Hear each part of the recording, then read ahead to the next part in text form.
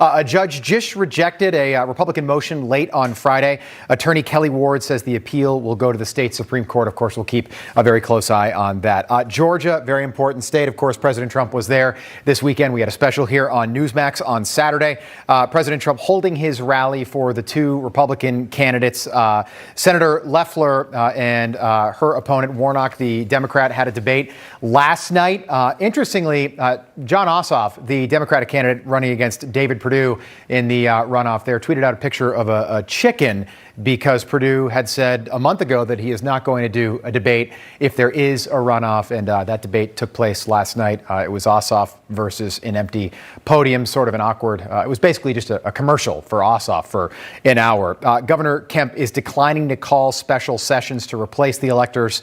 The Peach State runoffs, by the way, are on January 5th. Let's go to the state of Michigan right now. Up north, protesters gathered outside the home of the Secretary of State there. About 30 protesters gathered there to protest Joe Biden's alleged win in the state of Michigan. Security firms are reviewing voting machines there as well in Antrim County. So we'll let you know if anything changes with those vote counts. In Pennsylvania, the state Supreme Court dismissed the Republican case on Saturday. Supreme Court Justice Alito has responded to emergency requests compelling attorneys to respond to appeal by tomorrow. Of course, we'll keep you updated with what happens there. When it comes to election timing, this is the question that people are going to start turning their focus to. Safe harbor, that deadline. What does that really mean? Well, the safe harbor deadline is basically it's a cutoff date for the resolution of any disputes in a given presidential election. That date is tomorrow. The Electoral College will meet next Monday, the 14th, to certify the results of the 2020 election, and we will keep a close eye on that as well. Guys, back to you. Sounds good. Thanks, Rob. Good stuff. All right. Director of National Intelligence John Ratcliffe saying he's urged Special Counsel John Durham to issue an interim report as his team continues to investigate the origins of the Russia probe. Watch. I thought, like you, Maria, that there was going to be an interim report before the election. I think that there should have been. But the election's over, so it's not political anymore. I think the American people should know what's happening in a 2-year investigation into this, and I hope that report will be forthcoming. Well, here to react is Rick Gates, former Trump campaign aide and author of Wicked Game. Also standing by, Brian Trasher, Trump for President 2020 surrogate and Trump Recount Committee member. Good to see both of you here. Rick, I'll just start with your initial thoughts. Is an interim report enough for you? I hope it's a start. I hope it's more. As someone that was a target of the Mueller probe for more than 2 years, I pray every day that the truth continues to come out. I think the political motivation used by many of the bad actors inside DOJ and FBI is, cowardly and reprehensible, but it's also undeniable. So I absolutely agree with John Ratcliffe's statement. I think John Durham should get an interim report out. I think he should get a full report out, because based on what John Ratcliffe stated, he believes that there is more evidence that further indictments are warranted through this investigation. So I think it's important that the American people get the truth. Transparency is paramount here. And I believe at least an interim report is a start, but we need more than that. Yeah, a lot of people are growing impatient, right? They're waiting and waiting and waiting for the Durham report, and it seems like we'll continue to do so. But Brian, it makes you wonder, I know you're part of the Trump Recount Committee, so you are fighting for President Trump during this election cycle. But if it were not to go in the president's favor and Joe Biden were to be sworn in, what do you think might even happen to this Durham report? Could we see the light of day for it? Well, look, I think we all heard that the report was ready in September. Somebody somewhere was able to successfully get it buried until after the election. Like Rick said, there's no reason for it not to come out now. But yeah, I think it's going to be very damning. We already know that members of the CIA and FBI participated in the phony Russian collusion hoax against President Trump. And I think there's going to be some high-profile people named in this report. Now, if Joe Biden does pull off the miracle and is able to get himself sworn in as president, I think that the report's going to absolutely be destroyed, buried. We'll never see the light of day, and criminals like John Brennan will probably walk free amongst us. And, we'll just have to take care of them another way, I guess. Clearly, a lot is at stake here. What's interesting is new FBI texts were released late last week. Here's what one of them said. It says, quote, "So on Friday, there were a bunch of DNC emails posted on WikiLeaks. That was our guys. Rick, our guys, what do you think they're talking about here? Yeah, and I'd like to say I'm surprised by the continuing evidence that was released about the activities by the FBI and DOJ. Look, I think we need to understand the full context of that email, but this is just another example of further evidence that people inside these agencies were politically motivated to attempt to bring down, President Trump. And I think the more that we see this, the more that it encourages me to know that this investigation was flawed before it ever began. And certainly today, we know a lot more than we did 3 years ago. And we certainly know actors like James Comey, Andrew McCabe, John Brennan, Rod Rosenstein, and several others should be held to account. And I hope that is what comes at the end of this, because they certainly played a role in, damaging a lot of people's lives and trying to take down a president that was absolutely unnecessary and unwarranted. Yeah, accountability and justice, two things a lot of people are looking for at this point. Brian, we've got about 15 seconds here left with you. When I say the name Bill Barr, what are your thoughts? Where is he right now? Would you like to see something done? I think everybody would like to see something done. I mean, I'm not surprised that Bill Barr has been staying quiet and off the radar. I'd like to know what he's up to. But look, we just have to get through these investigations, including the investigation into this rigged election. Once it gets to the Supreme Court, it'll be a lot easier, like taking candy from one of Hunter Biden's girlfriends. Okay, we'll leave it at that. Goodness, interesting description there. All right, Brian Trasher, Rick Gates joining us live on the program. Thank you both very much. Take care. Thank you, Emma. You got it. They've been among the hardest hit during the pandemic. Churches, I just talked about this. Well, I had president of the Family Research Council, Tony Perkins, is going to join us live. We're going to talk about it after the break.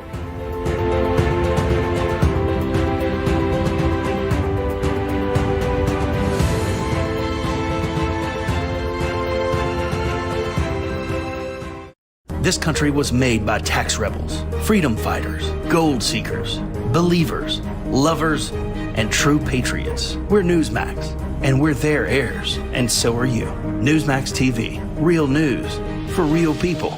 Love the delicious taste of fried foods? Now you don't have to say no. Enjoy all the crunch without the calories when you create healthy, delicious meals with Cuisinart's Air Fryer Toaster Oven. Our innovative technology lets you fry food with ultra-hot air and 98% less oil for healthier results and no messy cleanup or lingering odors. With 7 functions, this multitasking oven also bakes, broils, convection bakes and broils, warms and toasts, so you'll use it every day. Say yes to healthy and delicious with the Cuisinart Air Fryer Toaster Oven. Attention! Today is the final day of the Medicare open enrollment period. I have Medicare. I have Medicare too. The Medicare and prescription drug plan. The first batch of vaccines will get to hospitals today, and people can start getting them tomorrow. Countries around the world will be looking to England to see how the rollout goes. This comes after the UK government gave emergency use authorization to Pfizer for its vaccine. And this, West Virginia Senator Joe Manchin says more coronavirus relief is needed to save small businesses. Manchin says the $908 billion package that he helped propose will be more important to people now than a $2 trillion package would be if it got to people in February or March. Manchin and a bipartisan group of senators proposed that bill, and President Trump has signaled that he would sign it. Those are some stories we're following for you right now. Of course, for breaking news, head to Newsmax.com. Religious groups, health and government officials are butting heads in the battle against the coronavirus. Our next guest in his latest article takes a look at how states are turning neighbors into government informants. In fact, the headline reads this: "The COVID bait and snitch." There it is on your screen. Joining us now to discuss is Tony Perkins, president of Family Research Council. Always good to see you, Tony. Thanks so much for coming on. This is something I talked with my previous guest about here. She mentioned she is a strong Christian and how this pandemic has affected churches. They're one of the biggest victims of this pandemic. So many shutting them down, many parishioners angry that they see the big box stores, they're open, but houses of worship can only operate at reduced capacities, if at all. What is your viewpoint on it, and when does this stop? Well, I think it needs to stop now, quite frankly. As this has unfolded over the last 10 months, when it initially came, when the president said, look, we got to take, 15 days to slow the spread, then it went to 30. Most churches readily complied, saying, you know what, we don't really know what this virus is all about. And so, yes, we will join in that and we will close our services. We'll go virtual. But now it's dragged on in some places to where, like California and we're actually seeing in Maryland, where we've got a Republican governor. So this is a bipartisan problem. We've got some Republican governors, like the one in Maryland, that is putting out a hotline for people to snitch. In fact, Dr. Reverend Jackman, who was in his church, Methodist Church, by himself, got a knock at the door and was cited when he answered the door for not wearing a mask when a health official said he was summoned to that place because of someone making an anonymous call saying that there was someone in the church without a mask. This is troubling, what we see happening. Now, we worked with the administration early on to get clergy recognized as essential personnel. So those jurisdictions that are saying certain activities are essential and churches and pastors are not, are actually not following the federal guidance that's out there. It's unfortunate, it really is, and it goes back to that same conversation that we all had during the beginning of this pandemic, where a piece of the First Amendment is supported, specifically protests. Those are supported. You can gather as much as you want, and you won't be touched. But then when you get to the part about religion, it's completely trampled on, and there are a lot of upset Christians out there.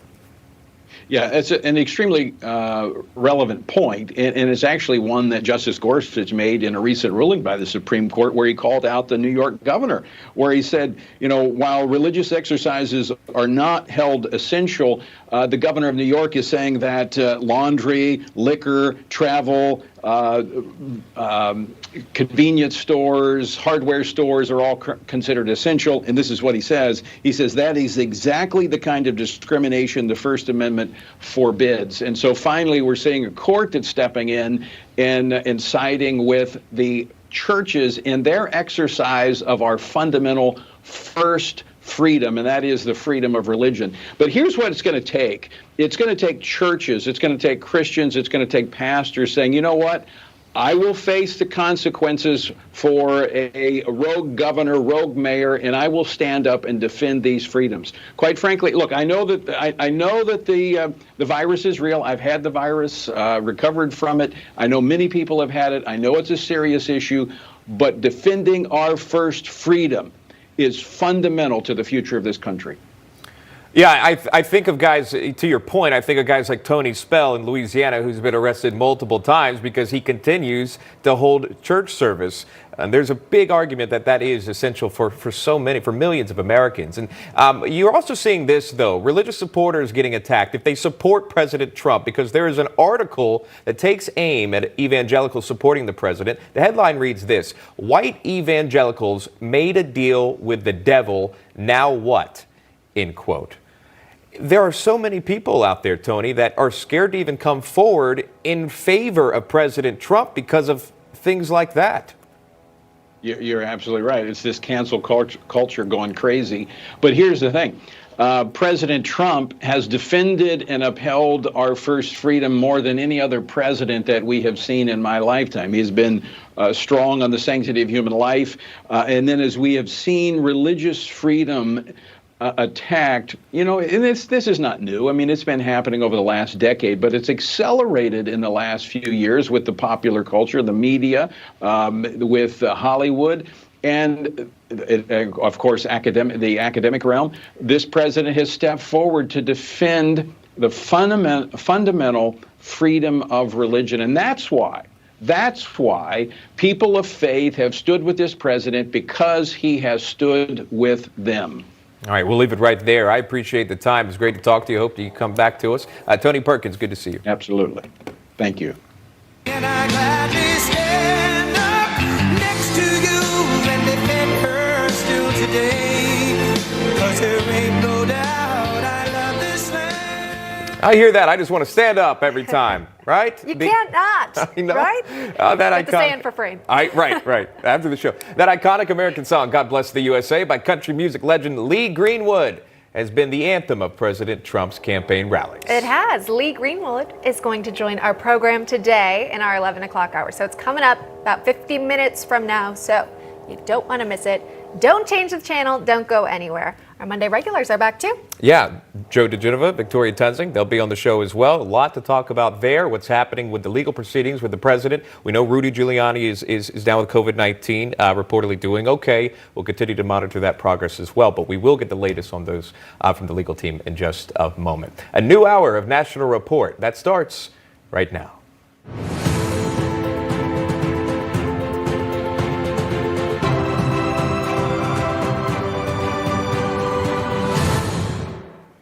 All right, right now, attorney Sidney Powell laying out her case before a Georgia court. Reportedly, and that's what we're looking at here. The arguments today are over the so-called Kraken lawsuit. I believe this is audio of the hearing at the moment. There are no cameras there. Powell reportedly requesting a full forensic examination of voting machines she claims are central to a vast election fraud conspiracy in the state and across the country. We're on top of that as well. We're monitoring all facets of it, so anything of newsworthy comes out, we bring it to you live here. All right, welcome to a new hour of National Report. We're glad you're here. I'm Sean Kreisman. I'm Emma Reckenberg. The outcome of this lawsuit, according to Sidney Powell, is critical to overturning Georgia's results, which the Trump campaign has argued were certified illegally. For the latest here, we want to bring in Newsmax White House correspondent Emerald Robinson, who's live for us this morning. Hey, Emerald. Hi, Emma. Great to see you. Yes, Sidney Powell is in court. That hearing is ongoing. I've been listening to it this morning. Now, they call it the Kraken lawsuit, but it's really the Pearson versus Kemp. Now, the state already had their turn when I had to come on. Sidney Powell was giving her arguments, but the state is saying essentially that the results have already been certified, and therefore the point is moot. But you got to keep in mind, this is sort of circular logic because in some cases they were saying that the results had to be certified before you could file lawsuits in order to contest them. And then now they're kind of turning around and saying, well, now that the results are certified, it's moot. Now, as you said, Sidney Powell is asking to receive access to voting machines in particularly 3 counties, that being Gwinnett, Cobb, and Cherokee counties. There's also other counties that are in question, specifically Ware County, Georgia, where in the hand recount they found that the president actually had 37 more votes than he had on after the election, and then Joe Biden lost 42 votes. And they say because of that disparity, though it's a small one, the percentage that it represents is actually, if it was consistent through the other counties, is within the margin of which Biden has Georgia right now over President Trump. So they say because of that, they need to examine and see if this is something that is an anomaly or is that consistent throughout the voting machines. Now, we're not clear where the court in Georgia is going to go on this. Overnight, Michigan did throw out a lawsuit in which Powell was asking to look at those machines as well. But good news for the Trump team, they did get access to machines in Michigan. They made that announcement over the weekend. In fact, Giuliani, who you said does have COVID right now, but seems to be doing okay, took to Twitter to celebrate that, saying that this is a big win for honest elections. The Antrim County judge in Michigan orders forensic examination of 22 Dominion voting machines. This is where the untrustworthy Dominion machine flipped 6,000 votes from Trump to Biden. Spiking of votes by Dominion happened all over the state. And that's something that Powell is referencing in her arguments today. Emma, Sean? White House. Emerald, thank you. Well, from Georgia to Arizona, Republicans calling for an election audit of Maricopa County following growing evidence of fraud and irregularities. Joining us to discuss is one of the people leading the fight in Arizona, Representative Andy Biggs. He's also a member of the House Judiciary Committee. Congressman, great to see you. Our Monday panel is also standing by. We welcome in Joe DeGenova, former U.S. Attorney for Washington, D.C., and Victoria Tenzing, former Chief Counsel, Senate Intelligence Committee. Okay, everyone's standing by here. Representative Biggs, we'll start with you, though. Discuss the state legislature and their efforts to audit the vote. We're learning the legislature's closed amid health concerns following Rudy Giuliani's positive COVID diagnosis. He met with some members last week. What's the plan for getting back, and where does Arizona stand in the Trump legal battles? Well, first of all, they've closed down the actual building of the legislature. That does not prevent the legislature from getting together under the auspices of their Republican leadership. They can meet off-site. They've done that before, provide their notices, have their votes, etc. They could do that.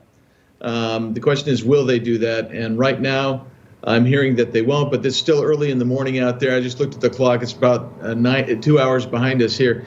So hopefully they'll get going on something this week to really get that forensic audit going. I mean, even the Speaker and even the Senate President now have asked for that type of audit.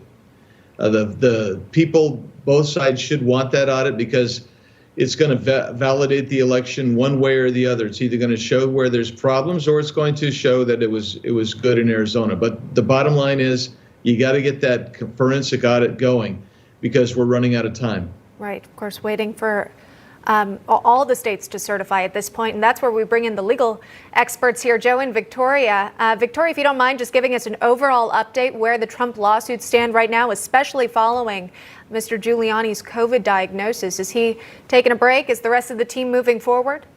Rudy does not know how to take a break. He's working right through. But Andy, I hope that audit reflects that 700,000 votes were counted in Maricopa County without one Republican viewing it. That one of those votes, that's against state law right there. And we have a forensic expert for Arizona that there was a surge within 6 minutes of 140-some thousand votes for Joe Biden, which our expert says is just statistically impossible given the number of machines that were being used. So the legislature, I would hope after this audit, Andy, would go into electoral session. They don't have to have the governor call them into a special session. The electoral session is under the Constitution because only the legislature can choose the electors. And then, Joe, you know, that's great on Arizona, but I know you're keeping a close eye on Michigan and Pennsylvania and, of course, Georgia as well. What are the updates on those states? Well, the big thing in Pennsylvania is that Associate Justice Alito has required the state of Pennsylvania to file its briefs by tomorrow in the morning. He had originally set it for December 9th. He moved it up a day. And we think the reason he has done that is that he has come to the conclusion, based on judicial notice of the conduct of the courts and the rulings, which are now a matter of public record, that and that's Congressman Mike Kelly's case.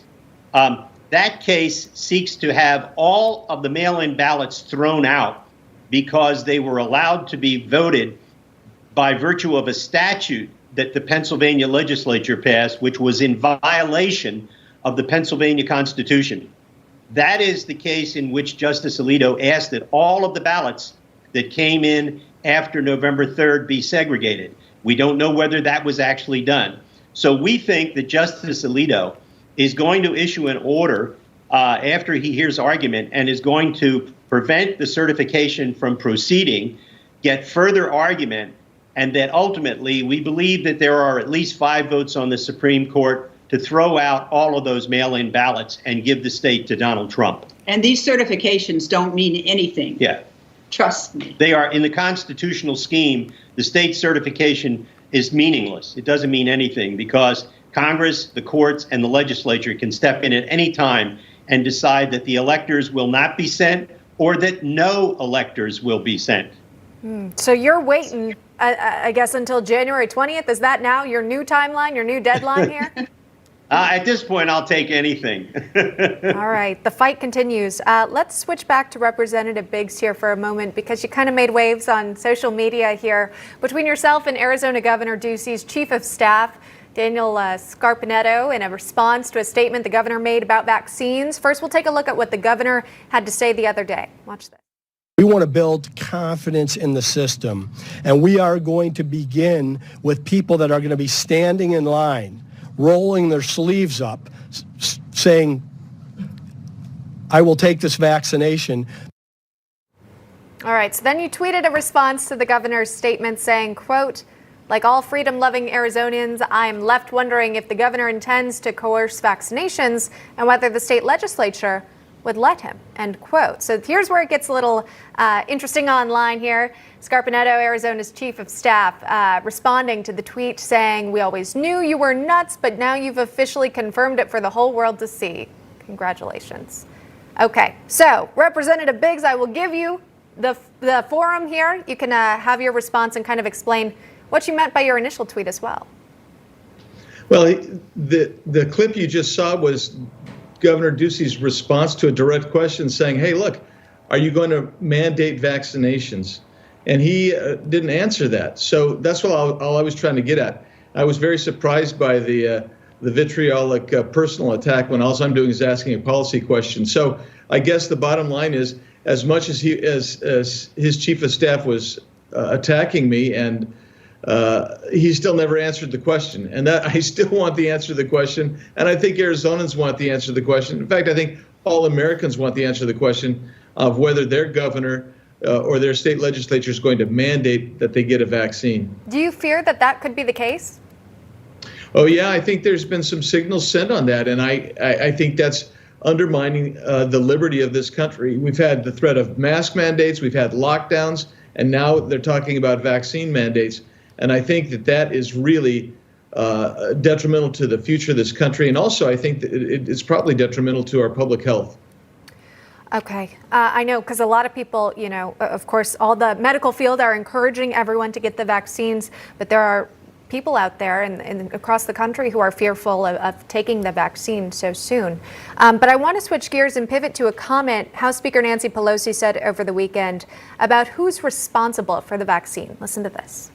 I said earlier, Joe Biden committed to ending and crushing the virus and having a Build a Better America initiative, Build Back Better. So based on that statement and some other comments she's made, Representative Biggs, does it sound like Speaker Pelosi is now more willing to work together with potentially an incoming Biden administration about getting relief to Americans? What would be the delay? Yeah, so first of all, that a vaccine has happened 12 months after the first case came about, that's a tremendous accomplishment on the part of President Trump.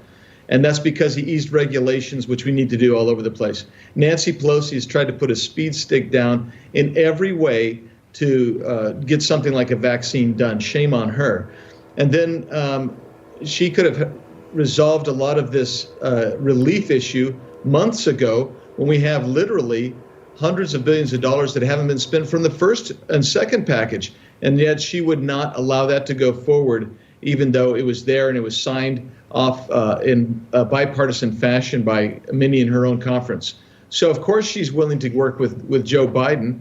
I think she hopes to control Joe Biden and pull him and gain power over Joe Biden, power that she never would have under the great leadership of President Trump. All right, we'll leave it at that. Out of time for this segment. Congressman Andy Biggs joining us live. Thank you very much. Joe and Victoria, our Monday panel. Stick around if you don't mind. A lot more to get to here on National Report.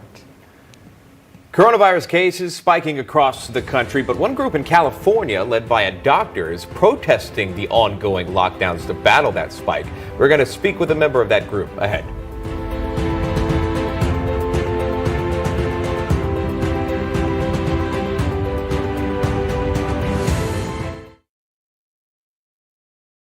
Tonight we are a country awakened to danger and called to defend freedom. Mr. Gorbachev, tear down this wall. One day live in a nation where they will not be judged by the color of their skin, but by the content of their character. Ask not what your country can do for you. Ask what you can do for your country.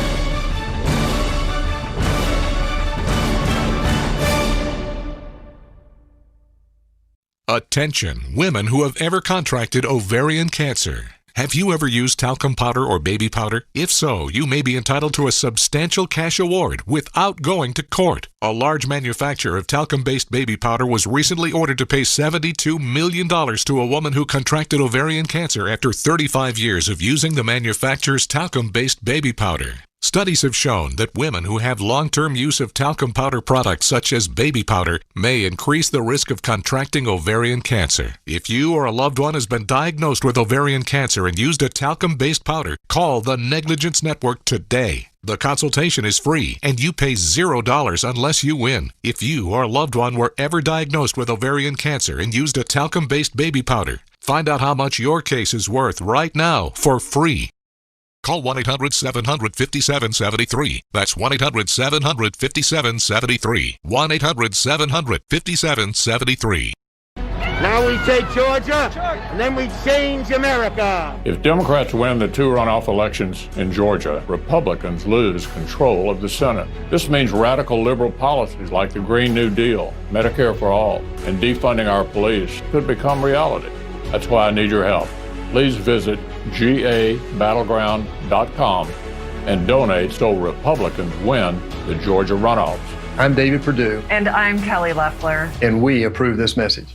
Hi folks, Joe Namath here, and if you're on Medicare, today is one of the only days of this year you can update your coverage and benefits.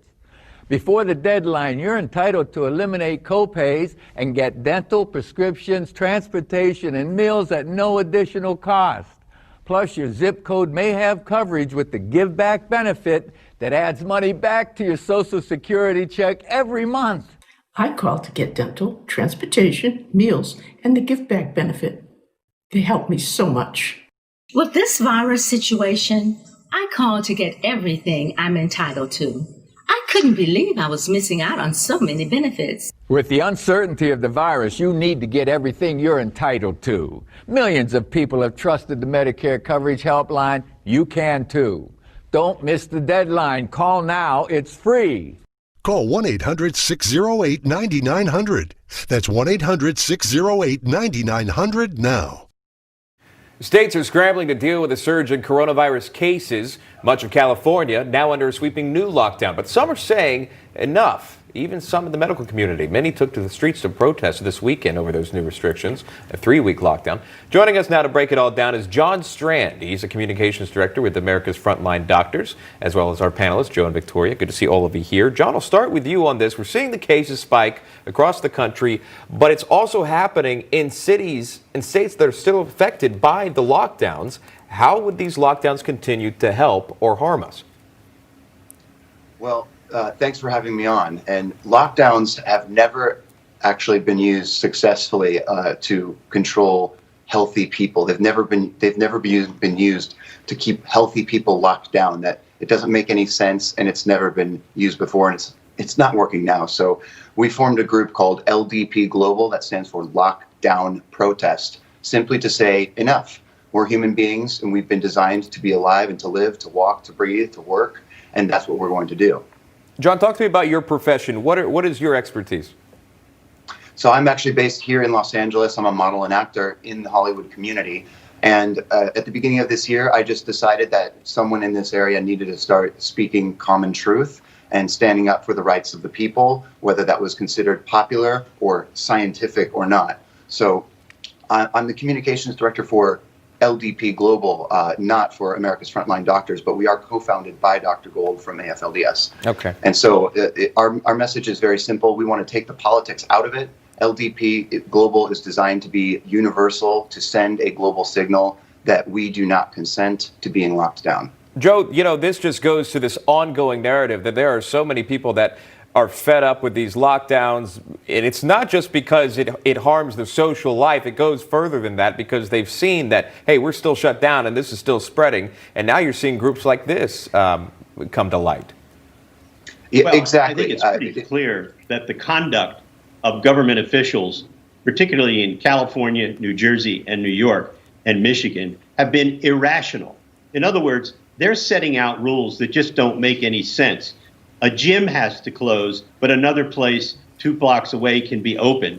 The nonsense, and churches cannot gather. It took the Supreme Court to slap that one down. The Supreme Court ruling proves without any doubt that the distinctions that are being made by governors and mayors and others are simply not sustainable. They are irrational. There is no rational basis for them.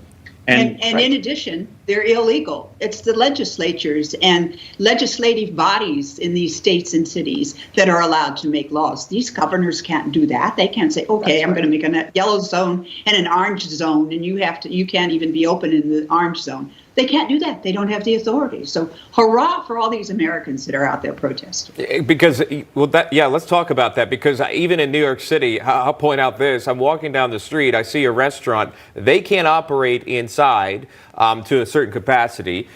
but they created an outdoor space that is enclosed outside on the street. So you can't go in the building there because that has COVID, but you can go inside this little mini building that they've built outside the restaurant. Everybody walking by, there's no way, it just does not make any sense. Then you see these protest groups. John, I'll bring you into that. LDP that you said you started, how many people are a part of it? And if they wanted to be a part of it, how can they do so? Where can they sign up, essentially? Exactly. Please go to the website. It is ldpglobal.org. LDP stands for Lockdown Protest. So ldpglobal.org. Sign up, join the movement. This is universal. It is not political. This is humans coming together to say, we do not consent. We will not be locked down. We are free human beings, and that's what we're going. It's power to the people is what it is. Right. It's we the people saying we are taking our power back. That's it. That's the end of the story. Exercising your First Amendment rights there. That's exactly what it is, and a lot of folks want to be on board with that. I'm out of time here. John Strand, good to see you, and thanks for your time. Joe Victoria, please stick around. Healthcare workers, those on the front line, are getting a little holiday pick-me-up. We'll tell you all about it next on National Report.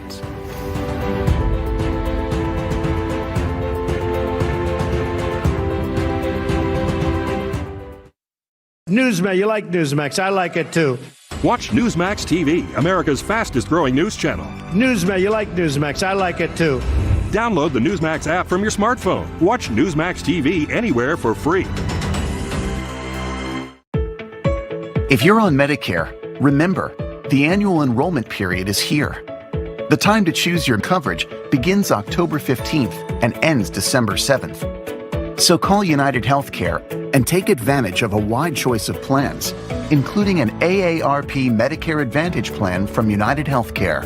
It can combine your hospital and doctor coverage with Part D prescription drug coverage and more, all in one simple plan for a low monthly premium, or in some areas, no plan premium at all.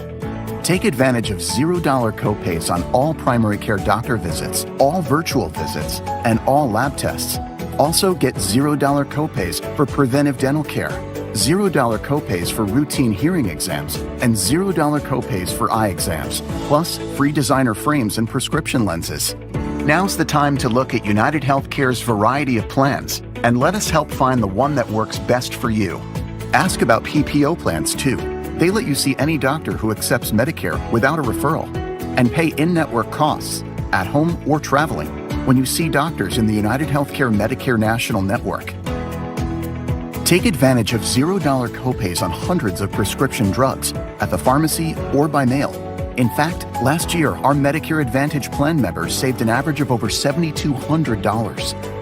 And with Renew Active, enjoy a free gym membership with access to an extensive nationwide network of fitness locations, now including premium gyms. Now more than ever, count on United Healthcare to help you get the care you need when you need it. We can even help schedule appointments or find a specialist. Enrollment ends December 7th. Call United Healthcare or go online today. We make it easy to enroll too. It's time to take advantage of all the benefits of the only Medicare Advantage plans with the AARP name.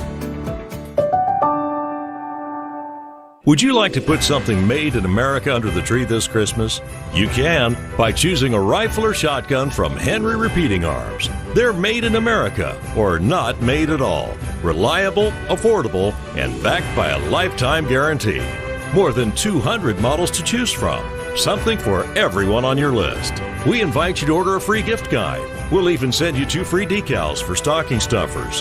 Call the number on your screen or visit henryusa.com. How can Experian Boost help you? I raced my score 13 points with Experian Boost. I raced at 17. It's not a competition. But I win. Thanks, Experian. Thank you so much.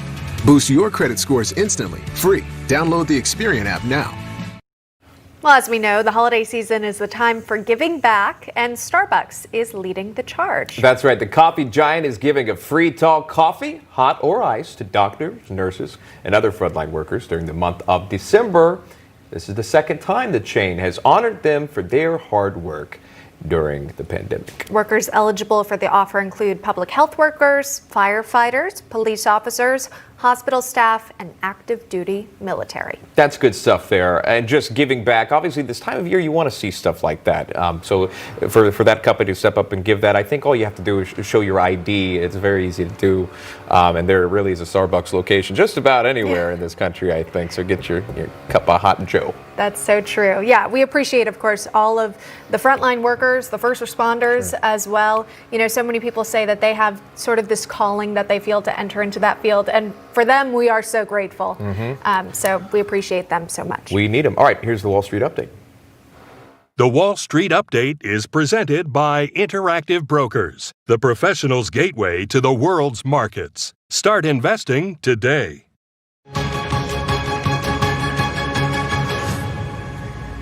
The stock market is mixed so far today after Friday's record close in the Dow Index as well as the S&P 500 and the NASDAQ. Investors continue to hope for another relief bill out of Congress while holding out hope that COVID-19 vaccines start making their way to frontline workers and high-risk Americans very soon. And this, Ford Motor says that it is delaying the launch of its new Ford Bronco SUV until next summer. More than 90,000 customers had pre-ordered the new model. It was originally scheduled to debut in the spring, but the pandemic is getting in the way of the production schedules. You may not have stayed in an Airbnb during the pandemic, but somebody is. The company is going public later in the week and will set its stock at a price that values it at $42 billion. Not to be forgotten in this record-setting year for IPOs, DoorDash is also going public this week. The food delivery company will start trading Wednesday at $44 to $50 a share. That would value DoorDash at $36 billion. Shares of Kodak soared as high as 70% this morning after a government watchdog found no wrongdoing among company leaders. Kodak had announced in July that the Trump administration would lend it $765 million so they could produce pharmaceutical ingredients for COVID-19 treatments. Yes, the camera company was going into pharmaceuticals. But two things were suspicious. One, the company revealed the loan a day before the government announced it. And two, company leaders had invested in a way to reap millions of dollars from a stock that jumped from $2 a share to $60 in the span of a day or so. Much of that action was driven by day traders from platforms like Robinhood. Now, when the investigation was announced, the stock slipped back into single digits. The stock jumped today, though, in hopes that the loan will still go through. That's today's Wall Street Update. National Report returns after this.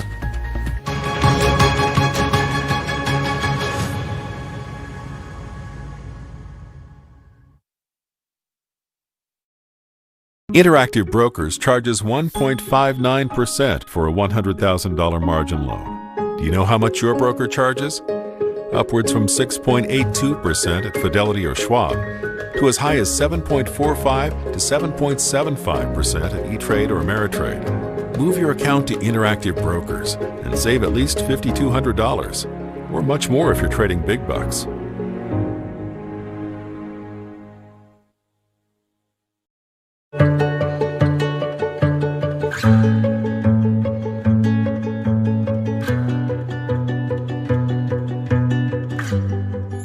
I was born with idiopathic infantile scoliosis. I've had 17 surgeries. I was born missing my lower right foot. I was born 10 weeks early without my left arm. I have osteogenesis imperfecta. I've broken over 70 bones in my lifetime. With my polio, I have tough days and my pain just pops out of nowhere. There's nothing to be afraid of because all the doctors are all so nice. Most people think, oh, it's the medical side of things at Shriners Hospital, but for me, it's the confidence that I've gotten. When somebody sees these commercials, there'll be a phone number on the screen, and all they have to do is call that phone number and make a donation to Shriners to help kids like me. Your money that you contribute, no matter what financial donation, every little bit counts. When you join with us, we'll send you one of these adorable blankets as a thank you and a reminder of all the abilities you are helping make possible. We have so much to celebrate this time of year. When you give at loveshriners.org right now, you're giving thousands of kids like us the ability to celebrate so many amazing things. You are the best you because Shriners has given you the confidence that you need. It's just really cool knowing that you're part of something bigger than yourself. Shriners has given so much to us, and we have a mission and we have a goal that we want to help more kids. From all of us at Shriners Hospitals for Children, Merry Christmas.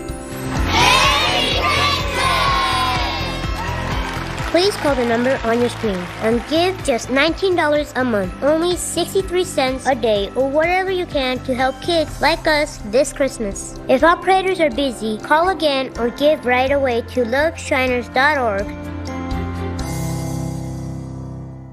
Easily turn memories on your phone into the perfect holiday gift with My Photo Air Glass, the movable lightweight wall art. Delivered to your door in just 5 days and arrives in a beautiful gift box.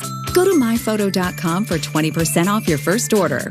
It is so embarrassing. If you've had it with the old news and the same spin, well then Spicer & Company's your place for the inside story and for the facts that you need to know.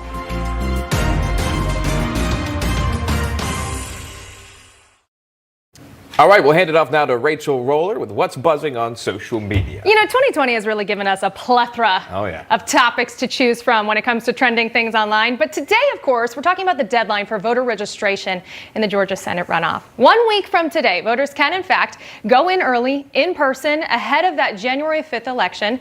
But it was really over the weekend making that big buzz. President Trump at the rally in Georgia, we've been telling you about it all morning. He was telling that large crowd to send David Perdue and Kelly Loeffler back to the Senate.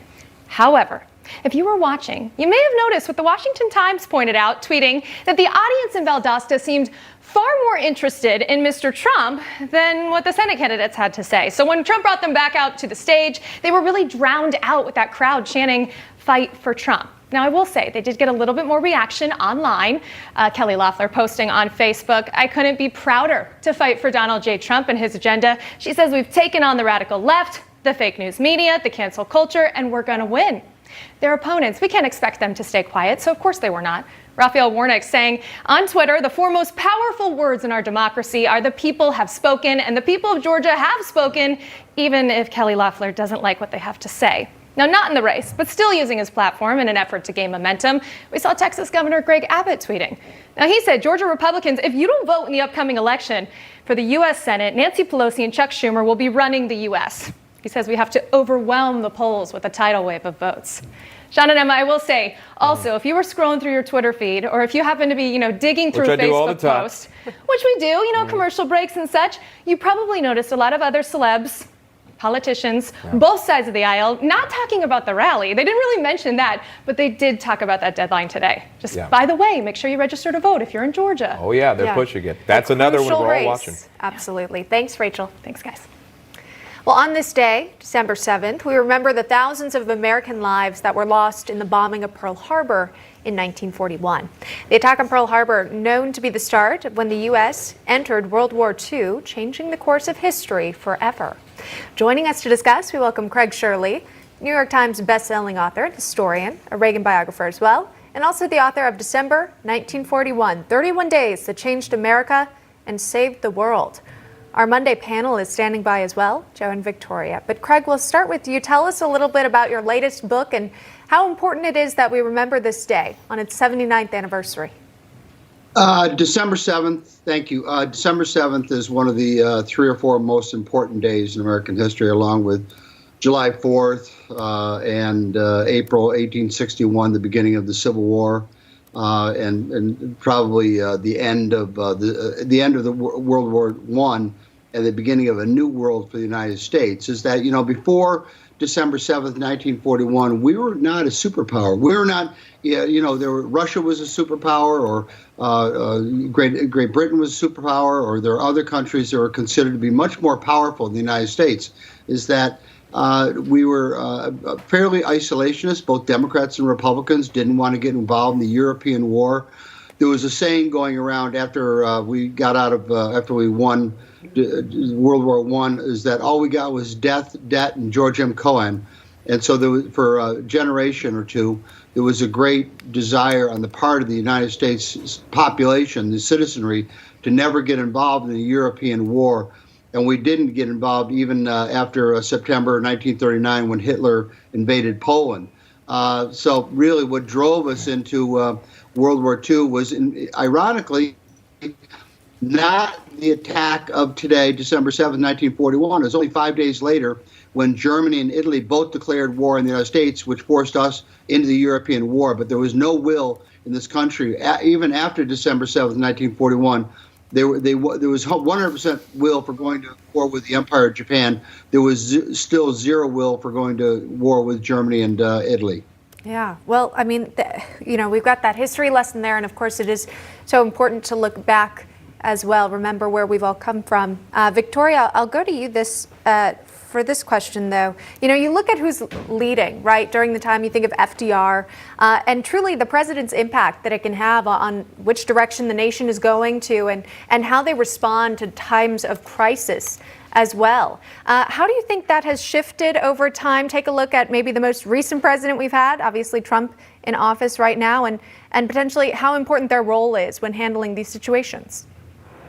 Well, I'll give FDR credit, but I want to give great credit to my hero, Churchill, for prodding FDR into action. Because if it weren't for Churchill, FDR and the Americans would not have really responded. And then the American military came back with all its great strength. And I have said to people that Trump doesn't have the rhetoric of Churchill, but he reminds me of him in the sense of his just gut reaction to making decisions and not caring what anybody said. Because as much as we talk about Churchill today and we think he's wonderful, the press was not kind to him in his day.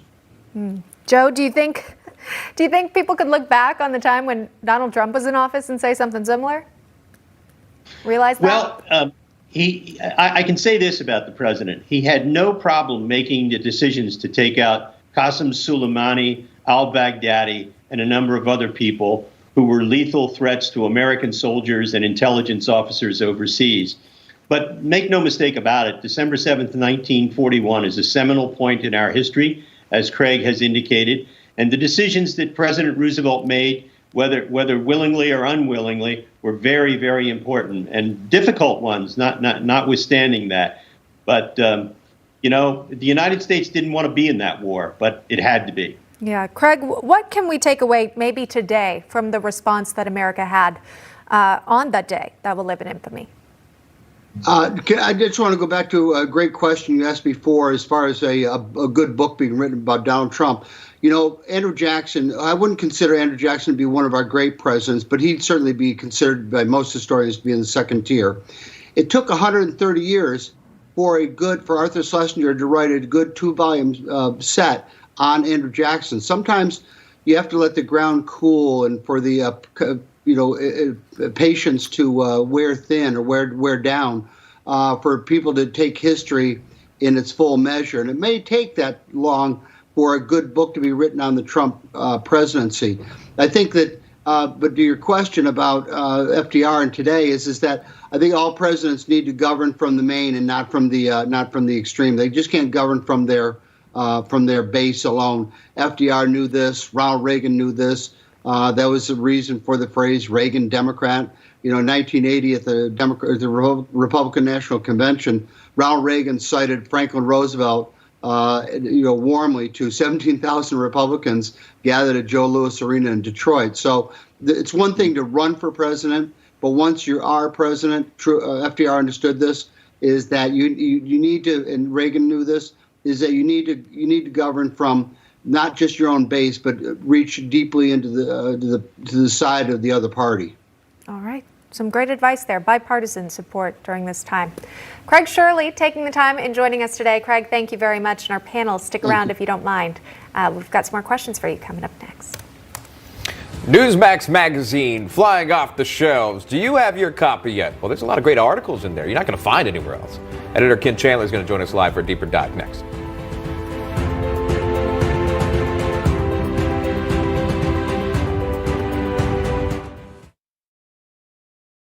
This is the 2021 Medicare Benefits Update brought to you by EasyMedicare.com. Hi, I'm Joe Theismann.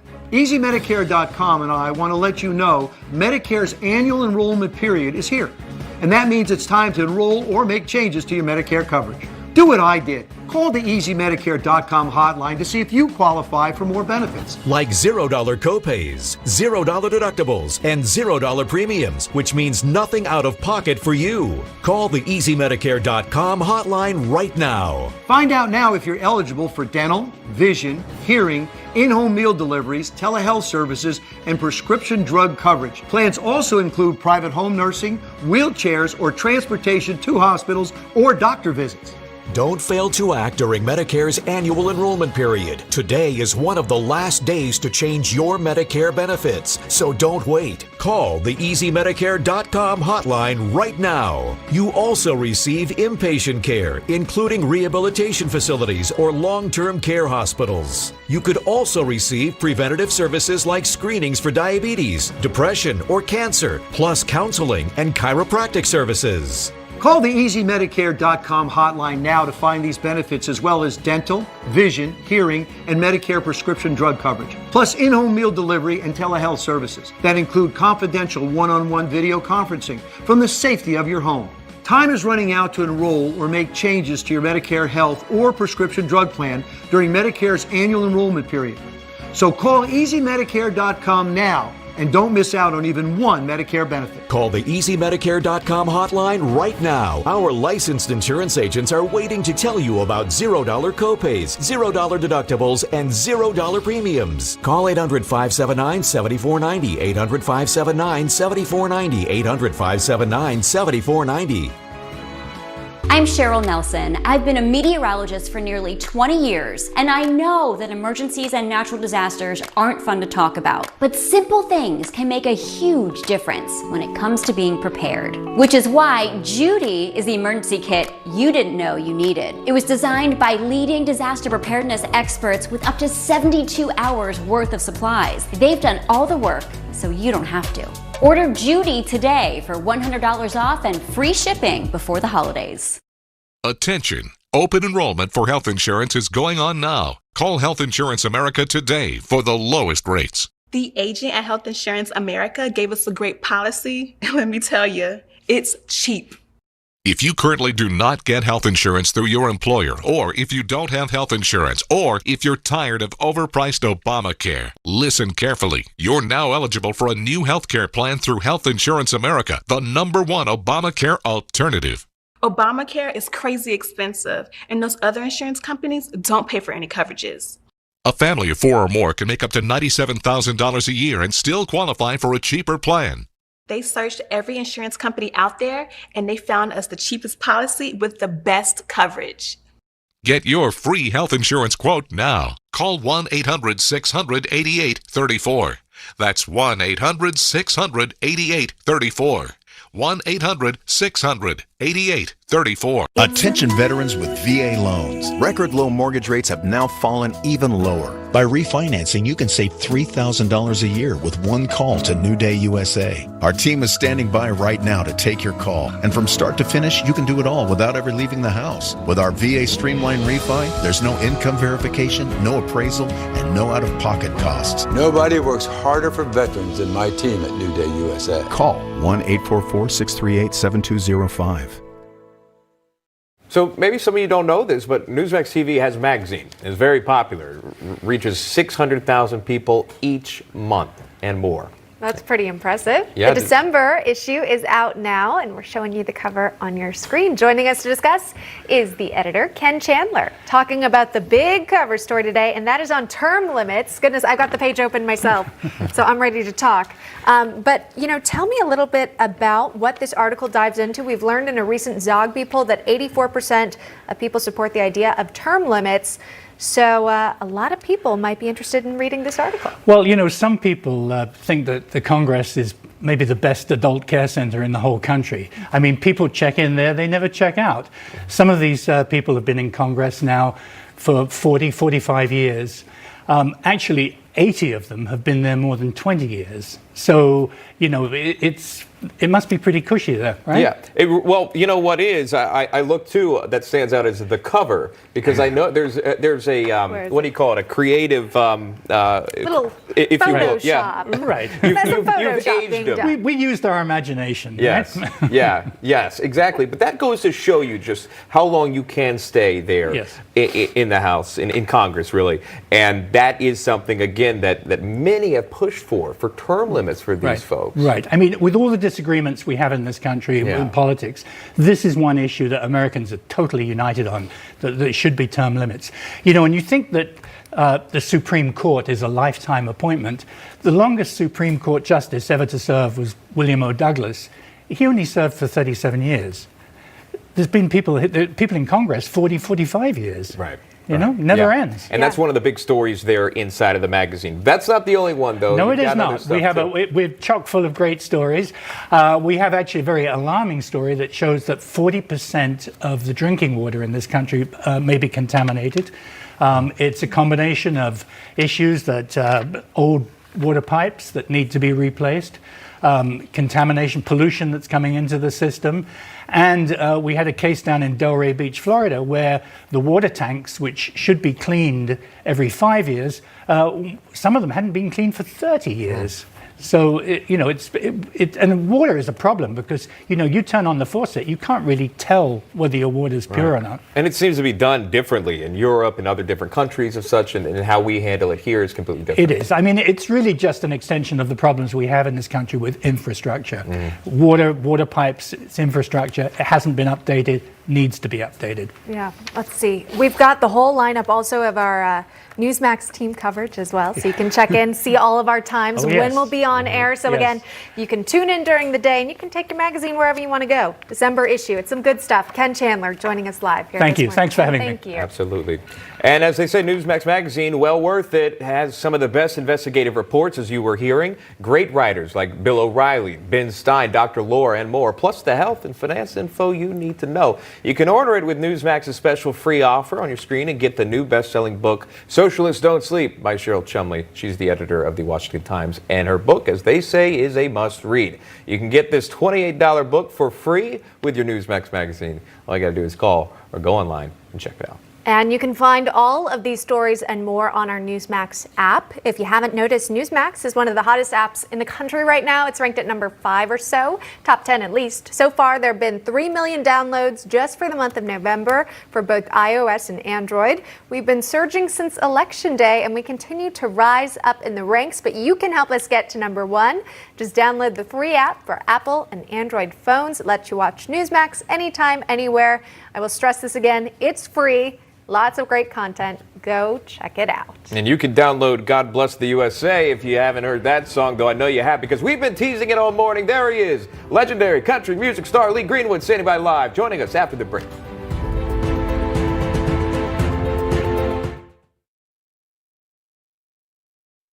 A liberty-loving American takes on Washington, Hollywood, and the whole media establishment.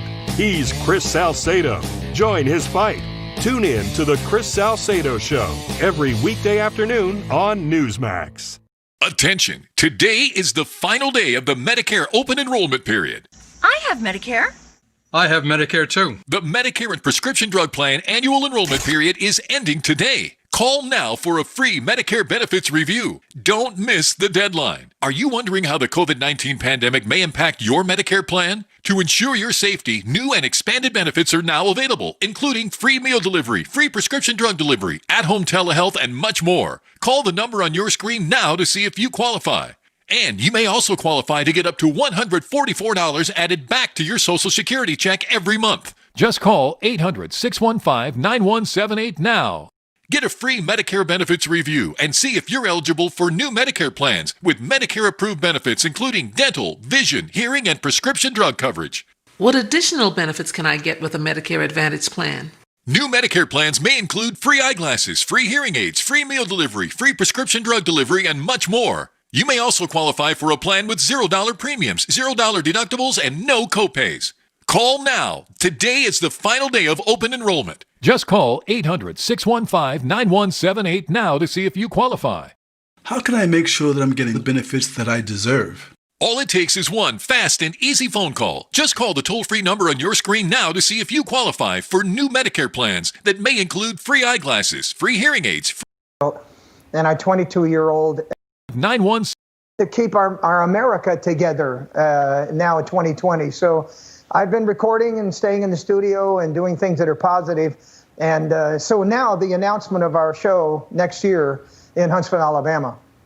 That's great. Speaking of which, you've got an upcoming event coming up in 2021. Looking ahead to the new year here, being honored for a 40-year career, an all-star salute to Lee Greenwood, October 12th, 2021 at Von Braun Center in Huntsville, Alabama. As you're talking about, we've got big performances, Big and Rich, Crystal Gale, Dustin Lynch, Lee Brice, Michael W. Smith, so many more artists there. That's a fantastic event. A lot of people looking forward to something good, right? And I think that kind of goes to my question to you. What sort of advice would you give to people right now who are kind of struggling? They are. We've been through some really tough times together, whether you've lost your business or your kids are now virtually learning at home with you here. People need some reassurance, some wise wisdom and words here. What could you tell them?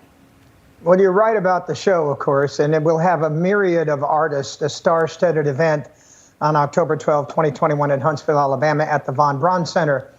But talking about people who have been put out of work because of the pandemic, it is tragic.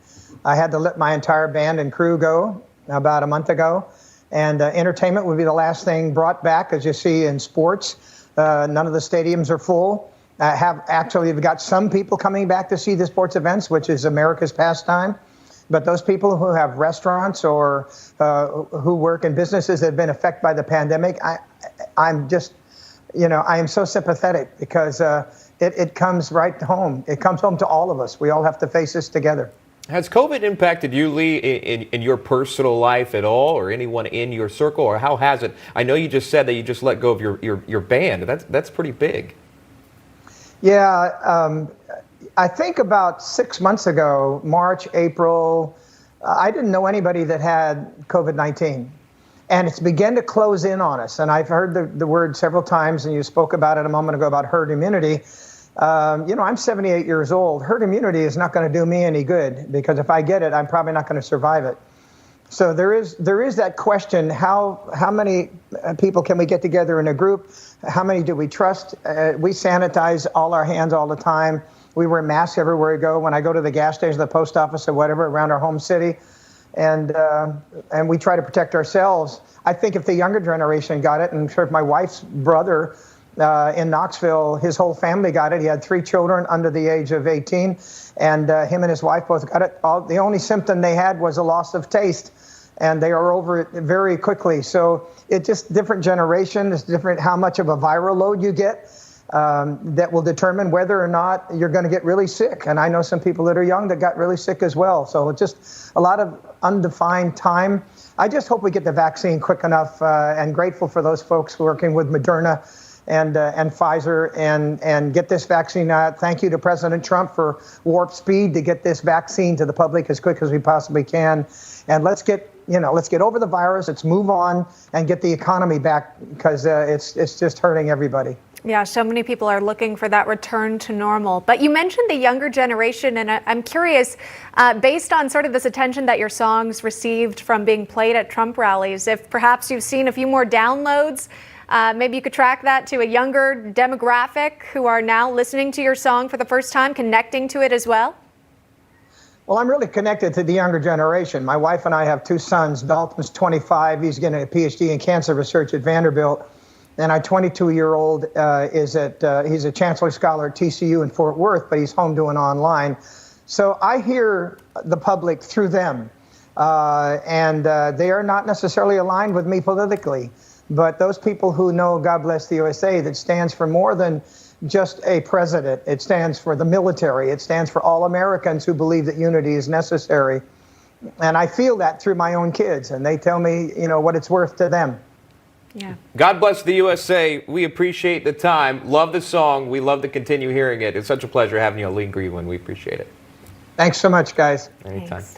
All right, we also told you about the Newsmax magazine and our app, but if you need a bigger Newsmax fix, you can always head over to our website and check it out, our Platinum section there on your screen for And it's going to be up to the courts to make it stop if we're not going to have a new president come January 20th. All right, let's talk also about the Attorney General. The New York Times says William Barr is considering stepping down before President Trump's term ends next month. That's according to 3 sources familiar with his thinking, a very strange way of wording it. That's what you see, though, in these anonymous sourced stories. Familiar with his thinking, Brett. We're familiar with his thinking. Anyway, Barr and Trump reportedly had a meeting last week. It didn't go very well. This after Barr said the Justice Department had not seen enough evidence to overturn the election thus far. So what happens here? Usually these rumors don't hang out there very long. I'm watching Twitter, the president's Twitter feed right now, waiting for a dismissal announcement from the president about the Attorney General. What do you see happening here, Brett? Yeah, it's an odd timing, and if the Attorney General is stepping down, it will really be a first this close to the date in which he may be out of the job to begin with. So it's very odd. The department certainly has an infrastructure that will forward, and the Deputy Attorney General or those in the department will be able to navigate and guide the ship going forward through the next few weeks. But I think it's odd. I don't think it's necessary. I think it's a distraction. I think there's a lot of work that's done by the department. I understand the president's frustration, but see, someone like AG Barr continue to the end and then make a decision.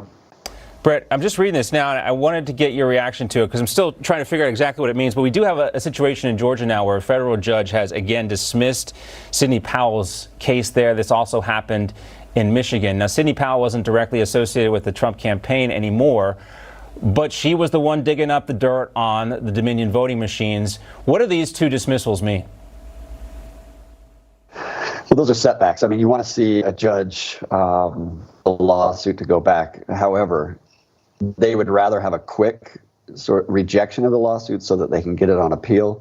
I imagine that they may have expected this with the judge, and they'll push it to the appellate level and then to the Supreme Court. Yeah, the judge saying that the case was the most extraordinary relief ever sought in court in an election. And you and I both know these judges are reluctant anyway to get involved in these types of disputes.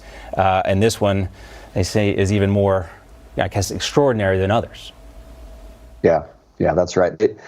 It's a very difficult decision for a judge at the district level. They'd rather punt and send that on up and let somebody else make the decision. Yeah, very difficult. And that's another question, real quickly, as we wrap up here, bro. What is does it matter if some of these lower courts seem unwilling to engage in these types of lawsuits in terms of what type of future is ahead at the Supreme Court level?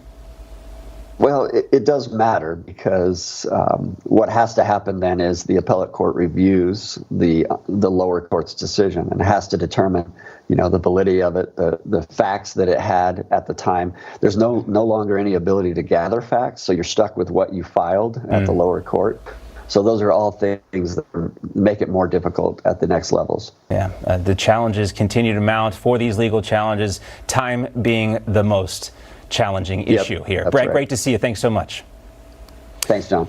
All right, Georgia Democrat John Ossoff debates an empty podium. And how much did Senator David Perdue's absence damage his chances of re-election? And will these debates actually matter when people vote next month? We'll talk about that with Dick Morris next.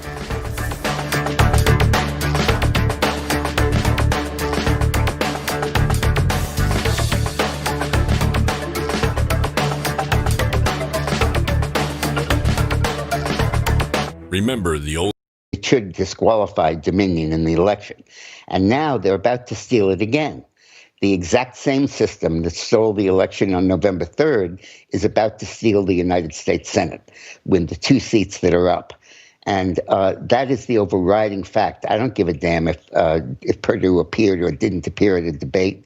I care that the United States of America does not permit the Senate to pack the Supreme Court, raise taxes at will, pack the Senate by adding 2 extra states, and giving away the store by giving all 3 branches of government to the radical left.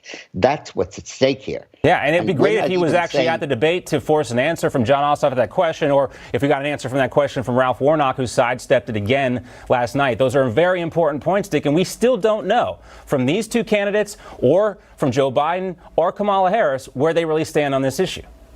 Oh, of course we do. Of course we do. Do you believe there is the faintest chance that Joe Biden will not pack the Supreme Court if he gets control of the Senate, when he did everything but say he would during the campaign? He said he personally wasn't a fan of it, but that means I'm going to go do it. Well, let me say that in a different way, Dick. We don't know because they haven't really been asked the question in a firm enough way. At least they asked it at the debate last night, but we're not going to get the answer we know from the current press corps. Yeah, well, we certainly know from Kamala Harris that she supports it. Mike Pence grilled her on that question for 10 minutes in the debate. Look, I think that it's time for us to understand that this country is at stake. I feel like I'm debating Pearl Harbor with you. No, we're not debating that. We know that. We know what's at stake here, Dick. The question is if people are going to show up. We heard the president say that. But if people believe the system is rigged, they're not going to show up and vote. Well, I think they have to show up and vote. They have to understand what's at stake. The point about the system being rigged is to unrig it by a special session of the legislature. And one man in Georgia is standing in the way of that, Governor Brian Kemp, allegedly a Republican, and the Secretary of State, Brad Raffensperger. Kemp used to be the Secretary of State, and he signed this consent decree agreeing not to verify signatures. And he fired the voting system they had and brought in Dominion. And those are the 2 actions that gave away the state of Georgia in the presidency. And perhaps they're going to give away the Senate majority as well. And Brian Kemp is a Republican. If you live in Georgia or you know someone who does, for God's sakes, get in touch with your state rep or state senator and Governor Kemp's office. Phone them, write them, email them. Literally, this is the equivalent to my asking you to enlist in the Army after 9/11. It's important stuff. There's no question about it. Dick, great to see you. You can get Dick's latest up-to-the-minute news at dickmorris.com. You can subscribe for free and also get his columns on newsmax.com. Great to see you as always, Dick. Thanks, John. Well, one thing Congress is really good at these days, punting, especially when it comes to budgets and spending. And this week, we expect them to do it again, pass a short-term spending bill to prevent a government shutdown and delay some tough decisions about pandemic stimulus spending. Both Mitch McConnell and Nancy Pelosi are talking about a short-term solution and then maybe a much bigger spending bill at the end of the year. What could go wrong, right? But Pelosi's insistence on playing politics with hundreds of billions of dollars of relief money is now public, and she's not even trying to hide it anymore. That is a total game changer. A new president and a vaccine. But that's okay now because we have a new president. A president who recognizes that we need to depend on science to stop the virus.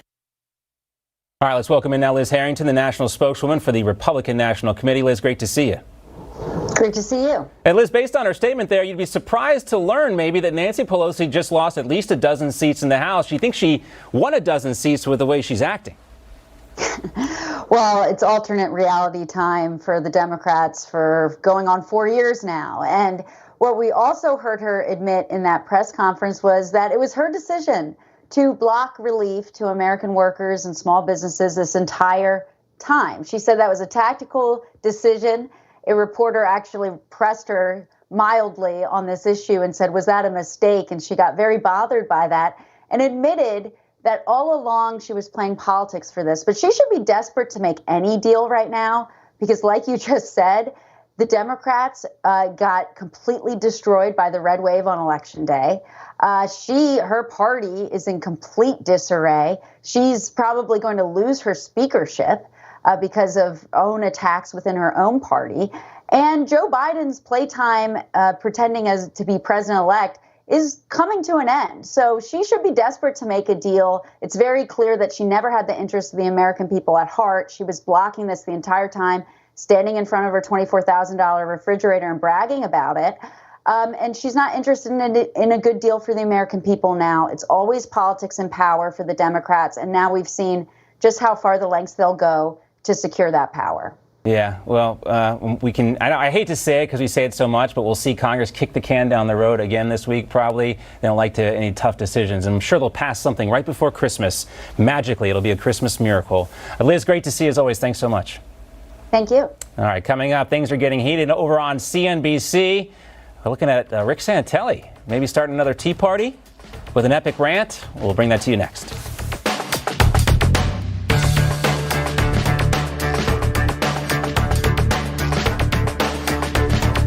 When important people President Trump has taken with respect to China need to speak, and we passed the toughest sanctions on North Korea, they speak. So I can only tell you what I know and what my recommendations. To Newsmax, we're real news for real people.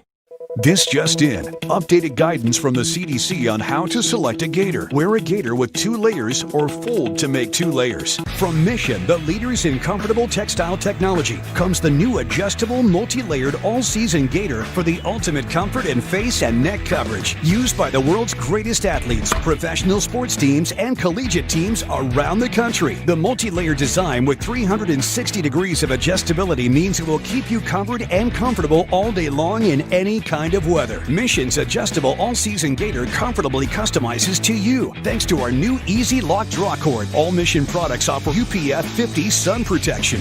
Tell politicians they get $1,200 to live on for 11 months and see how quickly this gets solved. Yeah, I mean, the definition of essential workers, Dan, is one thing I hope we can really change here. I mean, how do you tell somebody who's just trying to provide for their family or keep their dream of their own business open and alive that their work is not essential?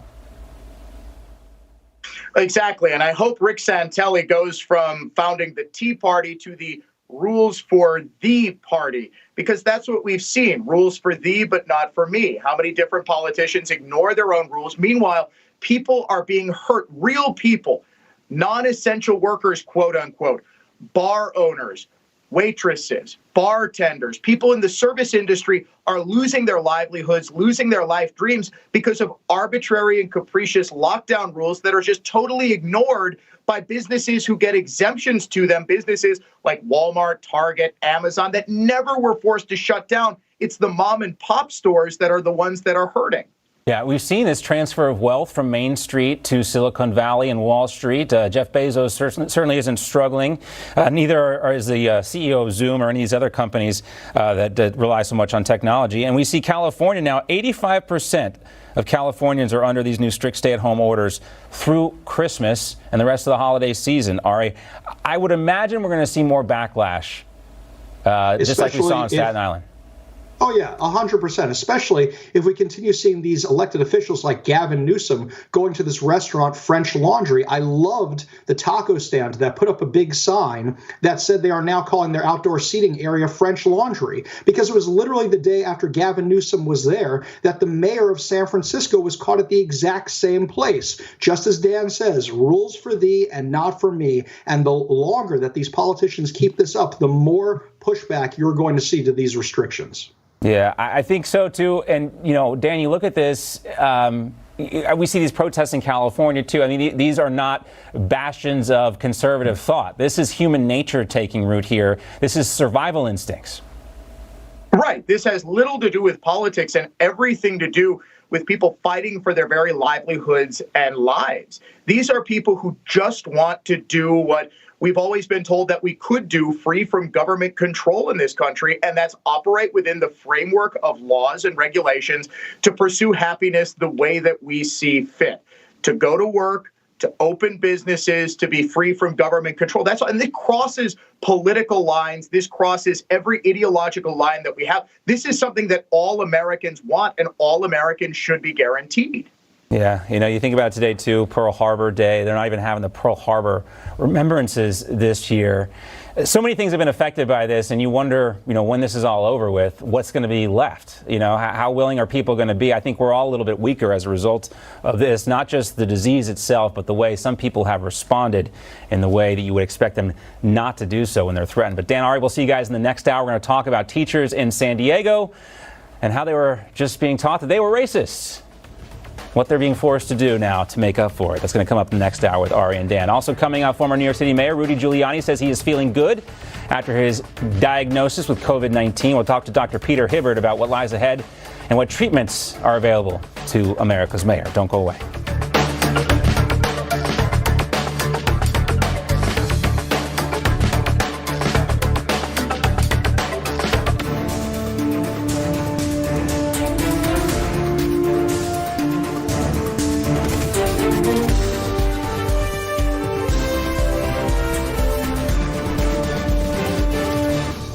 Attention all Medicare recipients. Medicare health plans have recently changed. Call to update your Medicare plan and get all the benefits you deserve.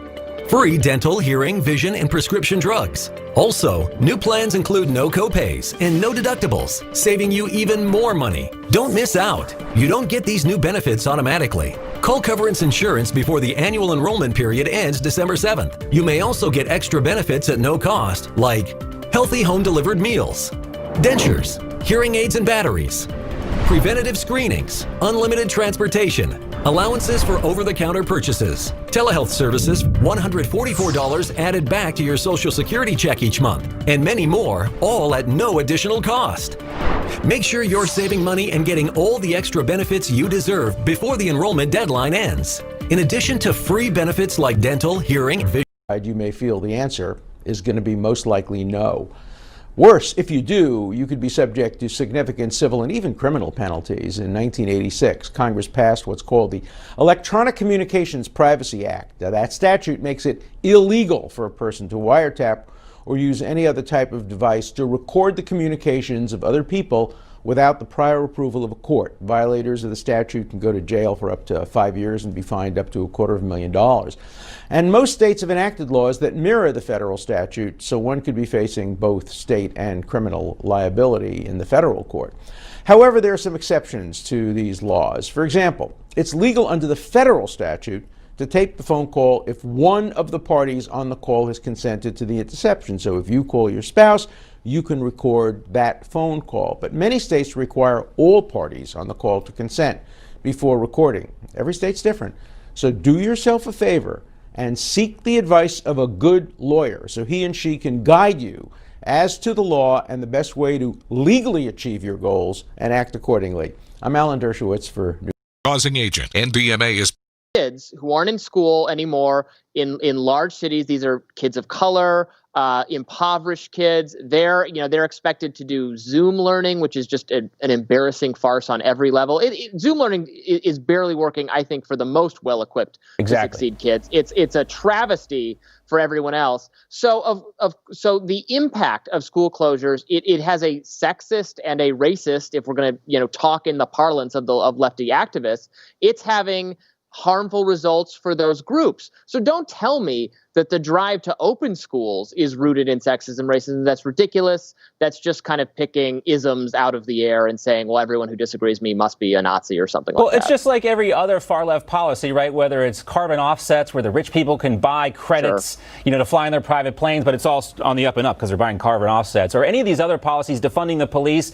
Who winds up paying the price for it? These communities that these same people claim to represent. We've seen this in Minneapolis and other places where they defunded the police. It's the urban communities, the black communities, that are paying the steepest price.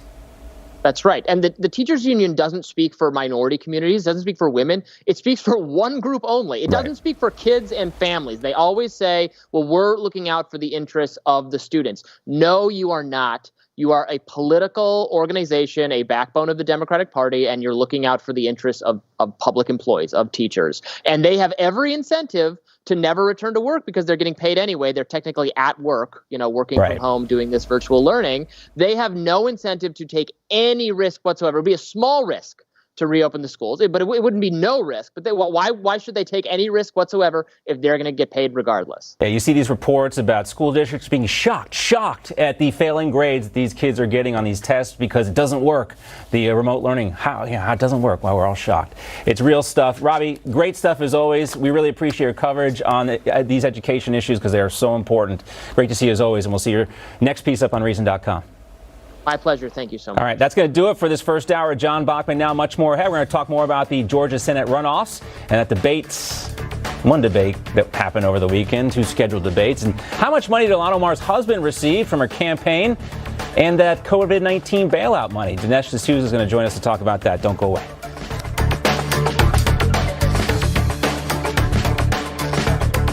To say that so much that you need to show up and vote, the consequences seem severe enough on their own. Are you surprised at the lengths to which yourself and other Republicans are having to go to reaffirm people that even though there are issues with these voting systems, this is still a sound way to have these runoff elections?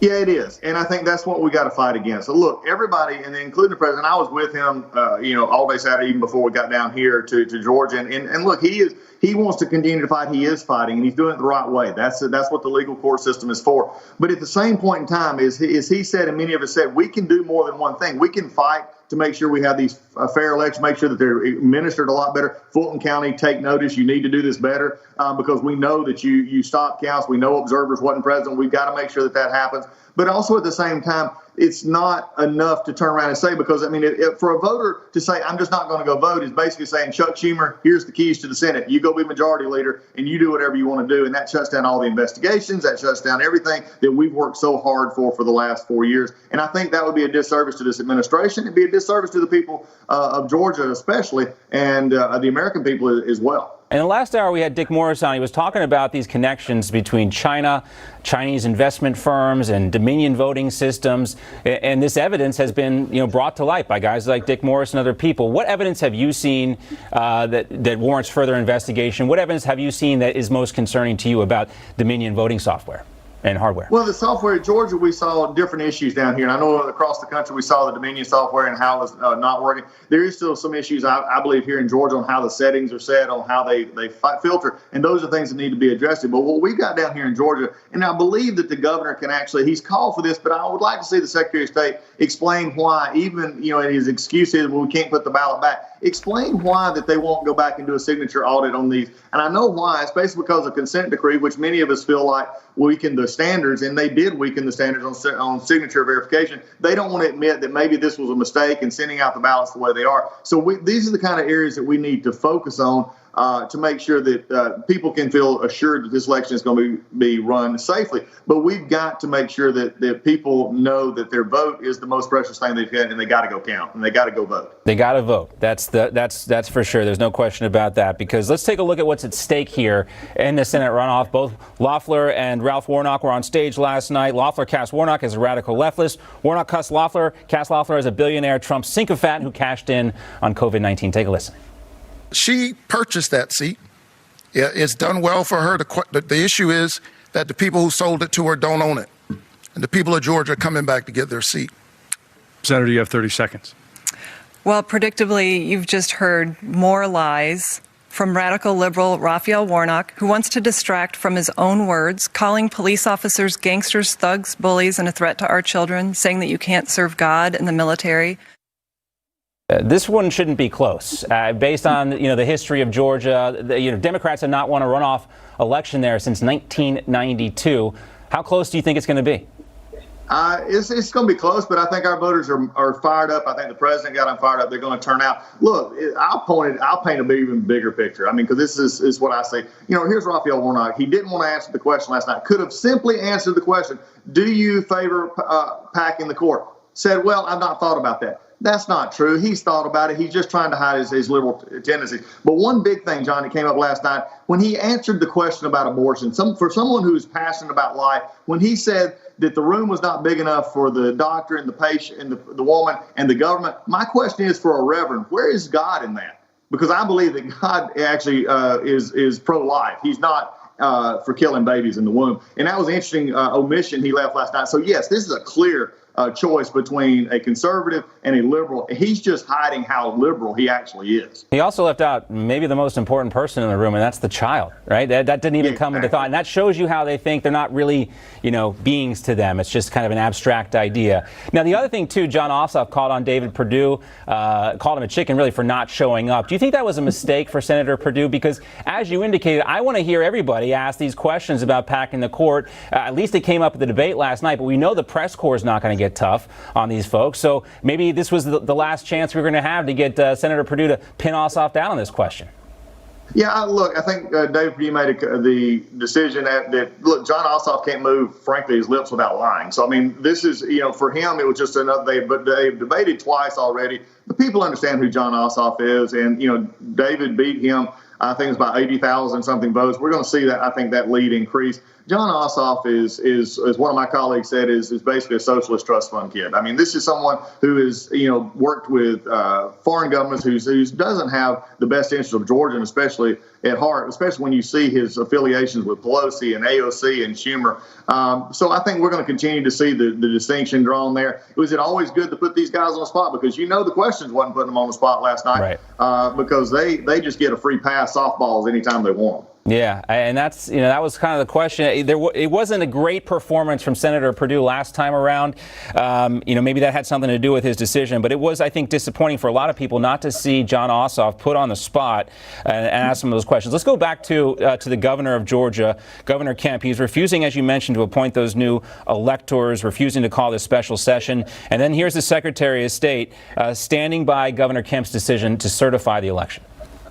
What they're really trying to say is if they did that, is they would be then nullifying the will of the people.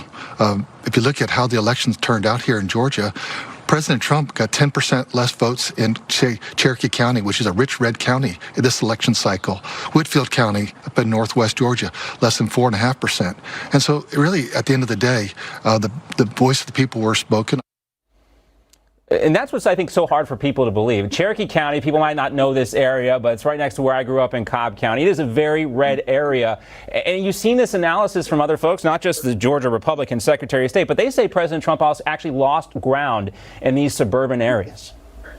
There were some areas that we saw some of those votes go back. We've seen it for a couple of cycles here in Georgia. I think part of that is the ground game and the absentee turnout that we saw with the Democrats who focused on absentee ballots. But also, frankly, again, look, the Secretary of State, the funny thing to me is he talks about the end result that President Trump, he keeps saying, did not win Georgia, which the numbers show that's the truth. But the issue is he won't recognize the fact that many of us are frustrated with the fact that how this election took place. If we had not asked for a hand recount, there were over 10,000 ballots that never got counted in Floyd County and down in other counties that just never even got counted. So for him to play this off as the president's fault, this is what he's doing. The Secretary of State is blaming the president. He's saying the president did this and blame him. Don't talk about me. But the governor could do a few things too, and not. I would see if he wanted to call a special session. He said he's not. But why don't he use his powers under the Declaration of COVID Declaration to put more money toward put security at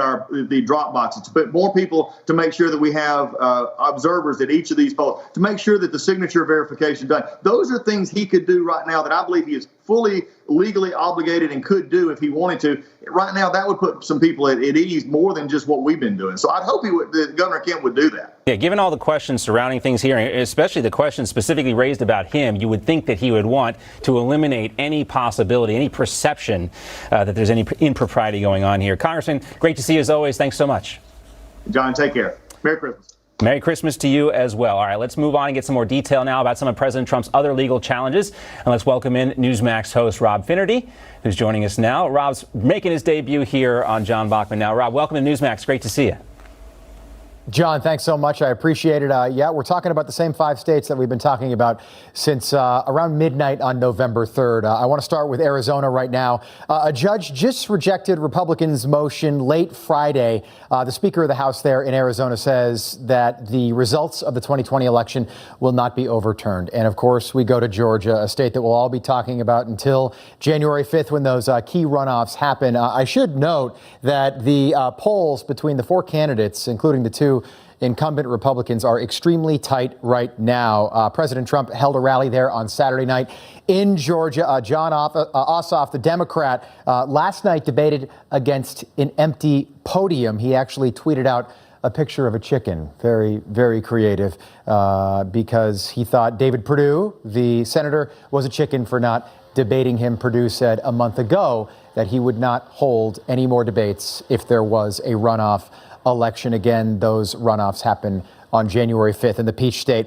In Michigan, protesters gathered outside the home of the Secretary of State last night. About 30 people were there protesting Joe Biden's win in the state of Michigan. In Pennsylvania, this is the big news right now. The Supreme Court, Justice Alito responded to emergency requests asking attorneys to respond to an appeal by tomorrow. So that would be Tuesday. We're keeping a close eye on that. As far as election timing goes right now, the safe harbor deadline, which basically means the 2020 presidential election would ostensibly be over, is also tomorrow on Tuesday. That's basically the cutoff date for the resolution of any disputes that are happening. Of course, there's a lot of those happening when it comes to this election.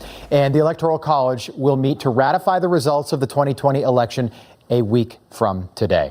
John, back to you. Time is running out. Indeed. Rob, thanks so much. And again, welcome to Newsmax. Great to have you with us.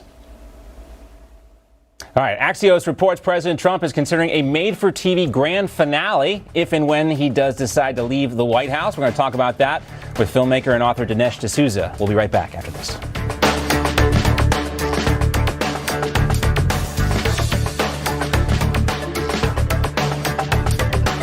You like Newsmax. I like it, too. President Trump is right. Watch Newsmax TV and bypass the big media. Get the truth about Trump from Mike Huckabee, Alan Dershowitz, Michelle Malkin, Sean Spicer, and many more. Newsmax TV is America's fastest-growing cable news channel, now in 70 million homes. Find Newsmax on your cable system or download our free app on your smartphone and watch us anywhere, anytime. Newsmax. It's real news for real people. Hi folks, Joe Namath here, and if you're on Medicare, this is important. Today is one of the only days of this year you can update your coverage and benefits. Before the deadline, you're entitled to eliminate premiums and copays and get dental care, dentures, eyeglasses, in-home aids, prescription coverage, unlimited transportation, and home-delivered meals all at no additional cost. Plus, your zip code may have coverage with the Give Back benefit that adds money back to your Social Security check every month. Look, with the uncertainty of the virus and vaccines, you need to get everything you're entitled to. Millions of people have trusted the Medicare coverage helpline. You can too. Don't miss the deadline. Call now. It's free. Call 1-800-608-9900. That's 1-800-608-9900 now. Now we take Georgia, and then we change America. If Democrats win the two runoff elections in Georgia, Republicans lose control of the Senate. This means radical liberal policies like the Green New Deal, Medicare for All, and defunding our police could become reality. That's why I need your help. Please visit gabattleground.com and donate so Republicans win the Georgia runoffs. I'm David Perdue. And I'm Kelly Loeffler. And we approve this message. Interactive Brokers charges 1.59% for a $100,000 margin loan. Do you know how much your broker charges? Upwards from 6.82% at Fidelity or Schwab to as high as 7.45 to 7.75% at E-Trade or Ameritrade. Move your account to Interactive Brokers and save at least $5,200 or much more if you're trading big bucks.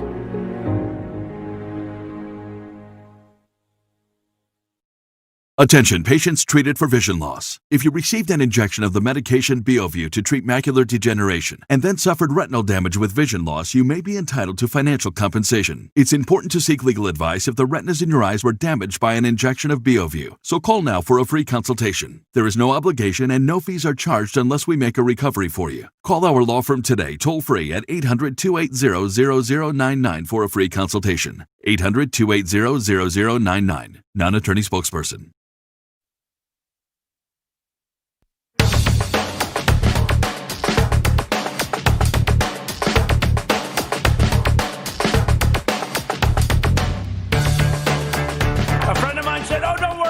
Sir, you're way up in the polls. You'll win in 2024. I said, I don't want to wait till 2024. I want to go back 3 weeks. Welcome back. President Trump says it's too soon to start thinking about 2024, but a new report from Axios says he is considering a dramatic White House exit, a departure that could include a final Air Force One flight to Florida, where he will host an opposing rally during Joe Biden's inauguration. People familiar with the discussions also told NBC News that Trump plans to skip the swearing-in ceremony to announce his 2024 bid. Here's the White House response to the reports. Quote, anonymous sources who claim to know what the president is or is not considering have no idea. When President Trump has an announcement about his plans for January 20th, he will let you know. Let's find out more and welcome in filmmaker and best-selling author Dinesh D'Souza. His latest documentary is called Trump Card. Dinesh, great to see you as always. Thank you. Nice to be on the show. So what do you think is going to happen on January 20th? You know, I wish I knew. I don't know. I do believe that there is now accumulating evidence that some bad stuff went on. The question is, can this be demonstrated in court? And if it can't, can the Trump team prevail on the Republican state legislatures and the swing states to do something? I know that there is some demonstrated reluctance in Georgia and probably elsewhere. The Republican temperament is not ready for this type of a fight. We're sort of the party of the nice guys, if I want to put it that way, and the left knows this and they constantly rely on it and take advantage of it. Yeah, it's like a gentleman's game almost for a lot of Republicans, like a game of golf. You know, you go ahead, you're closer to the pin, it's your turn to go here. When you look at the size of the rally in Georgia over the weekend, clearly the movement isn't going anywhere. Even if the Electoral College does vote for Joe Biden, President Trump is still going to be around. So, you know, what does that focus turn into? What does this look like after January 20th? Again, you know, we're playing devil's advocate here and assuming that the election results hold up and Joe Biden does become the president. Yeah, Trump has basically said, I'll exhaust every legal remedy. I'll try every pathway. And if it doesn't work, then it doesn't work. And I agree with that. I don't think that there is a reason to give up on the country. I do think it's important to get out and hold the Senate and vote in Georgia. And I do think that all is in no way lost. First of all, we essentially, it's a tie in the House, and there's a very good chance for Republicans to take the House in 22. That would give them control, perhaps, of both branches of Congress. Republicans already have a 5-4, maybe even a 6-3 majority in the Supreme Court. So this is hardly a time to declare that things have sort of gone to hell. They haven't. And Trump can do a lot of stuff in the meantime. One thing that I actually told Trump myself last November when my family sat down with him, start a network. Get your message out. But I don't just mean in a small scale. I mean to the 100+ million people that you have on your social media. So this could be a phenomenon in American media, namely a new type of network, possibly built on an existing one. Don't get me wrong. But it could be one that ultimately commands half the country while all the other media outlets fight for the other half. Well, he'll certainly have an audience no matter what he decides to do. And I also wanted to talk to you, too, about this issue. Political consulting group co-owned by Congresswoman Ilhan Omar's husband received about $635,000 in COVID relief money. Of course, we know this is after she paid her husband a handsome amount of money for consulting services. It's good work if you can get it when your wife is paying you. She's the one making the decisions on which political consulting firms. But you see the open records there up on the internet. You know, what does this say to you about this kind of revolving door? One hand washes the other. Ilhan Omar is supposed to be a member of the Social Justice Democrats, a representative for the little man. But clearly here she is enriching herself and her husband, her new husband, with this political scheme. Well, I mean, look at the pattern here. Bernie Sanders has 3 homes, and while he previously railed against millionaires and billionaires, he now only rails against billionaires because he himself is a millionaire.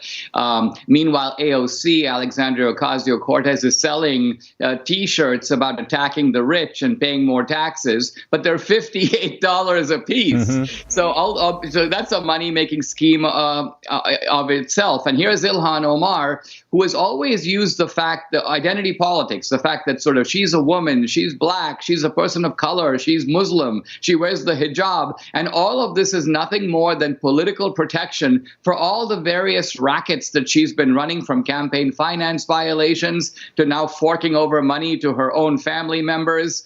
And all of this, nevertheless, does not generate scandals because she's sort of the ultimate victim.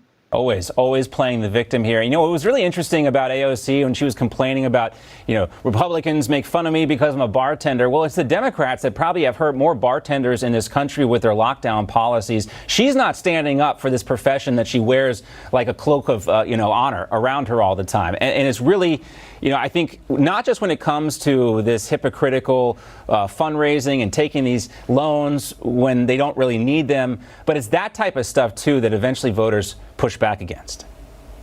I mean, the great irony is that the Democrats are pursuing a kind of reverse class warfare in the benefit of the wealthy classes, meaning the professional classes, the people who can kind of afford to work at home, and they're hurting the people who can't, who actually need to get out there and are living paycheck to paycheck. So the rhetoric of the Democrats, which is protect the poor, go after the rich, camouflages the reality, which is that the Democrats are now the party of the rich. Right. They clearly do not understand the populism aspect of the American electorate today. We saw that in the results for these House races and the seats that were picked up by Republicans.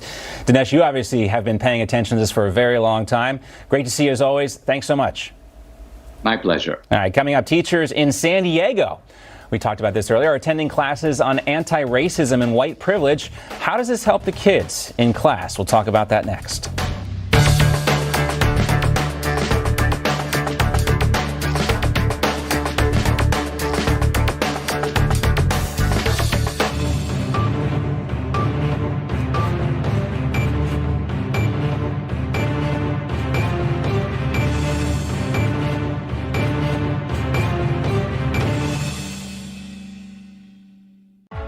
Taxes. We've all been paying them. For how many years? Plenty, that's for sure. $78,000, that's what the average working American has paid, just in Medicare tax. So if you're over 65, it's Medicare payback time. Get all the Medicare benefits you deserve and paid for by getting an all-in-one Medicare Advantage plan. You may be able to lower your out-of-pocket costs and get dental, vision, hearing, and prescription drug coverage. You may also qualify for a no monthly plan premium, no deductibles, and no copays. Get a Medicare Advantage plan that will save you money and get you more benefits today. Call Coverance Insurance to get what you deserve now. Call 800-664-9486. That's 800-664-9486. Medicare Advantage plans may save you money and provide you with extra benefits, like in-home support and personal helper, alternative medicine like acupuncture, pest control, home modification like bathroom rails and wheelchair ramps. Call Coverance now to find out what you deserve. Call 800-664-9486. That's 800-664-9486. You see, the good people at Coverance are on your side. They'll take time to understand your situation, help find the Medicare insurance plan that best suits you, and give you the peace of mind you deserve. Best part, having Coverance on your side doesn't cost $1 more. Call now to talk to our experienced, licensed insurance agents, and they'll make sure you get the plan that's right for your financial and health needs. Call 800-664-9486. That's 800-664-9486. You paid the tax, so get your Medicare payback. Get all the benefits you deserve today with one simple call to Coverance. Call Coverance Insurance now. Call 800-664-9486. That's 800-664-9486. It's payback time. Attention veterans with VA loans. Record low mortgage rates have now fallen even lower. By refinancing, you can save $3,000 a year with one call to New Day USA. Our team is standing by right now to take your call. And from start to finish, you can do it all without ever leaving the house. With our VA Streamline Refi, there's no income verification, no appraisal, and no out-of-pocket costs. Nobody works harder for veterans than my team at New Day USA. Call 1-844-638-7205. Keeping your smile healthy between dental visits is important. Waterpik Sonic Fusion allows you to brush and floss at the same time. Plus, it's clinically proven to be twice as effective as regular brushing and flossing. Keep your smile healthy. Learn more at waterpik.com.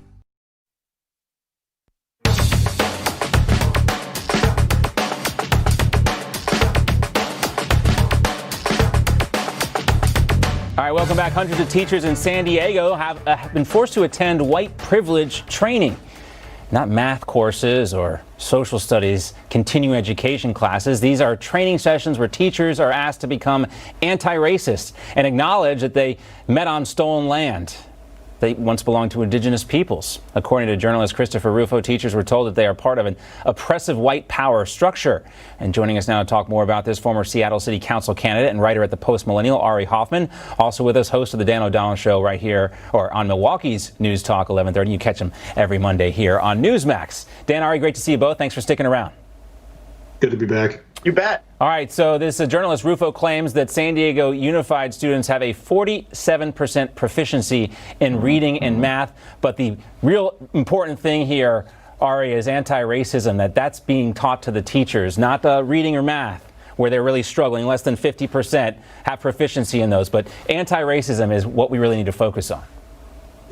It's truly tragic. Washington State has the same problem. They're having state employees attend these training sessions, and they are divided up by race. So they have sessions for whites only, and they have sessions for what they call BIPOC or coloreds, and they have different terms for these. This is really racism. This isn't reverse racism. It is flat out racism. How long until we have drinking fountains with the signs above them, once again, that say whites only, blacks only? This is truly a step back in racial relations. What's even scarier is that they use it to justify or to talk about how we stole land from the Native Americans. They don't discuss that the Nisqually were fighting with the Duwamish and were fighting with the Snoqualmie. Meanwhile, Seattle is named after Chief Sealth, who was a slave owner because they would enslave the people that they captured during these wars. I don't see anybody calling to change the name of Seattle. Oh, well, they're going to listen maybe and find out. And then maybe they'll realize, wait, this isn't a white slave owner.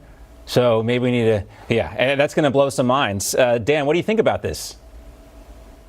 Well, I think that the school district's proficiency in reading of 47% is dwarfed by its proficiency in wokeness, which seems to be 100%. And again, this is just time away from being taught the basics. And it's no wonder that school children keep slipping because personal politics take the place of reading, writing, and arithmetic in far too many of these classes. And I don't, first of all, have too much of a problem with teaching history, but when history is essentially weaponized by children whose minds are easy to meld, you've got a real problem here when personal politics takes the place of what should be happening in classrooms. This is nothing short of indoctrination. Yeah, well, these things become popular political opinions to have, and then all of a sudden they become part of the curriculum in places like San Diego. All right, I want to talk about your latest story up on the Post Millennial. You call out Rashida Tlaib for retweeting a post for the International Day of Solidarity. The tweet called for the destruction of the state of Israel from the river to the sea. Palestine will be free. This is something we've heard talked about a lot, which basically calls for the destruction of Israel. It's often a phrase used by people who are anti-Zionist, people like Hamas and Hezbollah. So she deleted this tweet, but only after she was called out for it. I guess just deleting the tweet makes it all okay, doesn't it, Ari? Oh, of course. And we're just going to totally ignore her history of anti-Semitic and anti-Israel remarks. This is not the first time. She does it regularly. She defended Mark Lamont Hill, a contributor for CNN, who was fired for the exact same comment. This is a woman who criticized Joe Biden's most recent cabinet appointee, assuming there's going to be a Biden administration, who is a guy named Anthony Blinken, who is Jewish. Meanwhile, the guy is a liberal, probably lines up more with what she thinks about Israel than what I think about Israel, and she criticized him because he was Jewish. And you don't see the Democrats calling for her being removed from committees the way the Republicans called for the removal of Steve King after he made comments praising white supremacy that people deemed racist. Yeah, why don't they do that, Dan? Yeah. Well, because it's obvious. There's no pressure on them to. The mainstream media, pretty much every media outlet not named Newsmax, just totally ignores this story. So when there's no pressure coming from external forces, there's no real need for Democrats to act at all. I mean, there's a long history from Tlaib, from Ilhan Omar, from AOC engaging with anti-Semitic Jeremy Corbyn, who was forced out of his position of the leadership in the Labour Party across the pond in Great Britain because of his anti-Semitism in large part.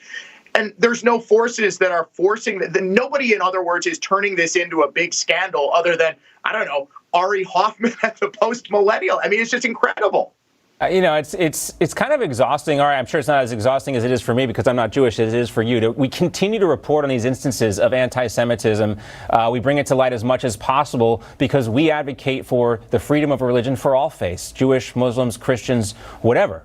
And, you see this start to creep in to the Democratic talking points. You don't see any pushback, from the Democratic Party here. You wonder where it all stops.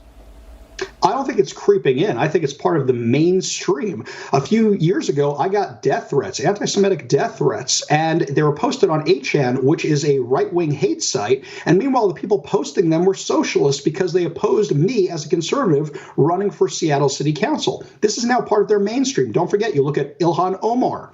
Right. You look at the other members of the squad, AOC. This is their leadership. This is their mainstream. This is part of the new normal.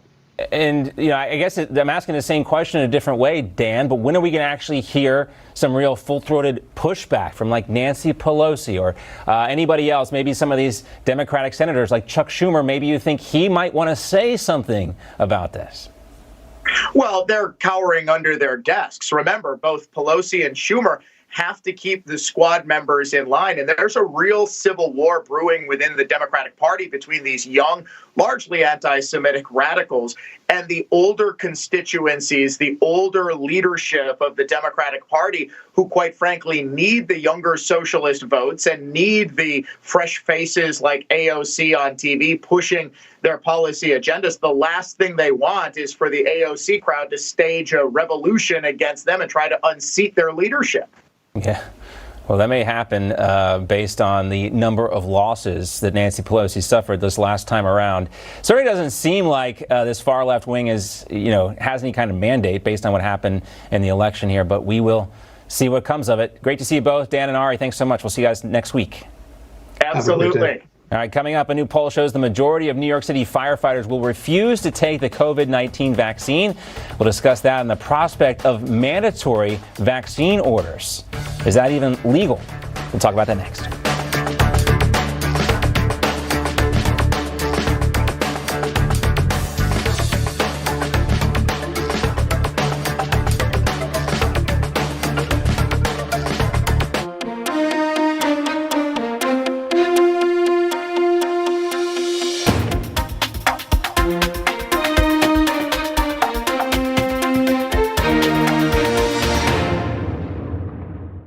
Hi, I'm Joan London.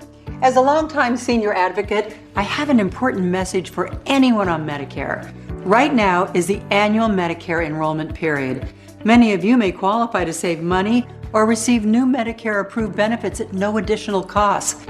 But you don't get these savings or additional benefits automatically. So if you're currently on Medicare, call for your free no-obligation Medicare benefits review. If you're not sure if you're on the best plan for you, call 800-647-3893. You may be able to save money and receive additional benefits. You may also be eligible for $0 monthly premiums, $0 deductibles, or $0 copays. Call now before open enrollment ends to make sure you're getting all the benefits you qualify for. Call before the December 7th deadline. You may be able to save money and receive additional benefits. Call 800-647-3893. 800-647-3893.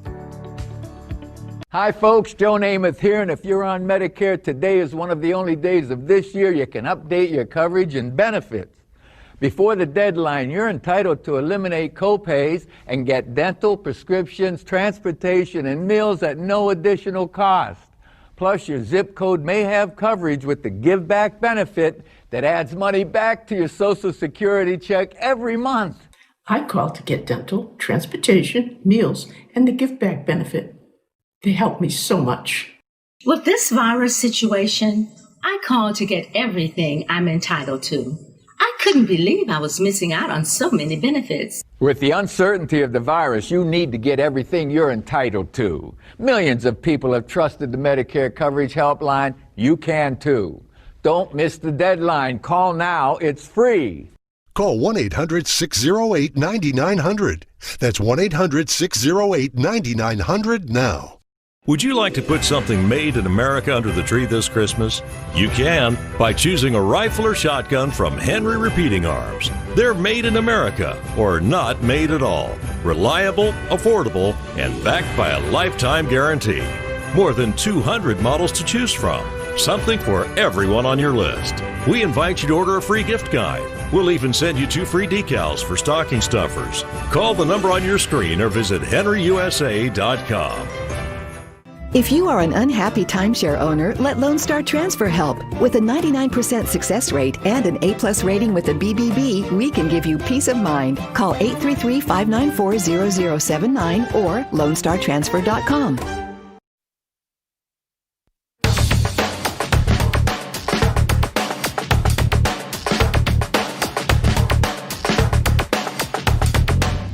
Welcome back. It's time for your catch-up 5 stories to take you behind the headlines, including some stories you may have missed. And here's now Newsmax's Rachel Roller. Great to see you, Rachel.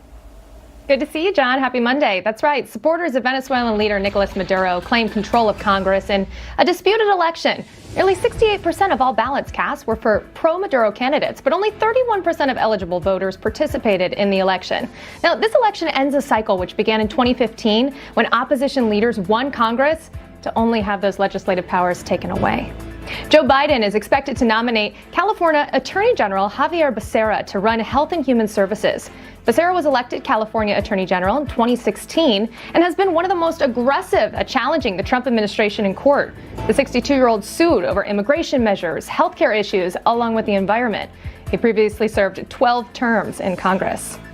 President Trump's former Deputy National Security Advisor, KT McFarland, says that Joe Biden will embrace Iran.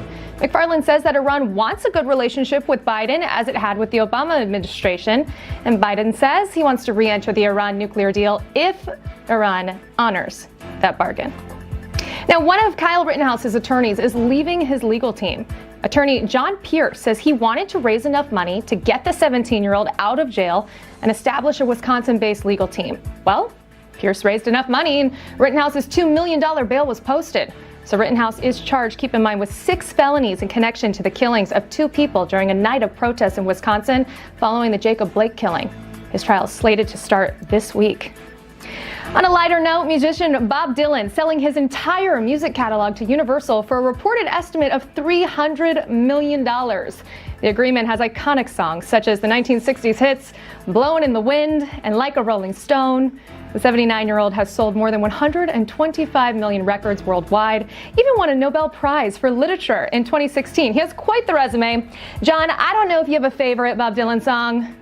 I do. I have a couple. I love Bob Dylan. I think my favorite is Subterranean Homesick Blues and the video classic one. That's my favorite song, I think. How about you? Not a bad choice. Like a Rolling Stone, it was my dad's favorite, obviously became my favorite, kind of copy everything he does. So here we are. Well, there's plenty of songs to choose from. It is a extensive catalog. $300 million. I think it was a pretty good price. Great to see you, Rachel. Thanks so much. Not too shabby. Yeah, great to see you. All right, that's it for today's catch-up. Let's talk about COVID and the crisis facing this country right now. Former New York City Mayor Rudy Giuliani says he is feeling good after being diagnosed with COVID-19. He was brought to Georgetown University Medical Center in Washington, D.C. Here's a tweet from Mayor Giuliani. Thank you to all my friends and followers for all the prayers and kind wishes. I'm getting great care and feeling good, recovering quickly and keeping up with everything. His exact condition and treatment are currently unknown. We'll talk about that more coming up. Let's also talk about Britain. The UK is now preparing to roll out its Pfizer COVID-19 vaccine as soon as this week. Here in the U.S., experts are hopeful that over 20 million people will be immunized by the end of this year. They also believe as many as 100 million could get the vaccine by February. And also, a new poll from the Uniformed Firefighters Association shows that 55% of New York City firefighters say they will not get the COVID-19 vaccine when it's available. The FDNY would not mandate its firefighters to get the vaccine. Some still believe this could leave New York City's frontline workers as spreaders of the virus or vulnerable to it if they don't get vaccinated. So let's talk more about this and welcome in Dr. Peter Hibbert. He's a Florida-based emergency medicine specialist certified by the American Board of Emergency Medicine. Dr. Hibbert, great to see you. Hi, John. All right, first, let's start with Mayor Giuliani. What types of treatments do you think he's currently taking? And what do you think about his announcement, something you might expect from a guy who's been traveling all over the country? Well, as far as what he's getting, it's not released yet, but I do know in Florida at the Broward Hospital System, there is an ICON modified protocol that basically includes ivermectin with some vitamin D and various a couple of prescription items that are to be taken for 30 days.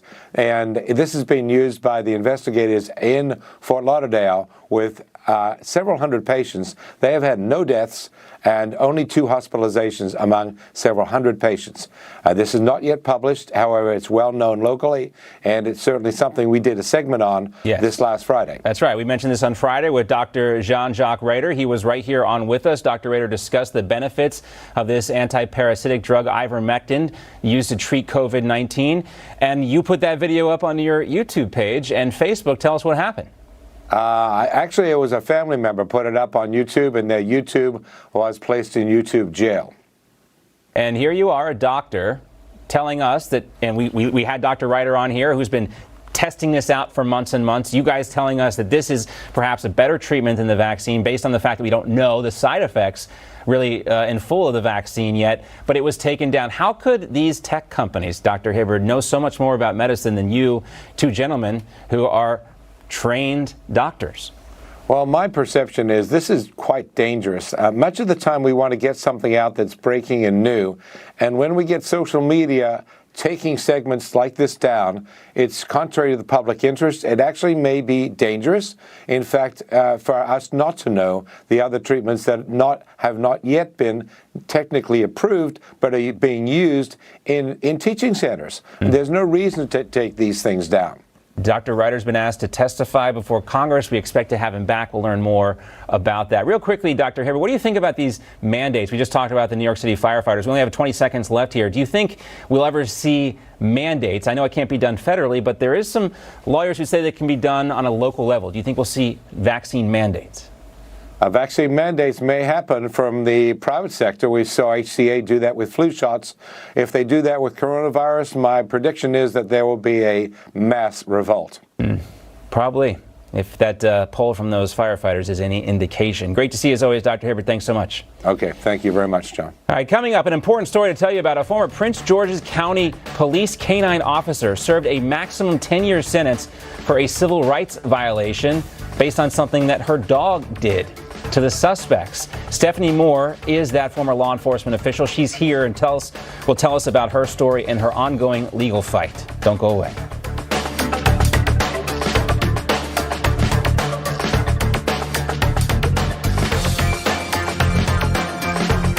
Attention, today is the final day of the Medicare open enrollment period.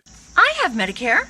I have Medicare too. The Medicare and Prescription Drug Plan annual enrollment period is ending today. Call now for a free Medicare benefits review. Don't miss the deadline. Are you wondering how the COVID-19 pandemic may impact your Medicare plan? To ensure your safety, new and expanded benefits are now available, including free meal delivery, free prescription drug delivery, at-home telehealth, and much more. Call the number on your screen now to see if you qualify.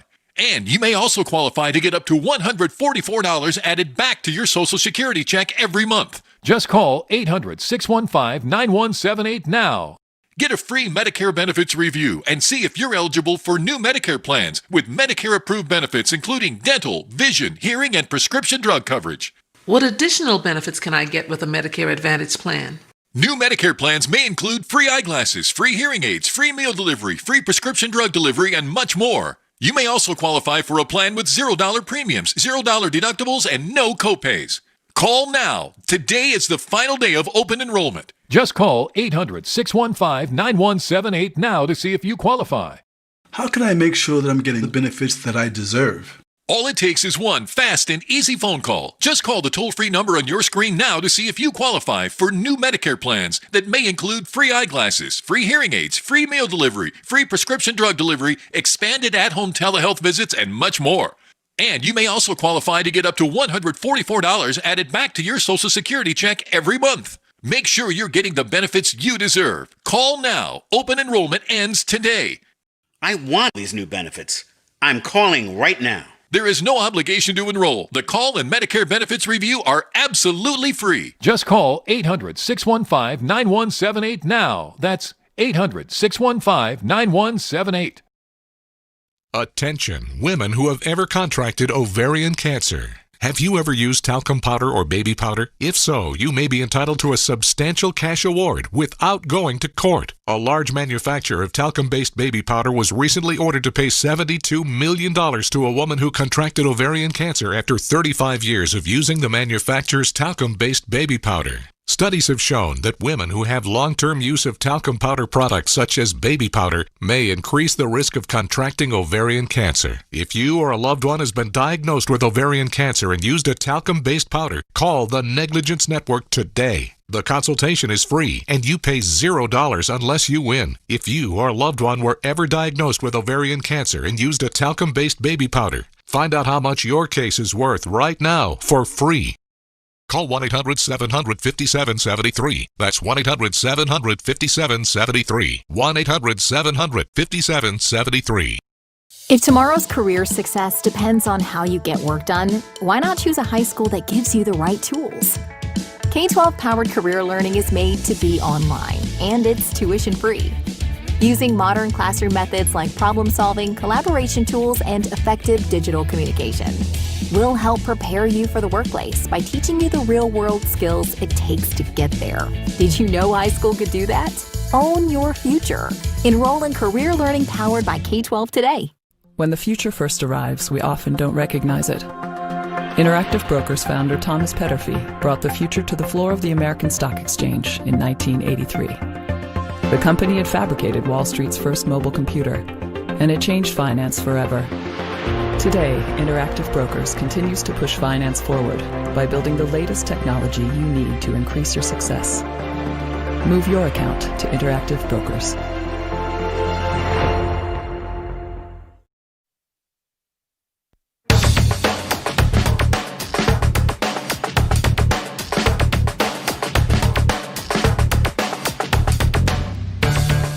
We talked a lot about pardons, potential pardons from President Trump. This one you may not have heard about. The National Association of Police Organizations is now asking President Trump to issue a pardon for a former Maryland canine officer, and that officer's name is Stephanie Moore. Moore was convicted of a federal civil rights violation after her canine partner bit a fleeing burglary suspect. That suspect suffered 10 stitches. The burglar was an illegal immigrant who fled a crime scene. Officer Moore somehow was convicted by a jury. She spent 10 years in prison for following her training and department policies for stopping a criminal. Now, the organization wrote, quote, "We believe strongly that she was wrongly convicted and that her sentence was wildly disproportionate and that a pardon would be in the best interests of justice. We thank you, Mr. President, for your consideration."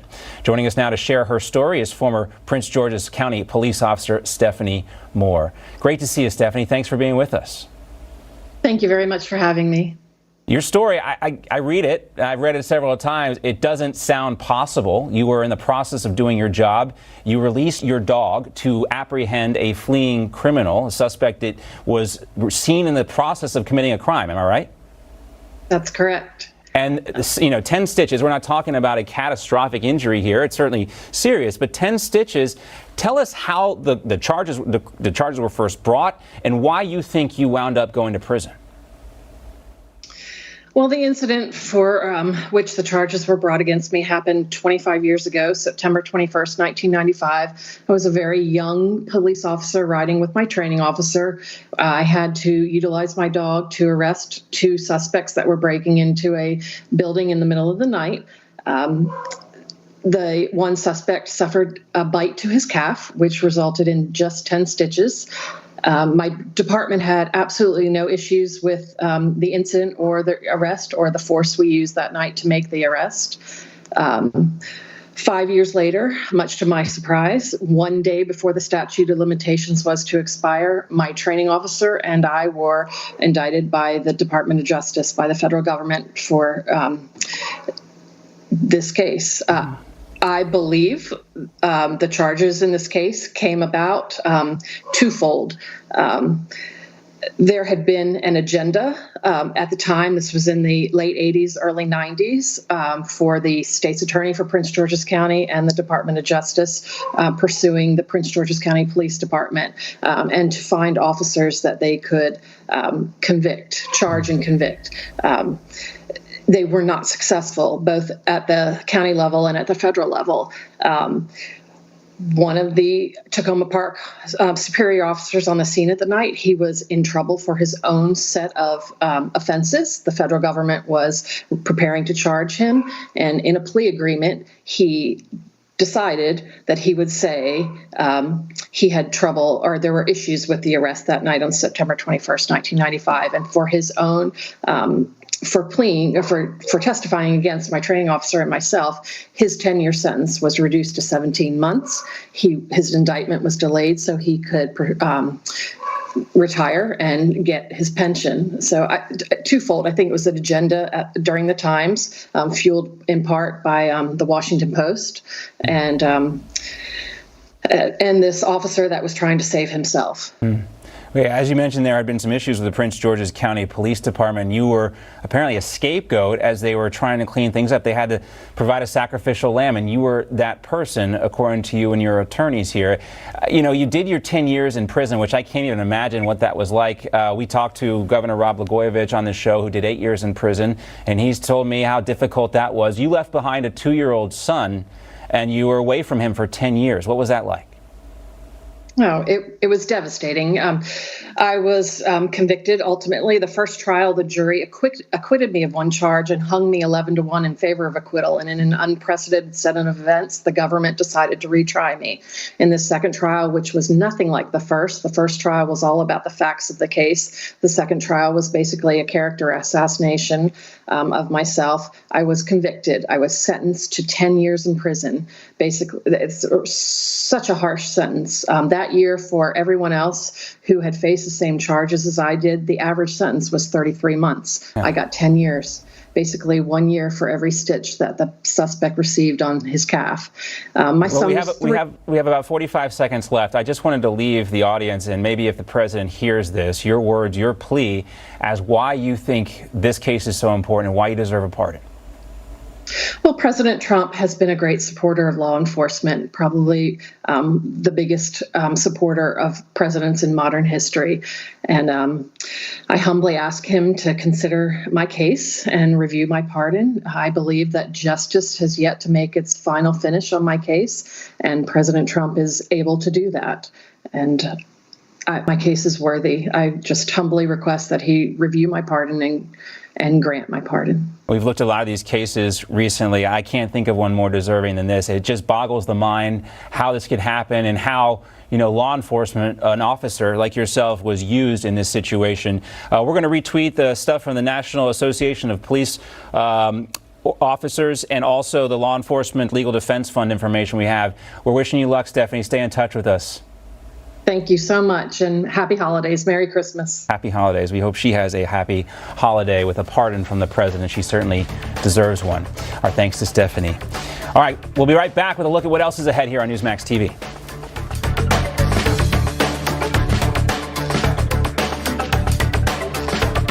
But I hit Newsmax first in the morning. Oh, great. First in the morning. Fastest rundown of the news.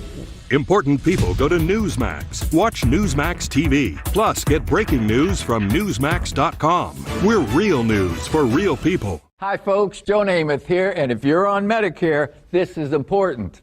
Today is one of the only days of this year you can update your coverage and benefits. Before the deadline, you're entitled to eliminate premiums and copays and get dental care, dentures, eyeglasses, in-home aids, prescription coverage, unlimited transportation, and home-delivered meals, all at no additional cost. Plus, your zip code may have coverage with the Give Back benefit that adds money back to your Social Security check every month. Look, with the uncertainty of the virus and vaccines, you need to get everything you're entitled to. Millions of people have trusted the Medicare coverage helpline. You can too. Don't miss the deadline. Call now. It's free. Call 1-800-608-9900. That's 1-800-608-9900 now. I'm Norm. I'm Saz. And we live in Columbia, Missouri. We do consulting, but we also write. We take care of ourselves constantly. It's important. We walk 3 to 5 times a week, a couple miles at a time. We've both been taking Prevagen for a little more than 11 years now. After about 30 days of taking it, we noticed clarity that we didn't notice before. It's still helping me. I still notice a difference. Prevagen, healthier brain, better life. Tommy John is for people who value themselves and their comfort. We've reimagined pajamas and loungewear with innovative fabrics that are lightweight, breathable, and insanely soft. The fit looks and feels amazing. We can guarantee your comfort whether you're working from home, relaxing with the kids, or streaming your favorite show. These are pajamas and loungewear to swear by, but the only four-letter word we use is soft. Go to TommyJohn.com right now for $20 off site-wide.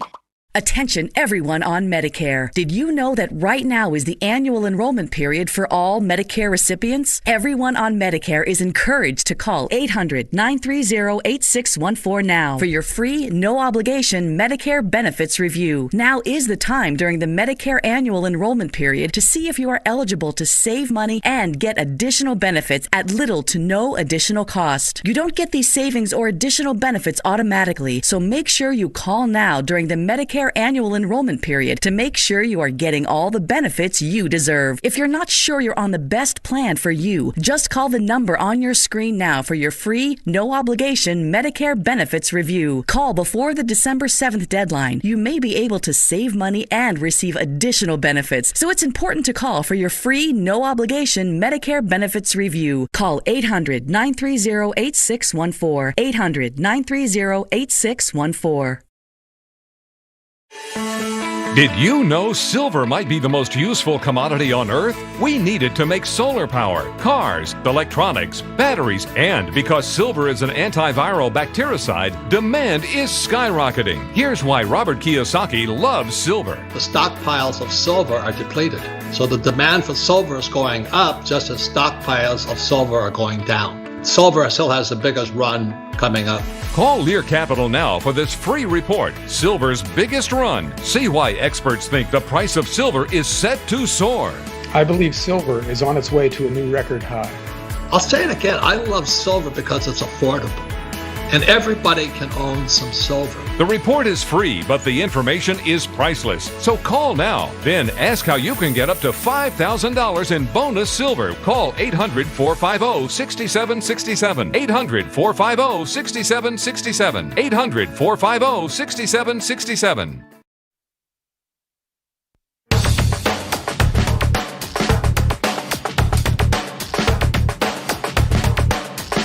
All right, that's going to do it for the Monday edition of our program. Coming up later on Newsmax TV, Georgia Senator David Perdue joins Spicer and Company to talk about his tight race with Democrat John Ossoff and why he decided to skip that debate.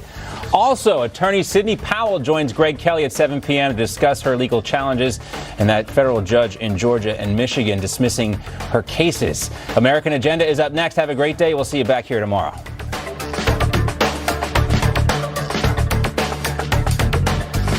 Hello, everyone. I'm Heather Childers. And I'm Bob Sellers. Folks, we have the latest on the condition of Rudy Giuliani, who tested positive for coronavirus. Plus, the guy who created Wikipedia has developed a way for kids to still meet Santa this year. And he's going to show you how. Plus, actor Kevin Sorbo, he played Hercules, by the way. Now he's flexing his muscles by going after liberals on Twitter. This is American Agenda.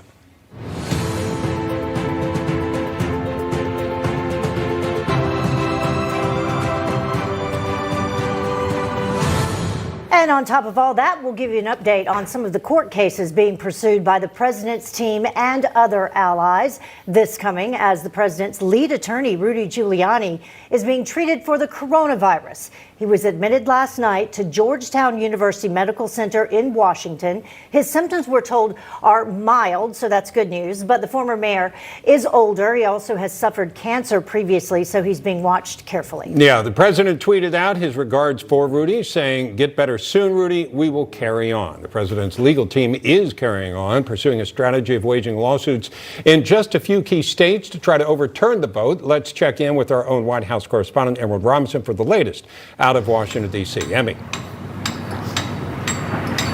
Hi, Bob. Good to see you. Well, we just saw the president in the Oval Office during a Medal of Freedom ceremony a few moments ago where he said that we're going to see a lot happening over the next couple days. And the Trump campaign has put forth a lot of effort in challenging the results of the 2020 election, but senior campaign advisor Jason Miller told me it's going to be court cases in Pennsylvania, Wisconsin, and Georgia that are really telling. Take a listen.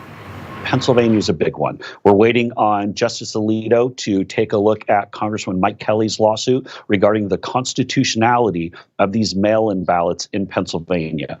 We believe that if Justice Alito does the right thing here, that these will be invalidated and President Trump will be the clear winner in the state of Pennsylvania. But the campaign is also very focused on litigation in Wisconsin and Georgia. The team filed a lawsuit before the state Supreme Court of Wisconsin last week. After a recount in Dane and Milwaukee counties, approximately 80,000 ballots were found in just those two counties alone who did not have an application on file. The campaign is asserting that those ballots should be invalidated. The biggest Democrats would look at this one and say, President Trump probably should win this. Now, the issue on the remedy, if the courts see it this way, if they throw out these ballots, that's always kind of where the rubber meets the road. That's where the rub is, so to speak. A hearing could happen in that case as soon as Thursday. And in Georgia, the campaign filed a lawsuit late last week with dozens of examples of fraud and irregularities, including this video of suitcases of ballots being pulled from underneath a table and counted after poll watchers were told to leave. But Miller says the campaign is particularly focused on the ongoing controversy over signature matching, as the stakes are even higher ahead of the Senate runoff. This isn't just about President Trump getting reelected in 2020. This is about the Senate runoff contest, control of the U.S. Senate coming up on January 5th. This is about the midterm elections in 2022. This is about the next presidential race in 2024. If we don't get this right now, nobody is ever going to get this right. Now, tomorrow is the so-called safe harbor deadline ahead of the Electoral College, which dictates that states finalize their results. But Miller says it's not necessarily the final day. The real deadline is January 6th. That's when Congress tallies all the votes up. So when you hear these dates about safe harbors and election cutoffs, December 14th is a big one, but it's really January 6th. And while the campaign has been courting state legislatures, they feel that these court cases are really the big indicators of how the president's challenge to the election are going to go. Now, keep in mind that Justice Samuel Alito did move up the deadline for responses in the Pennsylvania case to tomorrow morning, indicating that the Supreme Court could act on that one very soon. Bob? All right. Thank you so much, Emerald. Well, as Emerald was just pointing out to us, lots of developments, to say the very least, over the weekend in President Trump's legal battles. And here to help us break all of that down is our very own Rob Finnerty. So, Rob, lots happening. Yeah, Heather, Bob, nice to be with you. A whole lot happening this weekend, and we're trying to stay on top of it for you as best we can. So here we go. Arizona is the state that we're looking at this morning right now. A judge just rejected a Republican motion late Friday. The Speaker of the House in the state of Arizona saying that the results in that state will not be overturned. So President Trump's hopes there are dwindling right now. You just heard Emerald talking about Georgia. The polls between these four Senate candidates are extremely tight right now. Jon Ossoff held a debate last night against an empty podium. The incumbent, David Perdue, saying about a month ago that he was not going to debate Ossoff if there was a runoff election. The runoff elections in the Peach State will happen on January the 5th. Ossoff tweeted out a very clever chicken last night, indicating that Perdue was a chicken for not debating him. Considering the scheduling right now of hearing more witnesses that could possibly happen, it would be in the state Supreme Court. Again, we'll keep a very close eye on that. The latest in Michigan right now, protesters gathered outside the house of the Secretary of State last night. About 30 protesters who were there to protest Joe Biden allegedly winning the state of Michigan. In Pennsylvania, as Emerald just indicated, President Trump could potentially still win the state of Pennsylvania, but it's going to hinge on the ruling from Supreme Court Justice Alito, who is expected to respond as early as tomorrow morning. So we'll be watching for that. As far as election timing goes, we're getting closer to a lot of very important dates. The first, that safe harbor deadline is tomorrow. That basically means that the 2020 presidential election ostensibly will be over. Safe harbor is basically the cutoff for any resolution to any election disputes. And then the Electoral College will get together 1 week from today and certify their results. So that is something, Heather and Bob, that we are certainly keeping an eye on. All right, Rob, thank you very much, sir. Now, with control of the Senate at stake, the focus was on Georgia throughout the weekend. It continues today, in fact. For the latest, let's bring in our national correspondent, Logan Raddick, on Capitol Hill. Logan. Bob, Heather, good afternoon. Republican officials in Georgia are rejecting the president's effort to persuade them into overturning the state's election results. And the president is berating these officials, alleging widespread election fraud. And you got to make sure your governor gets a lot tougher than he's been. He's got to get a lot tougher. Because at stake in this election is control of the U.S. Senate, and that really means control of this country. President Trump is calling for a special session of the Georgia legislature to consider overturning the state's presidential election result. We will not bend, we will not break, we will not yield. We will never give in, we will never give up, and we will never back down. We will never, ever surrender. And while the president is preoccupied with his election, he's also doing his utmost to lend a helpful hand to Georgia's Republican senators. These are two great, great people that I know so well and respected by everybody in Washington and beyond. That David Perdue and Kelly Loeffler win the most important congressional runoff probably in American history. I really believe that. And Democrat Senate candidate Jon Ossoff also participated in a debate, well, sort of, because Senator David Perdue, the Republican incumbent in Georgia, rejected the opportunity to debate Ossoff. But we will be able to hear from Senator Perdue himself tonight. He'll be a guest at 6 p.m. Eastern Time on Spicer and Company. Bob, Heather. I look forward to hearing from him then. Thank you very much, Logan. Well, President Trump urging his supporters in Georgia to get out and vote for Republican Senators Kelly Loeffler and David Perdue. We're watching this so closely. We have everybody watching. You got to get out and vote. Let them steal Georgia again. You'll never be able to look yourself in the mirror. We have to hold the line. Further, he said he told them if they did not vote, the socialist and the communist win. The president's message was gaining traction all across the country. Actor Kevin Sorbo and the director and producer of Against the Tide was firing off some barbed tweets about the Georgia rally. He and his wife, and he joins us now to discuss. Thank you so much for joining us. Great to have you with us. It's good to be here. You guys took me up the slopes. I came in off the mountain slopes here in Utah just to be with you. Well, we certainly appreciate it. I know our viewers do too. Just give us your overall response. I mean, did you hear enough from the president, what you wanted to hear at the rally? Oh, yeah, I heard more than enough. I mean, I was actually supposed to be on Waters' show there on Fox, so I got bumped by the president, but I can live with that. I thought what he said just makes common sense. He had to repeat himself a lot because a lot of times we need to tell people to get off the couch and actually become involved. I think apathy is one of the biggest killers in our voting system right now, and we need to get this thing right. It's so obvious what's going on. I mean, how can you not see that there's so much fraud going on in this voting? You have so much video and so much proof from word of mouth. To sit here and not pretend like nothing happened that was illegal in the voting is just ridiculous. Kevin, you lived in L.A. for quite a while, for good reasons, and you moved away from there. When you see what's going on now with them closing down restaurants, with the shutdown orders that are going across most of the state, how do you feel? Well, I was just back there in July and August, and we had to do 3 COVID tests each week on both sides of the camera. I was filming a new half-hour comedy I'm involved with. But it's unbelievable what's going on, the power grab on this. This is beyond what the Constitution allows. This is a total dictatorship coming out of Newsom. I'm sorry, they call him Gruesome. But what they're doing to people's businesses is insane to me. And to sit there, and I know people have heard this before, but once again, we got to repeat it. To sit there and tell some third-generation mom-and-pop grocery store that they're not essential, but Walmart and Target is essential. This is crazy what we're doing to people. This is the Great Reset that's going on. You can get all conspiratorial that you want to get with this, but we know something's going on with this. This whole thing about mask wearing. There's so many doctors that have come up and say the masks are completely useless, but they use this as a way to control us. And it's crazy what we're doing to people. And you see suicide rates up 30%, people losing their jobs, people losing their livelihood, people losing their businesses.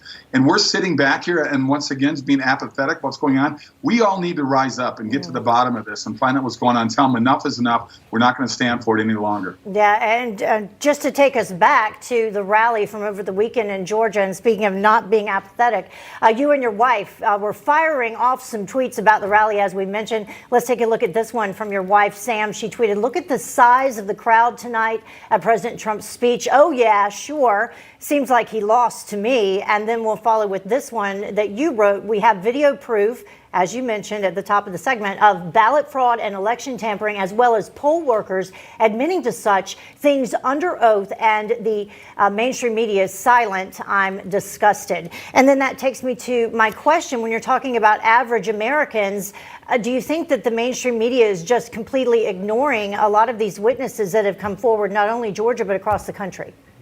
Well, of course they are. I mean, look, every time I post something on Twitter and Facebook that they don't want to agree with, that I post any kind of facts, any kind of truth, they hate that. Facebook and Twitter are shadow banning me. They blocked me multiple times over the last couple of years. And all I do is I post interesting, funny comments, but I also post the truth. They hate the truth. As Jack Nicholson said, right? You can't handle the truth. And it's out there right now for everybody to see us. Look, if so-called President-elect Biden had any moral compass whatsoever, he sees what's going on. He could come out of out of his basement and say, you know what, I want to be your president because I earned this with legal voting. We all know that this was massive, massive fraud that happened this time around, even though it's been going on for decades. This is at its absolute peak right now. And we need to change the system, and we need people to vote with their ID and going in person. This is absolutely crazy what the left getting away with. They spent 3.5 years with nothing on the Russian collusion, nothing. You can't tell me Putin wanted Trump in office. Of course he wanted somebody like Hillary Clinton in office because he can control her. They can't control President Trump, and that drives them crazy. Kevin, thank you very much, sir. Say hi to Sam for us, and we'll let you get back to what you were doing before. Yeah, thank you so much. Will do. Thank you, guys. Merry Christmas. And Merry Christmas to you. Today, folks, Joe Biden announced that he intends to nominate California Attorney General Xavier Becerra for Secretary of Health and Human Services, if he indeed does take the Oval Office. Republicans are already slamming that nomination. For details, let's check in with our man with his ear to the ground, White House correspondent John Gizzi. John. Well, you said it, Bob. No sooner had Joe Biden indicated that Attorney General Xavier Becerra would be his Secretary of Health and Human Services, then the signs of a confirmation battle became very clear. Senator Tom Cotton, Republican of Arkansas, said, I'm going to vote no. And he specifically cited the California Attorney General's orders to pregnancy crisis centers that they must post that they provide abortions. In addition, the Susan B. Anthony list, a pro-life group, has declared an all-out war on the nomination. Susan B. Anthony President Marjorie Dannenfelser pointed to the fact that Mr. Becerra had gone after and prosecuted citizen journalists who want to expose some of the pro-abortion tendencies of Planned Parenthood. She also noted that while he was in Congress, Attorney General Becerra was a supporter of partial birth abortion, which has since been outlawed at the federal level. But it's not just abortion, it's the other A word with conservatives, the Affordable Care Act. Mr. Becerra has made no qualms about the fact he voted for the Affordable Care Act while in Congress. He led 19 other state attorneys general into federal litigation to combat Republican suits against it that will be decided by the Supreme Court. And he has tweeted he will build on it in the cabinet. So there you have it, a fight on Joe Biden's hands before he even comes to Washington. Back to you, Bob and Heather. Hey, John, very quickly, there's somebody to the past, over the past couple days, Paul Sarbanes in Maryland, and I understand you knew him fairly well. Well, I certainly covered him for a long time. Paul Sarbanes served in the House of Representatives for 6 years, and then in 1976, he was elected to the Senate, defeating a former senator in the primary and then unseating an incumbent Republican senator, Glenn Bell, in November. People may remember him from the Watergate hearings and the Nixon impeachment hearings when he served on the Judiciary Committee.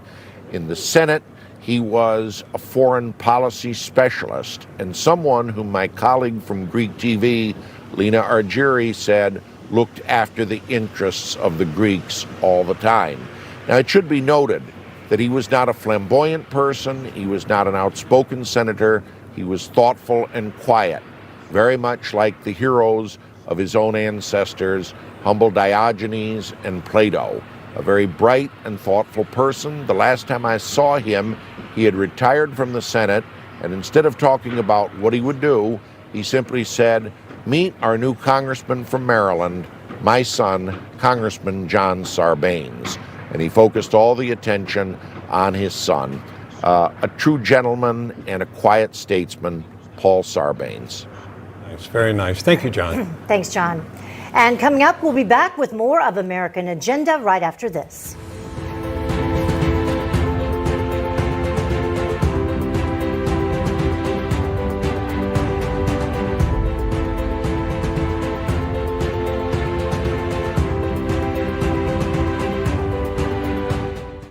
We need more than a fox to guard the liberal media.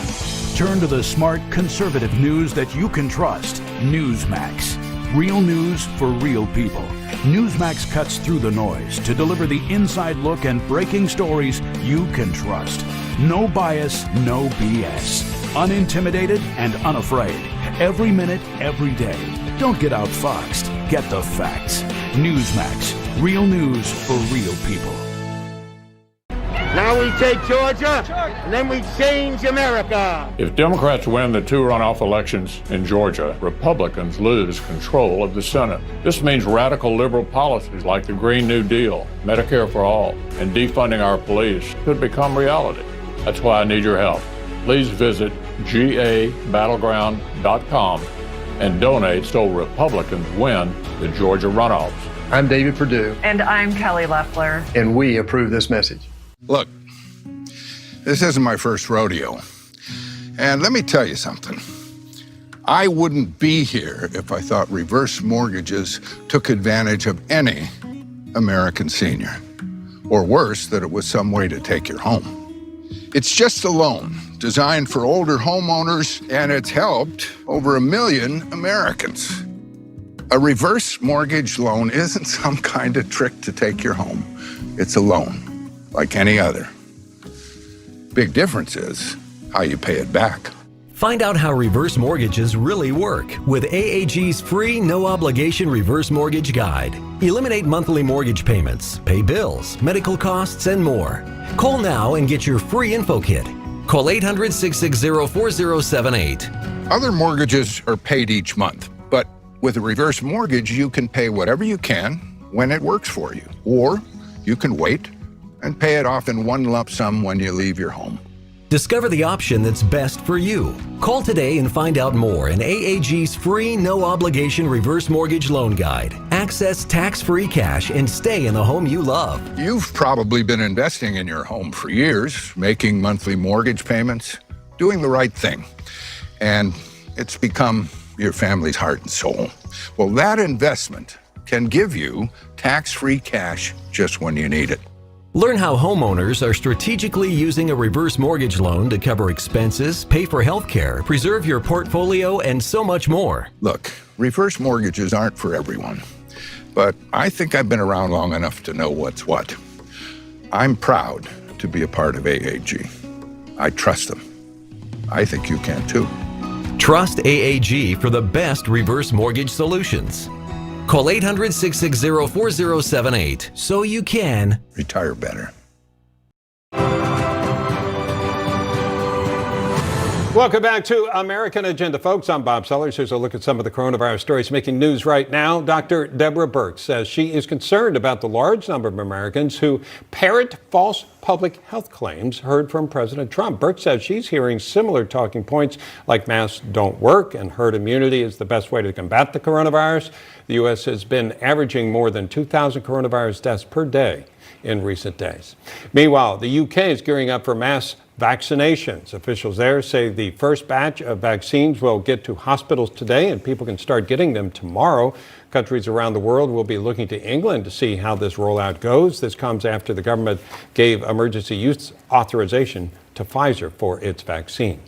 And West Virginia Senator Joe Manchin says that more coronavirus relief is needed to save small businesses. Manchin says the $908 billion package that he helped propose will be more important to people now than a $2 trillion package would be if it got to people in February or March. Manchin and his bipartisan group of senators proposed that bill, and President Trump has signaled he would sign it. Well, President Trump drew thousands of attendees at his rally in Valdosta, Georgia over the weekend. During his speech, the president played a segment that highlighted potential cases of voter fraud. That segment originally aired on Stinchfield, which is a show right here on Newsmax. Joining us right now to discuss is host of the program, Grant Stinchfield. Grant, good to see you. What did you think when you saw that? Oh, man, I almost fell out of my chair. I had no idea it was coming. And then I saw it. I actually heard my voice first, and I said to a buddy of mine, I was sitting in his living room, I said, I think that's my voice. And sure enough, there you see on the screen, President Trump picked it was the opening monologue to the Stinchfield show on Friday night. And he picked that monologue, and I think he picked it because, with the reporting that we're doing on Stinchfield, my background, Bob, is based in investigative journalism. And we really took that video and we broke it down almost frame by frame to show exactly what was going on. And all we're doing is raising the questions, what's going on here? You got ballot boxes or bins being rolled out from underneath tables. You have women that appear to be running the same ballots through a tabulator as many as 3 times. And there may be an explanation for all of it. And I said that in the piece. But what we want is law enforcement to at least acknowledge, hey, can someone go ask those people questions, the very people you see on your screen right there? Can someone go talk to them? What's going on? And, it's interesting when you put somebody with a badge in front of them, people start to open up a little more than they do when they're running and hiding. Yeah, now, we've seen some Georgia officials explain this away, if you will. But what you're saying is, how about talking to those people? Don't talk to the officials, actually talk to the people involved, right?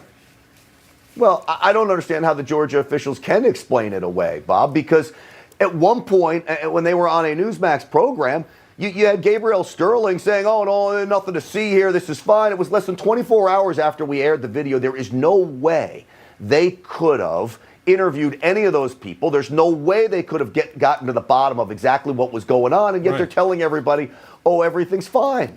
Yeah. And so since when do we just take the word of government officials? That's not what you do in journalism. But that apparently is what the Washington Post and the New York Times is doing in this case. So where do you think this is going, Grant? Because we've got some cases that we're talking about here on our air, Pennsylvania, Georgia, Wisconsin. But the legal cases so far have not gotten a lot of traction. Do you think that changes, or do you think like one gets through and it kind of undoes a bunch of others?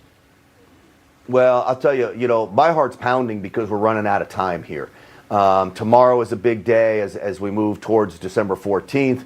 And so I'm hopeful that something happens and something happens soon. I think ultimately it's going to take at least state legislatures in states like Wisconsin, Michigan, maybe Arizona to step in and do something, pull the electors back. But I just don't see the action that I would have liked to have seen early enough now as we're running out of time. I'm not saying it can't happen. I'm still hopeful that something can. I'm just waiting like everyone else, and I'm absolutely frustrated. And I think I speak for all of our viewers. I'm so frustrated at the inaction by law enforcement, federal agents, and the like to truly investigate this. Grant, what do you have coming up tonight? Well, we're going to talk a little bit about that. We're also going to talk about the Chinese virus lockdowns and what it's doing to people out there. You've probably seen this viral video from this poor woman who owns a restaurant in California.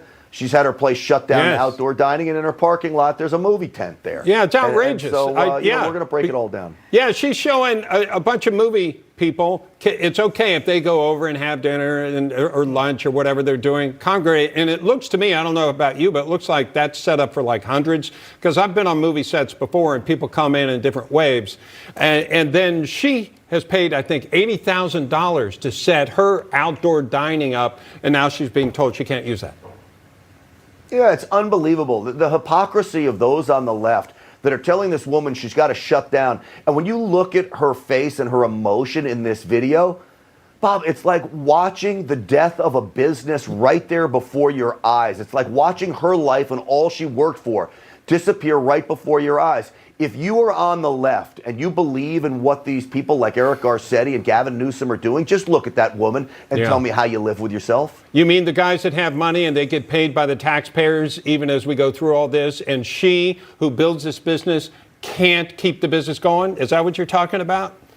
Yeah, isn't that the truth? And I'm sure she's not a big-time Hollywood donor giving money to the Democrat Party machine in California. But if you are giving money to the Democrat Party machine, then guess what? You can have your craft services tent out there with hundreds of people coming in while everybody else just squashed. And they call themselves the party of the little people. The whole thing's a disgrace. Yeah. I'm glad you're going to talk about that, Grant. People want to hear that. That needs to be exposed. Something needs to change as far as, coming down and putting people out of business doesn't seem right. Grant Stinchfield, thank you so much. Join Grant tonight. Of course, don't forget, weeknights right here on Newsmax. Stinchfield starts at 8 p.m. Eastern. Don't want to miss that. When Grant talks to special guest, Lieutenant Colonel Oliver North. I have a story about him I'll have to tell you one day. We'll be back with more of American Agenda after this.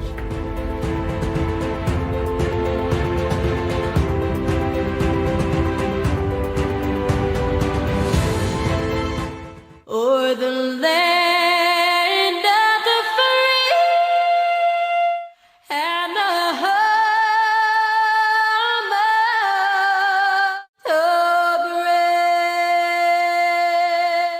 brave. Selling a home is expensive and stressful, so we set out to create a better home selling experience with a network of the most successful real estate agents in America that'll sell your home for as little as a 2% commission. The icing on the cake with the Ideal Agent was that we saved $12,000 in commissions. We would definitely use Ideal Agent again. The whole process was so positive for us. Excellent service. Getting right to the point, hiring Ideal Agent, I wish we would have done that sooner, and we would have saved 6 months of time and mortgage payments that would have probably never happened if we would have just gone with them first. They were so stress-free. The whole process was amazing, and I would definitely recommend them. We certainly recommend Ideal Agent now to all of our family, all of our friends. It's just a great experience. We are not a discount brokerage. These are top local agents that'll get you the best results.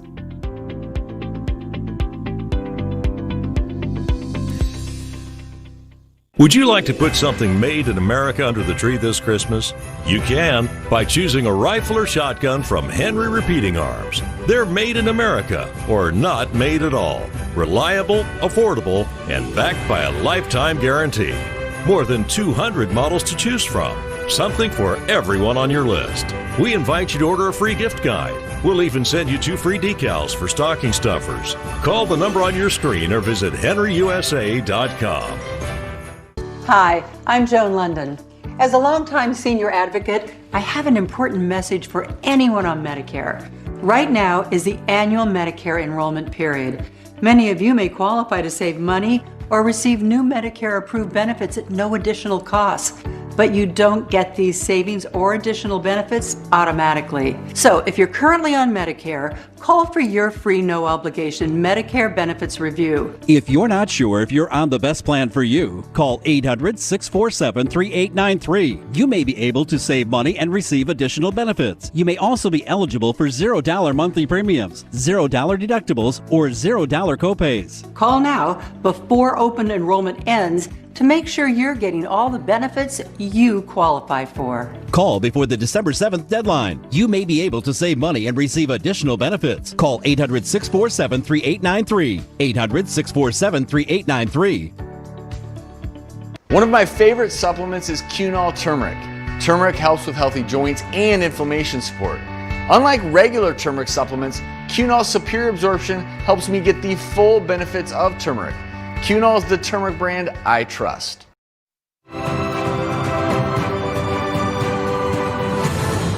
Welcome back to American Agenda. I'm Bob Sellers. And I'm Heather Childers. We have a whole lot more coming up on today's show. But first, let's check in with Emma Reckenberg for a look at more of today's headlines. Hello. Hey, Heather. Hey, nice Bob. To see you. You too. We'll start with this here. Georgia Democratic Senate challenger Jon Ossoff debated an empty podium last night where he slammed Senator David Perdue for not showing up. Ossoff said it was arrogant of Perdue to skip the debate. Perdue had said last month that he would not participate. There was also a debate between Kelly Loeffler and Raphael Warnock, the other Georgia runoff Senate race. The GOP needs to keep one of these seats to keep Senate majority. Also it comes at a tough time heading into the holiday gift-giving season. Almost 12 million renters are under heavy pressure, on average, in debt to the tune of just under $6,000 each. Worse yet, 21% of those falling behind on rent are families with children. Pressure to get a relief package out to those in need has been steadily mounting in Congress. And President Trump's top economic advisor, Larry Kudlow, says blue state lockdowns are minuses in the economic recovery. Kudlow says California is going back on lockdown and New York is doing a lot of the same stuff, and that is really hindering the economic recovery. Kudlow also touted the 6.7% unemployment rate and said most experts didn't expect that until next year. He also adds the pending vaccines and more stimulus money will continue the V-shaped recovery. Those are some stories we're following for you right now. For breaking news, you can head to newsmax.com. Heather, Bob. Thank you, Emma. Well, with Christmas only 2 weeks away, parents and children around the world wonder, will Santa be able to visit them this year? Well, with the help of Santa HQ, families will get to do just that. Santa HQ is a website where, from the safety of your home, get a visit from Santa, as well as other fun surprises for you and your family. Joining us now to talk more about this and how you can get your own personal visit from Santa is Wikipedia and Santa HQ founder, Jimmy Wales. Jimmy, thank you so much for joining us. Give us a feel for where you came up with the idea and what it means for kids that want to talk to Santa. Great. Yeah. So I had the idea this summer. I was thinking about coronavirus and the difficult year we've had. And of course, for children, it's been a hard time thinking about all this, and realized, you know what? Children still need a bit of magic, and people probably don't want to go out and mingle in shopping malls and so forth. But we still need to give the kids a good Christmas. So I partnered with Ministry of, which is a fantastic school, and Prism Digital, and we've built this thing, and we just want to tell everybody about it. So this will be a live one-on-one phone call with Santa himself. I mean, will this be available all over the world, everywhere? So unfortunately, my screen is completely frozen. Okay, would it be available everywhere? Oh, we were so I close. think we've lost him.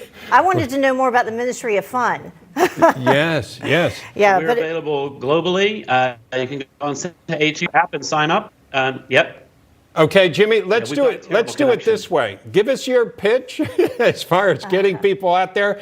And I know for any parent who has small children, they want them to be able to talk to Santa. So since we're having this little glitch in our communication, could you please just go ahead and explain how it works and how people get access to it?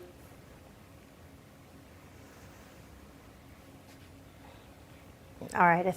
So yeah, close. well, I do know it's like $13, a 32-day festive adventure is what they're calling it, and it does include this one-on-one phone call with Santa himself. You can see him waving there. That's a great-looking Santa. So log on, and you can get some additional Santa's information. great looking, you know. Yeah. See, there's the pricing right there. Yeah. There you go. If you're a parent, there's the information. And if you're a kid, don't give up hope. Maybe you can't go to some of the department stores, where Santa usually goes. Yeah. But don't give up on that. It's important to let Santa know what you want for Christmas and to have that interaction. So, and also you can send the note to make sure you have your list. Yeah. To get it to Santa. And check it twice. Yeah. That's and right. leave out some cookies. All right, folks. Oh, yeah. This is the never-ending app ad. In the old days, you used to sit on your couch and watch from home. You probably know this if you've been watching us for a while, folks. We have an app. You can take it wherever you go. You can take it on your smartphone, and it's easy to do. So the app you can watch us anywhere. Okay. Move with me. Let's go. It's free. You can start watching it on your phone right away. What's really nice, As I mentioned, it's free if you want to watch Fox, CNN, MSNBC. Typically, you have to go through something for those cable networks, some kind of subscription, but not Newsmax. I'm going to show you here where I just tap on it and it comes up, and then it'll be up in the corner. Then I can tap on that. There's a tiny bit of a delay, so I'm not from where we are here live, so that's why I'm not going to click on it right now. But this is what you get. So 100% free, and that's why millions of people are now downloading it. I don't know what the latest is, but they watch us over-the-top devices. Probably takes less than a minute. So if you head over to the App Store, iPhone, Android, whatever it is, download Newsmax TV. And the app is now one of the most downloaded apps. It was at 3 million. I don't know. It must be up from that at this point. For sure. Head on over. I think you'll like it. It's really easy to use. So thanks for watching us. And when you go somewhere, you can watch us. Take the news app with you. Yeah, and wherever you're watching us from, we'll be right back with more of American Agenda, including the latest on the fight against the coronavirus. And be sure to check out Dr. Chauncey Crandall's new book, Fight Back. In it, he writes about how you can beat the coronavirus and avoid infection. And you can get Dr. Crandall's Fight Back, a #1 Amazon bestseller in bookstores everywhere or online.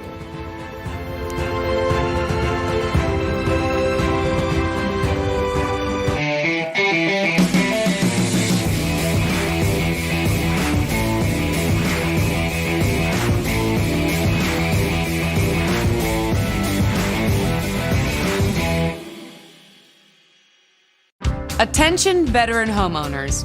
Today's record low mortgage rates have dropped even lower. Use your VA benefits now at New Day and save $250 a month, $3,000 a year. The VA Streamline Refi lets you shortcut the refinance process. There's no appraisal or income verification, and you don't have to spend a single dollar out of pocket. One call to New Day can save you $3,000 a year. Call 1-833-895-2801. If you're suffering from muscle cramps or muscle spasms, you need to try TheraWorks Relief. I've never seen a product that works as well for muscle cramps and muscle spasms. TheraWorks Relief really does work. Get TheraWorks Relief today. Available in stores everywhere. If you're on Medicare, remember, the annual enrollment period is here. The time to choose your coverage begins October 15th and ends December 7th.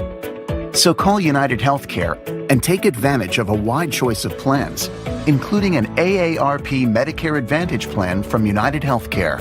It can combine your hospital and doctor coverage with Part D prescription drug coverage and more, all in one simple plan for a low monthly premium, or in some areas, no plan premium at all. Take advantage of $0 copays on all primary care doctor visits, all virtual visits, and all lab tests. Also get $0 copays for preventive dental care, $0 copays for routine hearing exams, and $0 copays for eye exams, plus free designer frames and prescription lenses. Now's the time to look at United Healthcare's variety of plans and let us help find the one that works best for you. Ask about PPO plans too. They let you see any doctor who accepts Medicare without a referral and pay in-network costs at home or traveling when you see doctors in the United Healthcare Medicare National Network. Take advantage of $0 copays on hundreds of prescription drugs at the pharmacy or by mail. In fact, last year, our Medicare Advantage plan members saved an average of over $7,200. And with Renew Active, enjoy a free gym membership with access to an extensive nationwide network of fitness locations, now including premium gyms.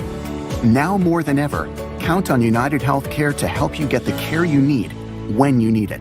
We can even help schedule appointments or find a specialist. Enrollment ends December 7th. Call United Healthcare or go online today. We make it easy to enroll too. It's time to take advantage of all the benefits of the only Medicare Advantage plans with the AARP name.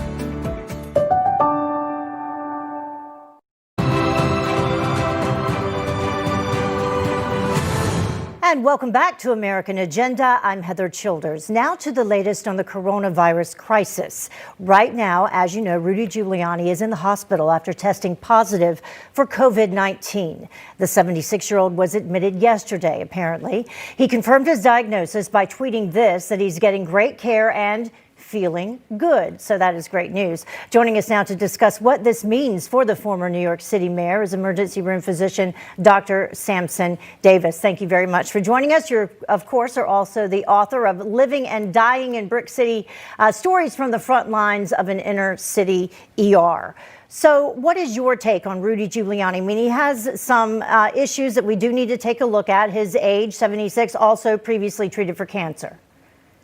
Yeah, I think, Heather, and those are the two biggest concerns right now. The fact that he's been treated for cancer before, as well as his age. And I think this is a very cautionary step and a very wise step for him to be in hospital and be monitored, where we can monitor his oxygenation. We also can give him antibodies, Regeneron, steroids, as well as, just monitor his overall breathing and his overall health. Mm-hmm. And take us now to the vaccine, because it's the other thing that has developed. Apparently, Dr. Fauci has gone on some programs and said that, in fact, even with the vaccine, you cannot be guaranteed immunity. Yeah, I mean, I think that, the goal is that it will guarantee immunity. We don't know quite sure because the vaccine hasn't been administered to millions of people to see if they mount antibodies. When you're given the vaccination, you're pretty much, you're treating the body, or you're having the body mount a response or develop antibodies that will fight off coronavirus. So therefore, when we test your blood in the future, we'll see if you have antibodies present. And that's the ideal concept. That's the same way it works for measles, mumps, all the vaccinations you have received throughout your childhood. It's sort of the same sort of philosophy here with the coronavirus vaccine, and that's the goal. But with Dr. Fauci, he's being very cautious in saying that we're not sure that's going to guarantee immunity because we just don't know quite sure as of yet. Mm-hmm. Are we being too cautious? I mean, some people are talking about how we had Operation Warp Speed. We were able to get this point, and now it seems like we're pulling the brakes, whereas the UK is gearing up for mass vaccinations ahead of us. Yeah, and we're not too far out of sync with the UK. We're probably a week or so away from administering the vaccine ourselves. But I think what we as Americans are not prepared for right now is another disappointment. We are ready to move forward, and we've been told to sort of hold still and wait. And a lot of us are suffering from COVID fatigue. We're just exhausted. So I think more important than anything else is that as a society, we don't want to disappoint people any longer. So we're just being very cautionary in what we deliver so that expectations do not mount higher than the reality of where we are. Mm-hmm. And speaking of being cautionary, going back to Rudy Giuliani being diagnosed with COVID-19, obviously we've seen him all over the place in terms of fighting for the president and for election integrity. People who were around him, do they need to be concerned? I mean, I would be. I saw some of the video footage and media clips of Giuliani, and he was not practicing social distancing. He was not wearing a mask, and it was some close engagements and conversations that took place. So I would definitely go get tested if I was in proximity with the mayor or in proximity with someone who was in proximity with the mayor. Mm-hmm. And I want to ask you a question about those tests as well. What are your thoughts on the test where you can get a result within 15 minutes? Yeah, I mean, with all the tests, we worry about the sensitivity and specificity. Basically, is the test going to tell me what it needs to tell me? If I'm truly negative, would it tell me I'm negative? And so what we worry about some of the at-home tests or the tests that's very rapid and fast is that the sensitivity isn't as accurate. But we're starting to see that the test modalities are improving. So now today's generation tests, believe it or not, are more sensitive than they were months ago. And that's going to continue that sort of same pattern as we move further along with the treatment of this virus and the approaches, the sensitivity and the specificity of this test is going to become more and more accurate. And that brings us relief that knowing that we're negative, we are truly negative. And if we're positive, we are truly positive. Yeah. What about the antibody test? So the antibody test is great because what that shows if you have had the virus before. As time goes on, if you had the virus, you will lose the antigen, or you will lose that mark in your blood saying that you've had the virus. But the antibodies shows that you've been exposed to the virus before and that you have these immune agents still ready, prepared to fight off the infection if you were to be reactivated or reintroduced to the virus again. So the thought is that the antibodies hopefully will last and sustain forever. So once you've been exposed, you have antibodies forever, and you'll always be able to defeat the coronavirus moving forward. You know, we have these reports of a surge in coronavirus cases across the country, but at the same time, specifically here in New York, just as an example, kids are going back into the classroom. What are your thoughts on that? You know, I struggle with this, but I think it's a right move in the right direction. I think the socialization of our children are at risk, that many students, unfortunately, are not getting the learning acumen that they need to have today, that we have some students who are going to drop out of school, unfortunately, because of the break and the delay of them interacting with each other. So I think if we are able to reintroduce the students at a sort of population control and test the students weekly, which we're going to do here in New York, I think these are key steps. And then we have to sort of do a wait and see approach. Hopefully, I think with the vaccine on the horizon and with this sort of approach, that this is the right step, and that we just maintain caution the way that we're doing now with social distance and wearing face masks. Yeah. Be smart and take responsibility. Dr. Samson Davis, thank you so much for joining us. We appreciate it, as always. Thank you. All right. And keep it here on Newsmax. Allegations flying that American companies are using slave labor in China. Congressman Ken Buck will discuss tonight on Spicer & Company, starting at 6 p.m. Eastern. And coming up, we'll be back with more of American Agenda right after this.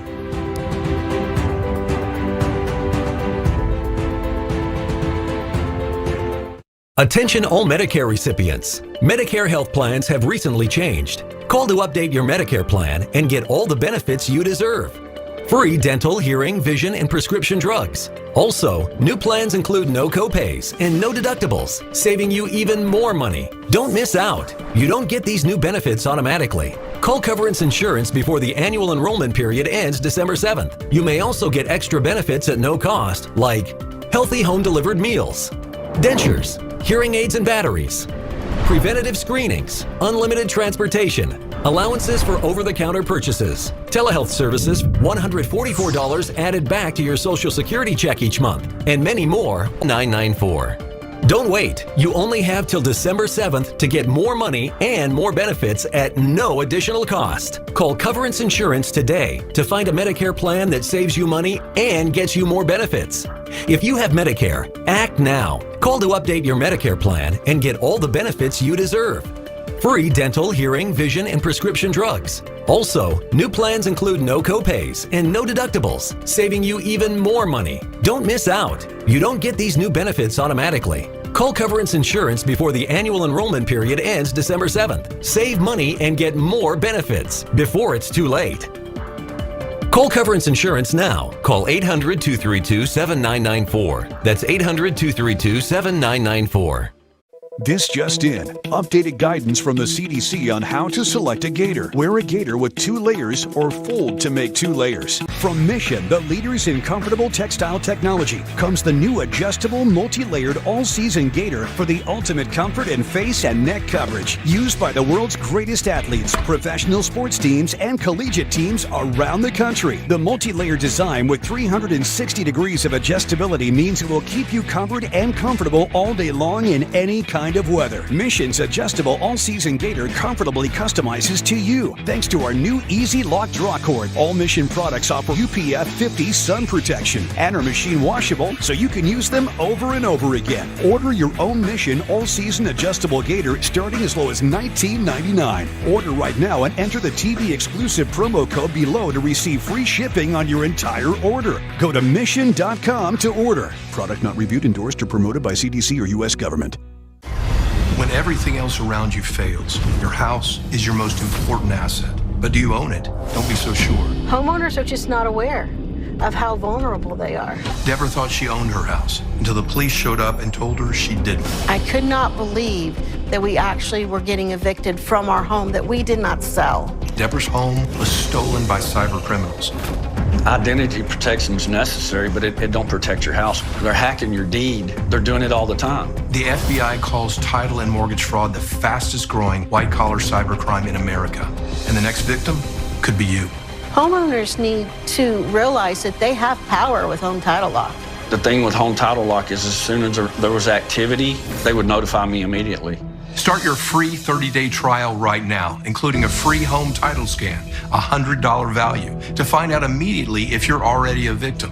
Go to HomeTitleLock.com or call right now.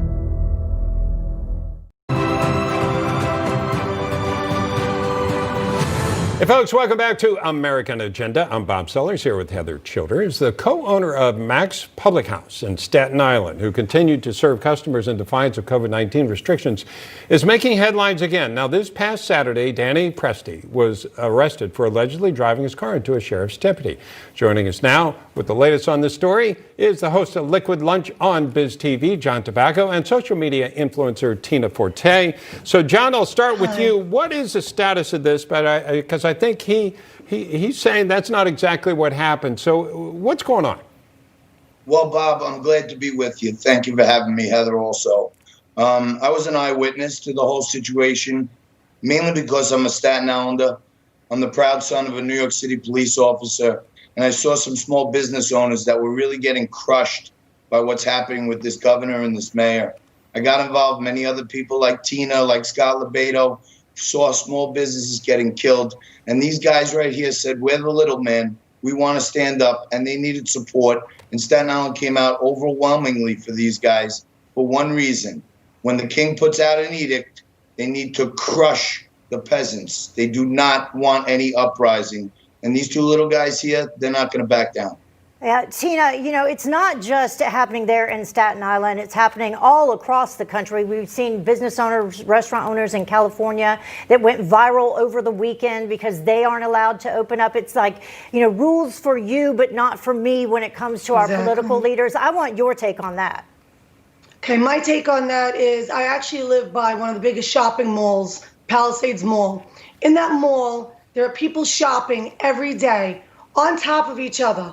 No social distancing. They're out every day. I was also in Manhattan yesterday, okay, where the lines, everybody was close together, no social distancing. So I feel small businesses are being victimized. These people, they just want their right to make an income, to live their life freely. They want to put a roof over their heads. They want to provide for their family. They are not allowing the small businesses to do that. I feel they are being victimized by not only Cuomo and de Blasio in New York, by all over the United States through other mayors and governors in cities and states. What do you think we should do, Tina, as a result, those of us that object to that closing down?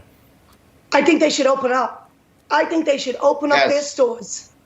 They need to open up their stores because you know what? They don't even provide statistics. They don't provide not one small business with a coronavirus or COVID case. Not one, okay? I saw Cuomo with Fauci on this morning. Fauci swings back and forth. One day you can wear a mask, one day you don't have to wear a mask from the very beginning of COVID. Okay, it has to stop. They have no set anything. They don't know what is going on. They have no idea what is going on. Yeah, meanwhile, small businesses are getting hammered by this. But the larger businesses seem to be able to succeed through all of this. Amazon, amongst some others. Yeah, John, you were agreeing with that, correct? That the small business owners should just rebel? Well, look, we're talking about a tale of two cities here. Like you said, Walmart announces $700 million in bonuses from all the money they made from the pandemic. And at the same time, we have two guys who are trying to run a business getting arrested for trying to make $100. So at some point, the oppressors put too much pressure and the peasants rise up. In New York, it seems, when the peasants rise up, the people get crushed again by the long arm of the governor's law. And I want to be clear. I'm the son of a New York City police officer. The men and women that go out there on the sheriff's department, they have a hard job. It's collecting taxes and serving violations. It's not arresting people in the street. So they're putting untrained soldiers out there to be the henchmen of the governor, and things go wrong. I think you're going to find out that a lot of what they're saying about these guys is wrong, and they're just good, blue-collar, young, hardworking Americans. Yeah, we got about 15 seconds, Tina. What do you want people to do? Well, I want people to open up their businesses because Cuomo, in his own words, said the owner is learning that actions have consequences. Yeah. Where were the consequences when there were lockdowns, when BLM was burning and rioting and looting these same small businesses? There were no consequences for them. People, open up your stores. Open up your businesses. Yeah. Okay, and thanks for not tagging it out as you normally do, Tina. But we know it's there. We're thinking it. So thank you. Thank you, John Tobacco, Tina Forte. We'll be back with more of American Agenda after this. Thank you. Take care. News breaks every minute, every day. You need the app, the Newsmax app. Find it free on your smartphone store. Then watch us anytime, anywhere. Attention! Today is the final day of the Medicare open enrollment period. I have Medicare. I have Medicare too. The Medicare and Prescription Drug Plan annual enrollment period is ending today. Call now for a free Medicare benefits review. Don't miss the deadline. Are you wondering how the COVID-19 pandemic may impact your Medicare plan? To ensure your safety, new and expanded benefits are now available, including free meal delivery, free prescription drug delivery, at-home telehealth, and much more. Call the number on your screen now to see if you qualify. And you may also qualify to get up to $144 added back to your Social Security check every month. Just call 800-615-9178 now. Get a free Medicare benefits review and see if you're eligible for new Medicare plans with Medicare-approved benefits including dental, vision, hearing, and prescription drug coverage. What additional benefits can I get with a Medicare Advantage plan? New Medicare plans may include free eyeglasses, free hearing aids, free meal delivery, free prescription drug delivery, and much more. You may also qualify for a plan with $0 premiums, $0 deductibles, and no copays. Call now. Today is the final day of open enrollment. Just call 800-615-9178 now to see if you qualify. How can I make sure that I'm getting the benefits that I deserve? All it takes is one fast and easy phone call. Just call the toll-free number on your screen now to see if you qualify for new Medicare plans that may include free eyeglasses, free hearing aids, free meal delivery, free prescription drug delivery, expanded at-home telehealth visits, and much more. And you may also qualify to get up to $144 added back to your Social Security check every month. Make sure you're getting the benefits you deserve. Call now. Open enrollment ends today. I want these new benefits. I'm calling right now. There is no obligation to enroll. The call and Medicare benefits review are absolutely free. Just call 800-615-9178 now. That's 800-615-9178. Hi folks, Joe Namath here, and if you're on Medicare, today is one of the only days of this year you can update your coverage and benefits.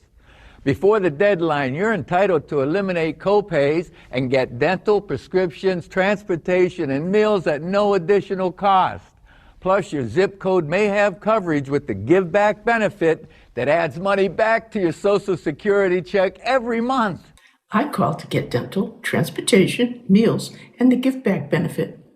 They helped me so much. With this virus situation, I called to get everything I'm entitled to.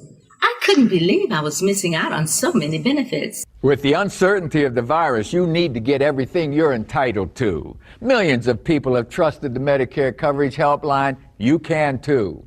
Don't miss the deadline. Call now. It's free. Call 1-800-608-9900.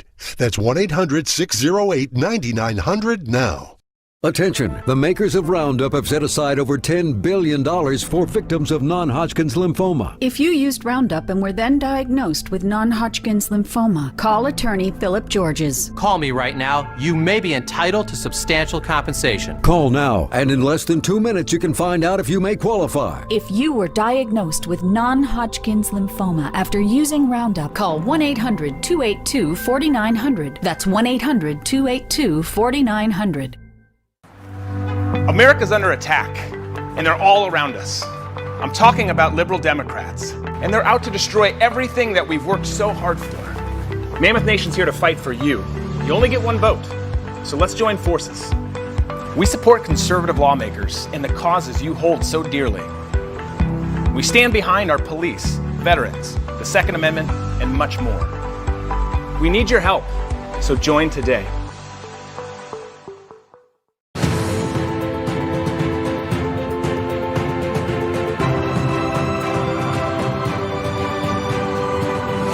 Hey folks, welcome to the second hour of American Agenda. I'm Bob Sellers. And I'm Heather Childers. Thanks for sticking around or joining us. You know, President Trump held a huge rally in Georgia over the weekend, stirring up his base, encouraging his supporters to get out and vote.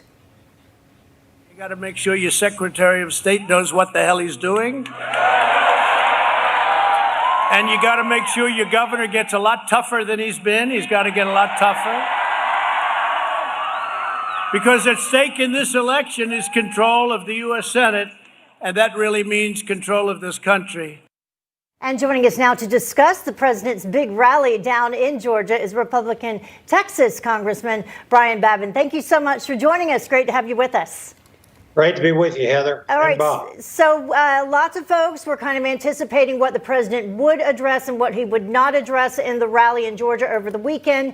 Did he discuss everything that you wanted him to discuss? Did he stress enough the importance to get out and vote? Absolutely, because we're being told by some folks that it doesn't do any good for Republicans to get out and vote. And I understand. We are all very discouraged and frustrated by what we've seen in the November 3rd national elections. But the absolute worst thing we could do would be to try to boycott this election that is so important that we maintain our control and our majority in the United States Senate. It would be suicidal for Republicans to boycott this. Every Republican needs to get out and vote. And yes, I have lost my confidence in our national elections. We have seen some of the worst stuff that I believe I've ever seen in my life. We're being told we've got to disbelieve our own eyes when we see the video that went on, some of the things that went on in the ballot counting in Georgia. And so we absolutely have got to get out and vote. And the president did a great job, I think, articulating his argument and why this thing needs to be scrutinized. This is not over yet. Congressman, I know also there have been questions about the voting machines, and you all there in Texas chose not to use the voting machines they used elsewhere around the country. Tell me why that is. Absolutely. I've read the reports. Dominion systems were scrutinized. They were tested by an IT team in the state of Texas, and at least on two different occasions, they voted and declared it was not certifiable, and so we did not use Dominion, and it was too full of the possibilities of error, whether it was on purpose or whether it was just an inadvertent error. And I'm glad that Texas did not use that. We've seen so many problems with it. And I'm very glad that Texas was strong enough to stand up. We had a great team and scrutinized it, as I said, and turned it down. Yeah, and apparently in Georgia, they knew about the problems, but they went with Dominion because Dominion offered the bid that was lesser in terms of how much it would cost to start using their machines. I do want to ask you there in Texas something that you unveiled, this Must Be Alive to Vote Act. And it seems like common sense, and it's unfortunate that you actually have to do this. Tell us about it.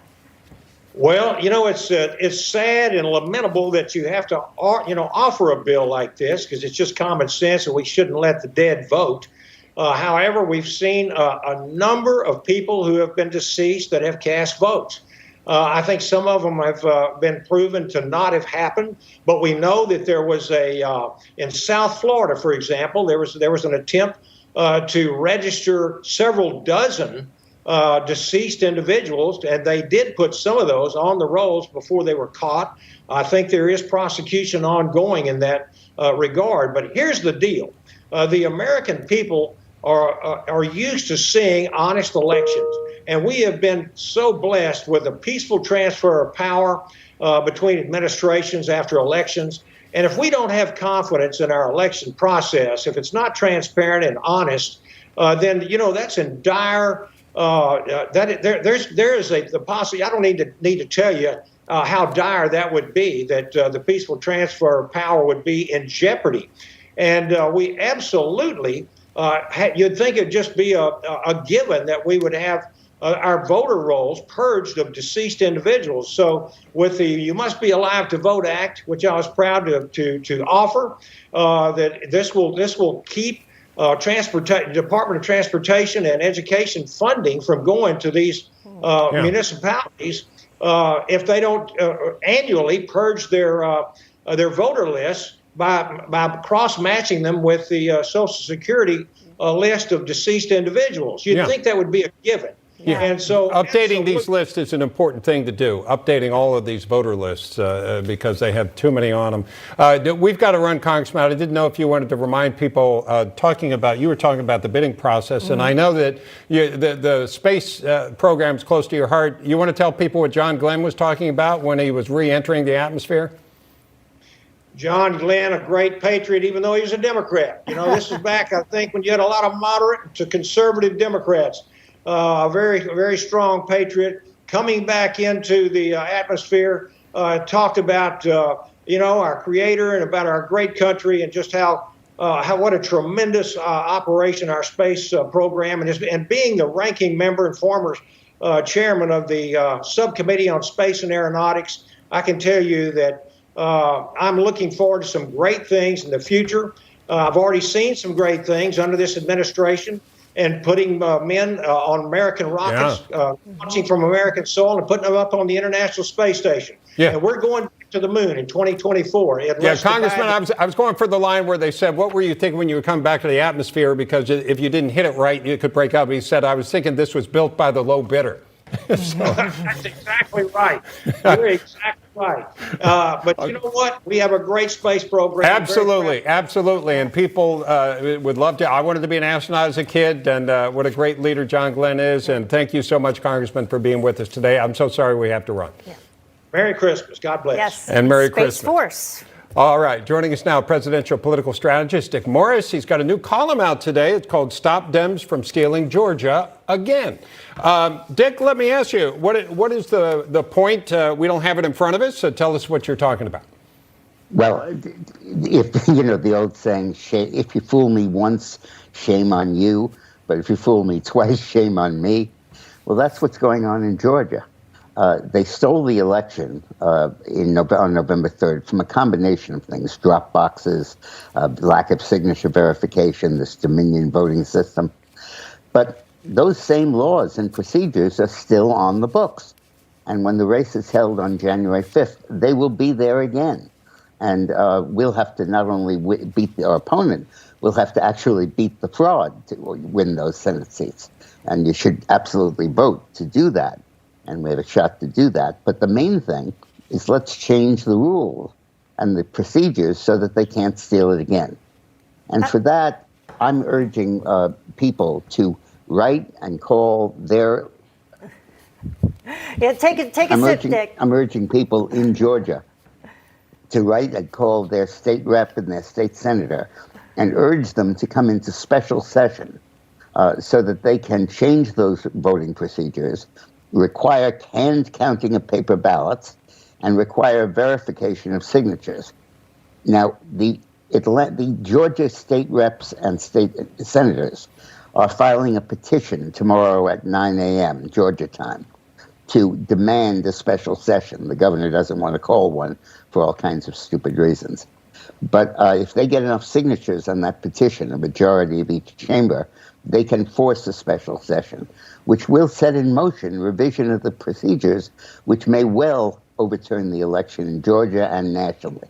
This is kind of one of our last best hopes. I just want to urge people in Georgia who are listening to this to go to tpp.us, that's Tea Party Patriots, tpp.us/Georgia Rep, Georgia REP. Dick, just That'll to give you jump the in, name of your legislator and contact info. I do But want you do to. it. I do want you to clarify this for us, because this is a question that I had. And just going back to the signature audit, when they did the hand recount, that did not involve a signature audit. Is that correct? And if it did not, then this hand recount, would that potentially include the illegally cast votes by people who were dead, over 10,000 of them, those cast by unregistered voters and things like that? Yeah. Heather, they're separate issues. The verification of the eligibility of the voter is being done through Dominion software, which is such a screwed up system and biased against us. So we want to replace that with hand tabulation of the votes, which is very reliable. The other issue is verification of signatures. And what happened is the current governor, Brian Kemp, when he was Secretary of State, entered into a consent decree with the Democratic Party to agree not to verify signatures, literally, to not look at them and not verify signatures. And that was because the Democrats claimed that that was suppression of minority votes. So that's ridiculous. So what we need to do is the legislature needs to be called into special session in Georgia to, number one, get rid of Dominion, number two, overcome that consent decree, And number 3, take back the power to name electors. Right. This is probably the most important step we'll be doing all year. And so far, the please governor... go to tpp.us/Georgia rep to find the name and contact info for your rep and your senator. And for God's sakes, call him before the end of the day. Yeah, that because the governor has already said that he's not going to call a special session. We'll see if he changes his mind this time around. Right. Dick, thank you very much for joining us. We're out of time, though. We appreciate it. And remember, you can get Dick's up-to-the-minute news by going to dickmorris.com and subscribing for free. And keep it right here on Newsmax. Tonight, Georgia Senator David Perdue will talk about his tight race in the Peachtree State with Sean Spicer on Spicer & Company. That's starting at 6 p.m. Eastern. And coming up, we'll be back with more of American Agenda right after this. Remember the old days? You knew the teller, they knew you, and paying with cash was normal. Now, federal rules require your bank to make reports on you.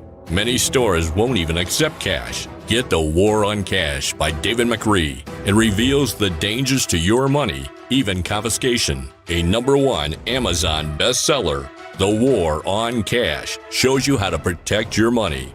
Get the free offer now. If you're on Medicare, remember, the annual enrollment period is here. The time to choose your coverage begins October 15th and ends December 7th. So call United Healthcare and take advantage of a wide choice of plans, including an AARP Medicare Advantage plan from United Healthcare. It can combine your hospital and doctor coverage with Part D prescription drug coverage and more, all in one simple plan for a low monthly premium, or in some areas, no plan premium at all. Take advantage of $0 copays on all primary care doctor visits, all virtual visits, and all lab tests. Also get $0 copays for preventive dental care, $0 copays for routine hearing exams, and $0 copays for eye exams, plus free designer frames and prescription lenses. Now's the time to look at United Healthcare's variety of plans and let us help find the one that works best for you. Ask about PPO plans too. They let you see any doctor who accepts Medicare without a referral and pay in-network costs, at home or traveling, when you see doctors in the United Healthcare Medicare National Network. Take advantage of $0 copays on hundreds of prescription drugs at the pharmacy or by mail. In fact, last year, our Medicare Advantage plan members saved an average of over $7,200. And with Renew Active, enjoy a free gym membership with access to an extensive nationwide network of fitness locations, now including premium gyms. Now more than ever, count on United Healthcare to help you get the care you need when you need it. We can even help schedule appointments or find a specialist. Enrollment ends December 7th. Call United Healthcare or go online today. We make it easy to enroll too. It's time to take advantage of all the benefits of the only Medicare Advantage plans with the AARP name. Would you like to put something made in America under the tree this Christmas? You can by choosing a rifle or shotgun from Henry Repeating Arms. They're made in America or not made at all. Reliable, affordable, and backed by a lifetime guarantee. More than 200 models to choose from. Something for everyone on your list. We invite you to order a free gift guide. We'll even send you 2 free decals for stocking stuffers. Call the number on your screen or visit henryusa.com.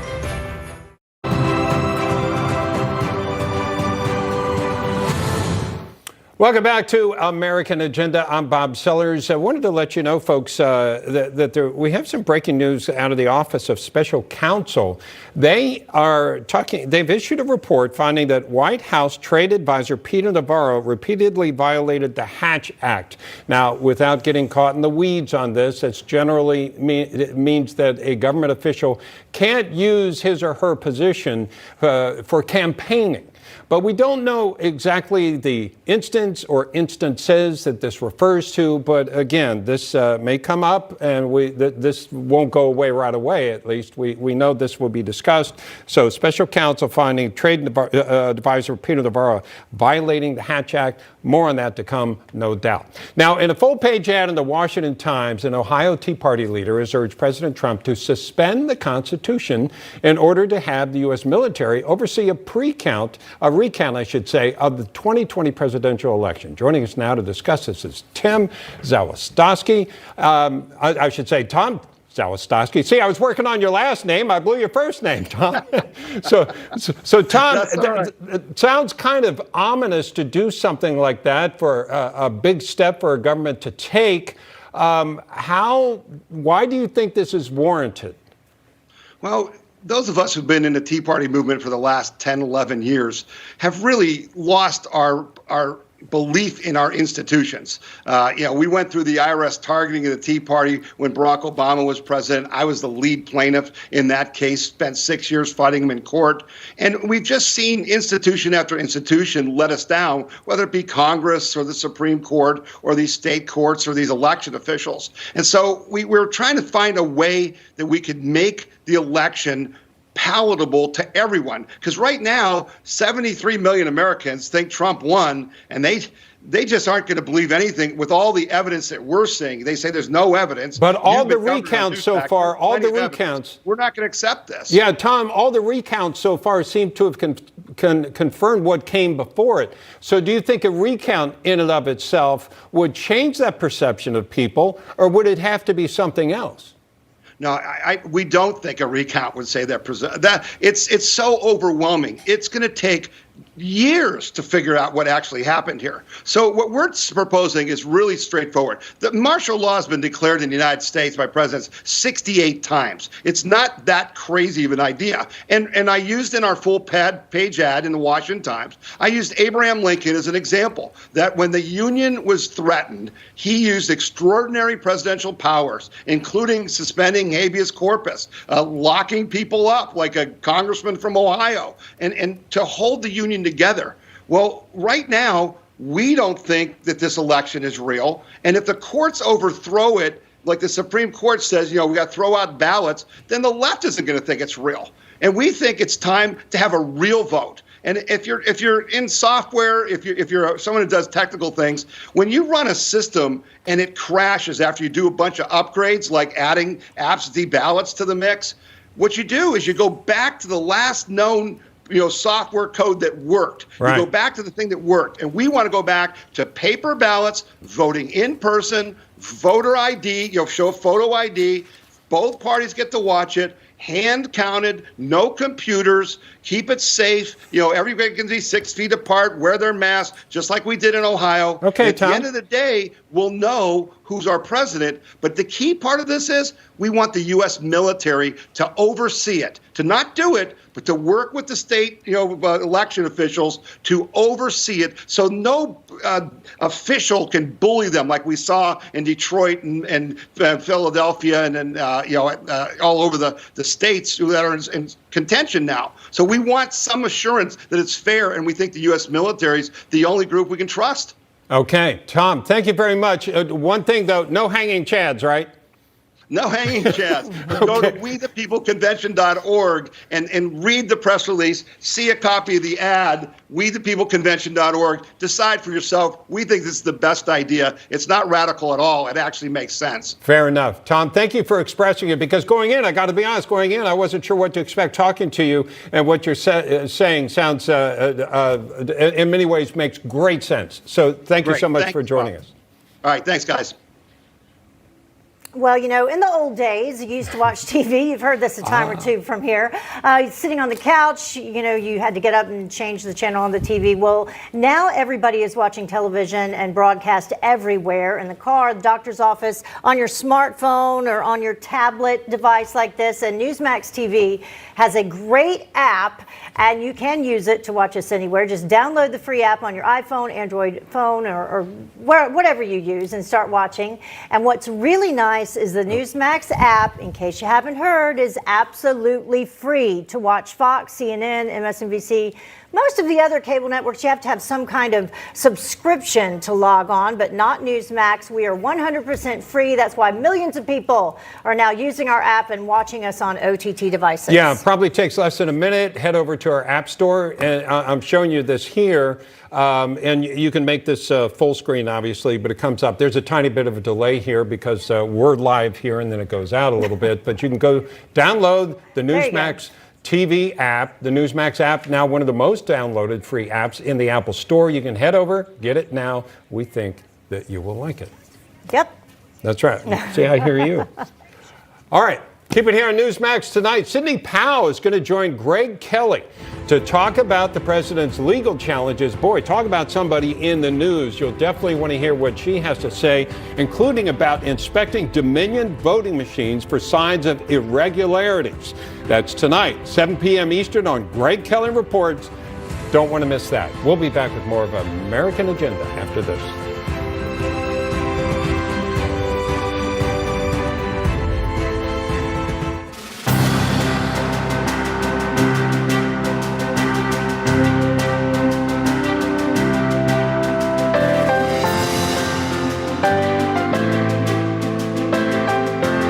Somewhere I read of the freedom of assembly. Somewhere I read of the freedom of speech. Somewhere I read of the freedom of press. Somewhere I read that the greatness of America is the right to protest far right. Like anybody, I would like to live a long life. Longevity has its place. But I'm not concerned about that now. I just want to do God's will. And He's allowed me to go up to the mountain.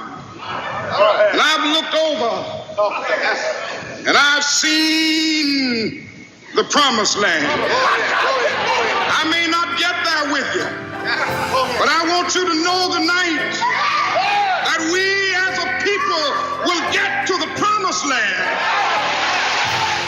Mine eyes have seen the glory of the coming of the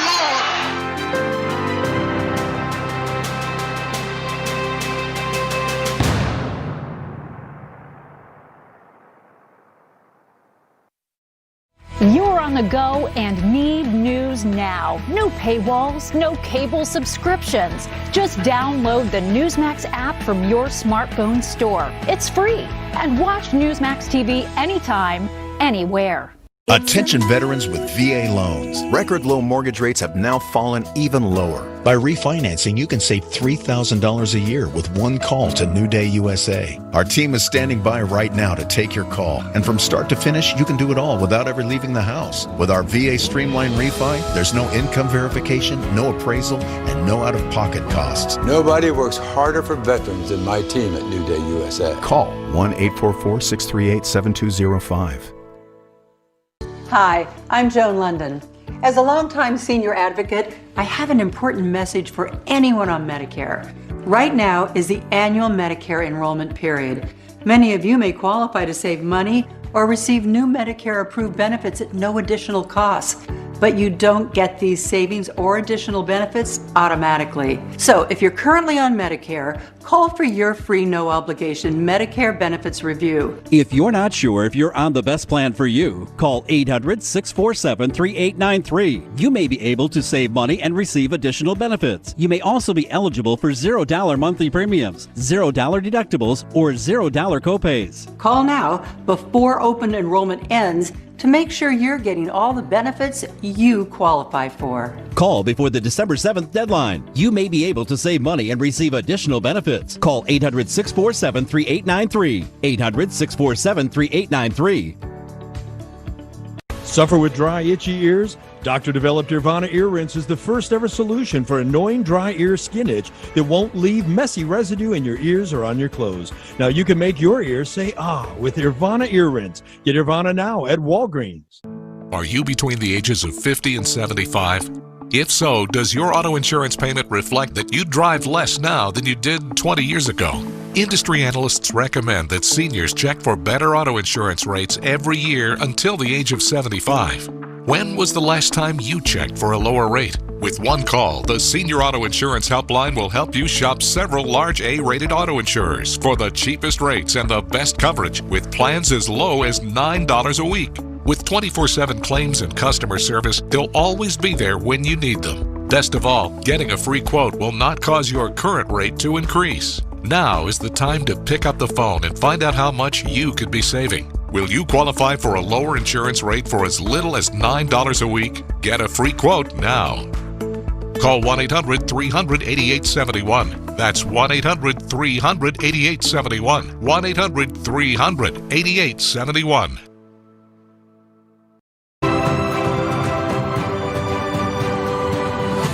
Welcome back to American Agenda. I'm Bob Sellers here with Heather Childers. Legal scholar Dr. John Eastman, a senior fellow, Claremont Institute, believes that state legislatures in states where voter fraud allegations are rampant can and should select new presidential electors. The former dean of Chapman University School of Law, Dr. Eastman himself, joins us now to explain why he feels that way.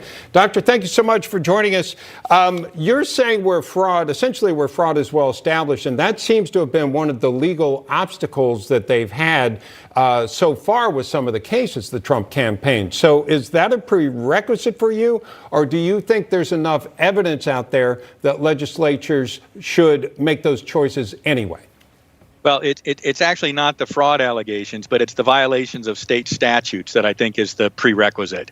Okay. The federal Constitution clearly gives the legislatures of the state the plenary power to determine the manner for choosing electors.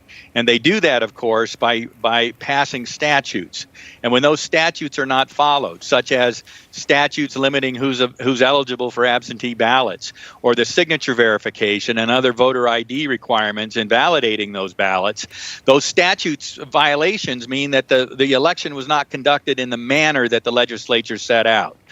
And in that context, both the Article 2 of the federal Constitution and also Section 2 of Title 3 of the United States Code authorized the state legislatures to reclaim their plenary power to determine the manner for choosing electors. So just to get to the bottom line, what I'm hearing you say, that it is constitutional under that example where they have violated the state statutes. It is constitutional for legislators to circumvent electors? Well, not circumventing electors. We have an election that was invalid. They had the full authority to determine how that election was to be conducted. And they do that by statutes. And when those statutes are ignored by elected officials of the states, we have an invalid election. By the way, this is exactly what the Florida legislature was prepared to do in 2000 before the Supreme Court made it unnecessary. They had passed a statutory scheme that their state Supreme Court was ordering to be violated.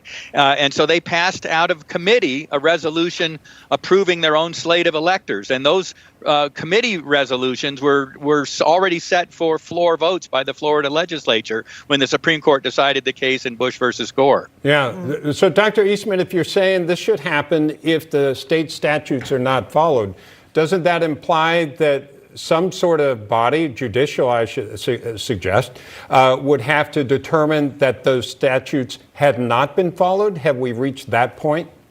No, this is one of those rare cases where the ultimate authority is assigned to somebody other than the judiciary. The Supreme Court in a case, 1892 case called McPherson versus Blecker, said even if a state constitution had said that they have to choose electors by a popular vote, the state legislature still had power to ignore that and choose the electors themselves. Because the plenary power is vested in the legislature of the state to determine the manner for choosing electors. And if they deem that their state statutory scheme was violated, I believe that's sufficient. All right. Well, Dr. Eastman, thank you so much for joining us. We appreciate it. And to give us a little different perspective on this matter, joining us now to discuss potential recounts and to share his opinion on selecting new presidential electors is distinguished university professor at Touro College, Thane Rosenbaum. Thank you for joining us. You heard what Mr. Eastman just had to say there. What's your take? Well, I don't disagree with Professor Eastman. From the very beginning, we have thought Justice Alito And Justice Kavanaugh had said over the last several months that they were concerned that the general rule under the Constitution that state election officials are not allowed to unilaterally change election laws, it must be done by the state legislature, presented a constitutional argument, which is essentially what Professor Eastman has said. There's also an argument, an equal protection argument, if the Supreme Court ever took the case, which is to say there seems to be two different standards of voting. You got treated very differently if you showed up in person with your ID versus if you mailed it in, right? Because you have very different standards of verification of who you were. You could send in your cousin's ballot, but you really couldn't show up and pretend you were your cousin if you showed up in line on election day. The Supreme Court, unfortunately, hasn't heard this. The one thing I would say about what the professor just said is that it's never been tested before. We've never done it. This is a 19th century statute called the Electoral Count Act. It may also be true that in some states, it's not even the legislature that holds the plenary power, even in spite of what the statute said. It's the governor who gets to decide the slate of electors. Look, the president's campaign team, legal team, has always looked, their biggest Hail Mary was for the Supreme Court, and they're just not getting there. So this is another route that the professor has pointed out. It's a legitimate route, but it's been legally untested in the history of this country. Yeah. I mean, I would just go ahead, Bob. Sorry. I was going to ask, I studied government in college and some constitutional law, but not the expert you are, which is why we're asking you, not me. But I was curious, it seems though the Electoral College was designed to actually give another layer so you don't have the passions of the majority making a bad decision on a vote. So the Electoral College would say, yeah, well, that was crazy. We're going to make this decision. But I don't recall the Founding Fathers and the Federalist Papers or the rest just saying, well, and then forget about the Electoral College. Now we're just going to let state legislatures make that decision. I mean, maybe I'm wrong on that. I don't know. Well, remember, the first few elections, we didn't have popular votes. It was done by members of Congress. So that makes it very different. The way it got interpreted, Bob, and you're quite right, it didn't start out that way. The way it got interpreted is that the Electoral College, the delegates for each state, would vote the will of the people, the popular will of the people. And in order to do what this Professor Eastman just said, under the statute, is if the state legislature argues that our state election was a failure. Again, they never told us what failure means. But if it's, quote, a failure, we can substitute our own slate of electors. Right, and that was sort of the concession that was operating here, and it was a way to put a check on the possibility that if, in fact, the will of the people can't be determined. And I suspect what the Trump legal team would say is, with all these voter verification problems, the relaxing of standards, the altering of ballots, the overlooking of defects, the sealing of envelope problems, the discrepancies in the rejection rates, this constitutes failure.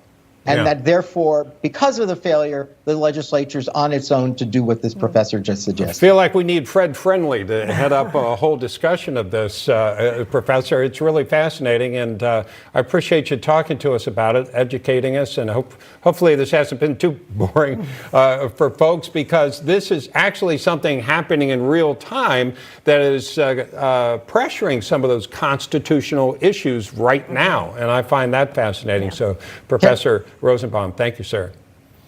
Thank you both. All right, keep it here on Newsmax. Coming up at 5 p.m. Eastern, Trish Regan is going to join Chris Salcedo to discuss the impact of new shutdowns in liberal states on the local and national level. That's tonight on the Chris Salcedo Show. Don't want to miss that. That'll be very interesting. And also, hope it'll be very interesting coming up next, also on American Agenda.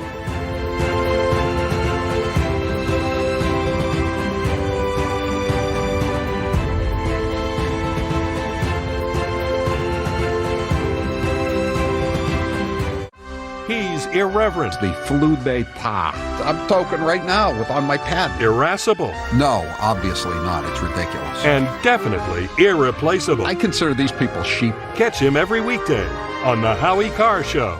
Hi, folks. Joe Namath here. And if you're on Medicare, this is important.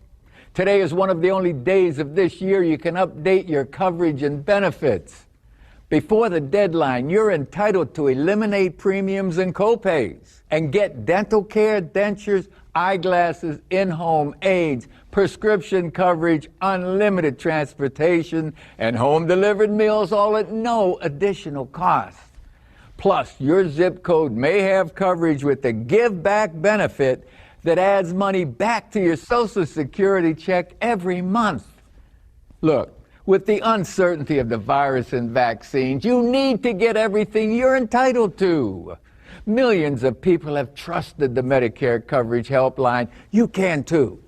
Don't miss the deadline. Call now. It's free. Call 1-800-608-9900. That's 1-800-608-9900 now.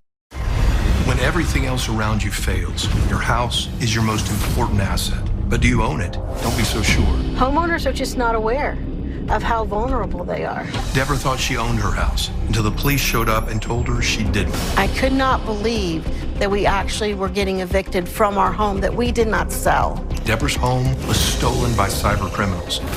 Identity protection is necessary, but it don't protect your house. They're hacking your deed. They're doing it all the time. The FBI calls title and mortgage fraud the fastest growing white-collar cybercrime in America. And the next victim could be you. Homeowners need to realize that they have power with Home Title Lock. The thing with Home Title Lock is as soon as there was activity, they would notify me immediately. Start your free 30-day trial right now, including a free home title scan, a $100 value, to find out immediately if you're already a victim. Go to HomeTitleLock.com or call right now. Attention, the makers of Roundup have set aside over $10 billion for victims of non-Hodgkin's lymphoma. If you used Roundup and were then diagnosed with non-Hodgkin's lymphoma, call attorney Philip Georges. Call me right now. You may be entitled to substantial compensation. Call now, and in less than 2 minutes you can find out if you may qualify. If you were diagnosed with non-Hodgkin's lymphoma after using Roundup, call 1-800-282-4900. That's 1-800-282-4900. This season, easily turn memories on your phone into the perfect holiday gift at myphoto.com. Delivered to your door in just 5 days and arrives in a beautiful gift box. Go to myphoto.com for 20% off your first order. That's myphoto.com.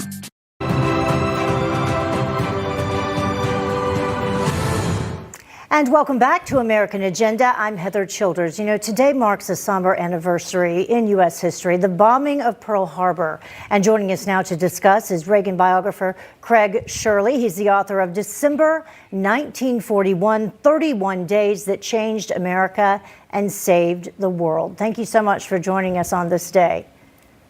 Thank you, Heather. Good to be with you. And so given everything that we've been discussing thus far in this particular program and everything going on in the world and our country specifically, what lessons do you think are most important for people to remember on this day that they can relate to what we're going through? I don't know where to start. America changed radically on the afternoon of December 7th, 1941. We went instantly from an isolationist country to an internationalist country. Everything changed in terms of economics.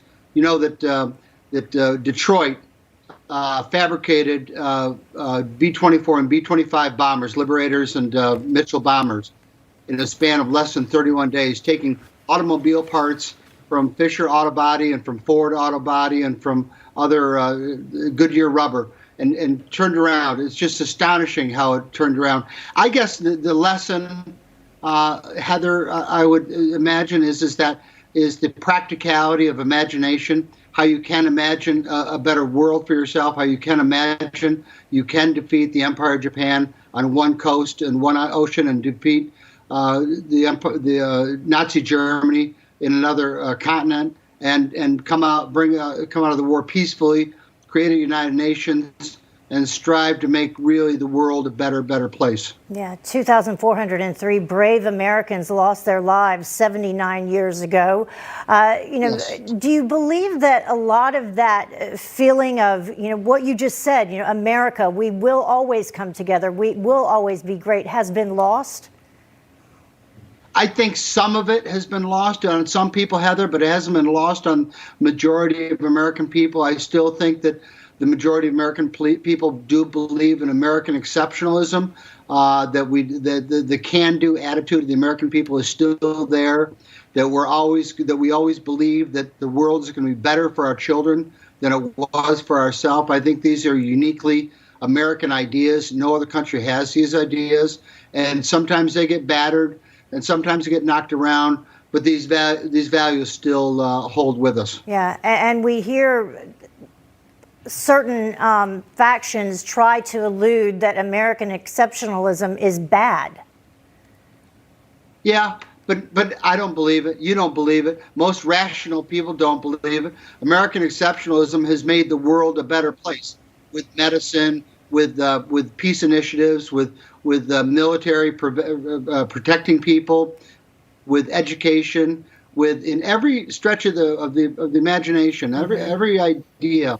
Every concept, the presence of America has made the world a better place. So you can point to very few instances, Vietnam maybe, where American presence didn't succeed, but our intentions were good. Our intentions were honorable. Is that in Vietnam we wanted to create a thriving democracy, and eventually it did turn out that way. It just took a little bit longer. Important to remember all of those lessons on this day and every day. Craig Shirley, thank you so much for joining us. We appreciate it.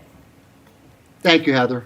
Well, as we mentioned earlier, the UK is gearing up for mass COVID-19 vaccinations. Officials say that people can start getting the first batch of the Pfizer vaccine tomorrow. So all eyes will be on the UK to see how this rollout goes, since it is the first to happen in the world. London correspondent Ollie Barrett has those details. Bob, a significant moment for the UK on Tuesday as the Pfizer-BioNTech vaccine starts to be rolled out in the UK. Hospitals up and down the country have been receiving doses, and there's a priority list in terms of who gets the vaccine first, and that includes the elderly, people who live in care homes, and also people who work in Britain's National Health Service. The way it'll work for many people is they'll be given a notice by their local hospital or doctor that they're being offered a jab. Many of those people over 80 who are in hospital anyway for an outpatient appointment or are being discharged from hospital will be given a jab while they are there before they go home. The government warning, though, that it's not clear how many doses it will receive this year. It hopes to receive millions of the doses that it's already ordered. 800,000, though, in the first batch, and that, of course, is only enough to vaccinate 400,000 people. The polls suggest there will be high take-up of this vaccine, which is not compulsory in Britain. There was some anger among British officials last week when Dr. Fauci appeared to question how quickly the British regulators had moved to approve the Pfizer-BioNTech jab. He rode back from those comments, and regulators here who are independent of politicians say that they have been rigorous in their safety checks of this vaccine ahead of the rollout, which, as I say, starts on Tuesday. All right, whether to get the jab or not. Thank you, Ollie. Over the last few weeks, the country has been seeing more and more states implement lockdown procedures to try to tackle the rise in coronavirus cases. But people all over the country, especially California, have been protesting against those measures. So are these lockdowns actually helping us, or do they have the potentially put us in more harm's way? Joining us now to weigh in is critical care physician Dr. Roger Svelte. Doctor, tell us whether lockdowns work. And I guess we have to put into the equation, at least I do, how important having a thriving business is if that gets killed, or the psychological effect of these lockdowns, including on children. Yeah, it's always in life. There's always a risk and a benefit, Bob. Heather, thanks for having me on.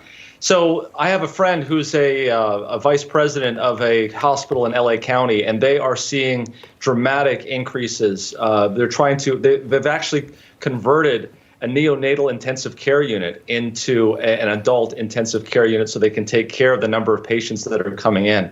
So what is it that they do? We know how this virus spreads. And so on one hand, you can understand why they want to limit the spread of this disease, because if you, God forbid, get in a car accident or you need elective surgery or something else, you're not going to be able to get it at this point. And from the moment that you make the change, it takes about 2 weeks for that change to actually show up. But on the other hand, I can understand businesses need to continue. People need to see people. And so it's not a slam dunk question. It's more of a lesser of two evils at this point. Yeah. You know, as a critical care physician, two questions that I wanted to ask. One, do ERs keep their facilities at full capacity normally? And then two, do hospitals, do they receive more funding if they have more COVID patients? Yeah, in terms of that second question first, in terms of funding, it really depends. The hospital that I work at is a lot of the patients are capitated. So what that essentially means is the hospital gets a certain amount of dollars per year for a certain amount of patients that they have to take care of. And so it's really up to them to make sure that the least amount of patients are admitted to their hospital because it comes out of their pocket. There are other hospitals that are fee for service. Just down the street, there's a completely different type of hospital which gets paid for the amount of days that the patient stays in the hospital.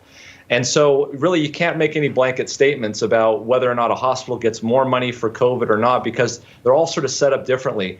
Going back to your first question, in terms of COVID, our hospital and just about all the hospitals have really shut down in terms of elective surgeries, have shut down in terms of outpatient things. There's no visitors that are allowed in the hospital. And that's because we're trying to really basically make room for as many ICU beds as possible, as many ventilators. I will say this round, there seems to be more patients who are on the floor, what I mean to say is lower acuity, and we seem to be doing a better job. Maybe it's because we have medications this time around on keeping those patients down. All right. That's great. We'll take it. That's great. And hopefully that trend continues. Dr. Schwelt, thank you so much for joining us. We appreciate it. And keep it right here on Newsmax. Fourth Watch founder Steve Crocker takes the mainstream media to task on Spicer and Company starting at 6 p.m. Eastern. You won't want to miss it. And coming up, we'll be back with more of American Agenda after this.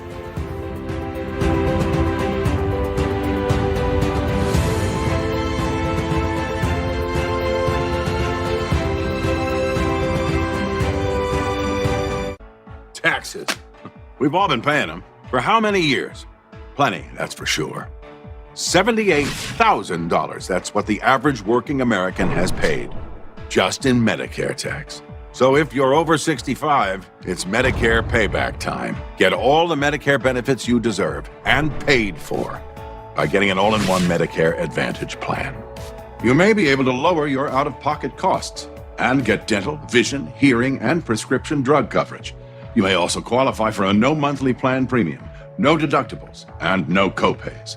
Get a Medicare Advantage plan that will save you money and get you more benefits today. Call Coverance Insurance to get what you deserve now. Call 800-664-9486. That's 800-664-9486. Medicare Advantage plans may save you money and provide you with extra benefits, like in-home support and personal helper, alternative medicine like acupuncture, pest control, home modification like bathroom rails and wheelchair ramps. Call Coverance now to find out what you deserve. Call 800-664-9486. That's 800-664-9486. You see, the good people at Coverance are on your side.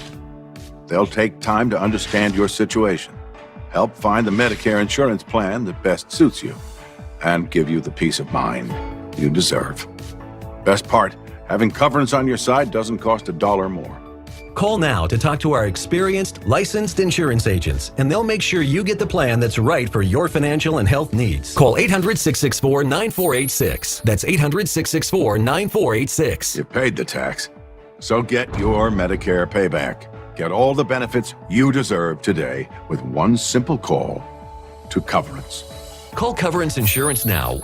Call 800-664-9486. That's 800-664-9486. It's payback time. Let's get ready for home appliance repairs.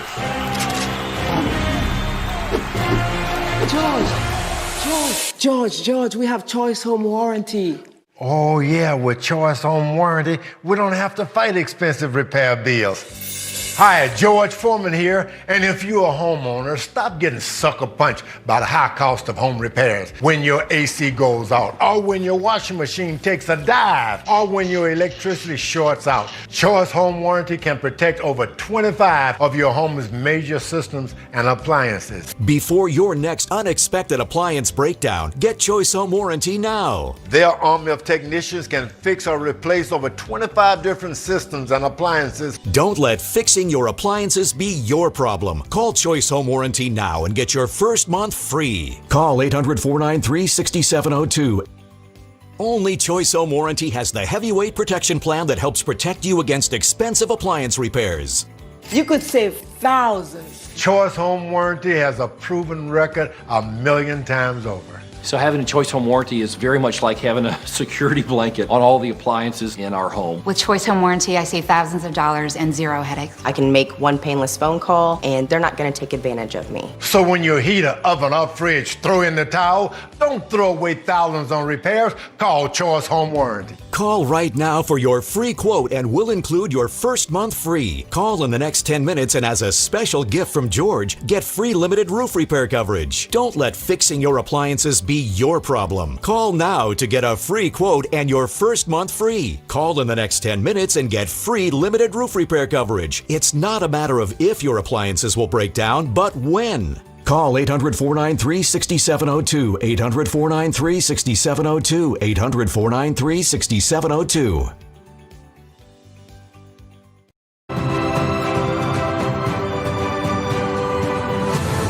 And welcome back to American Agenda. I'm Heather Childers along with Bob Sellers. Most of California is under sweeping new lockdowns in an urgent attempt to curb the rapid rise of coronavirus.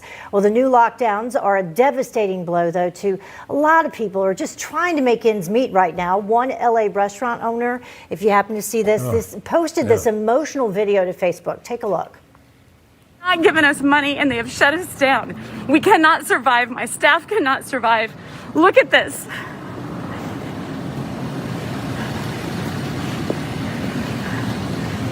Tell me that this is dangerous. Yeah, and then she pointed up the street. Yeah, you got to show the rest of it. Yeah, up the street, a movie set right was across, allowed. Like feet away. They were allowed to set up something very similar. That deemed legal, but she was deemed illegal.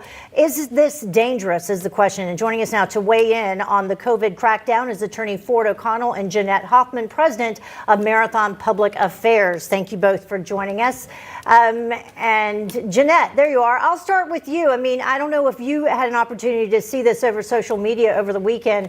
This restaurant owner just crying and begging and saying, this is not fair.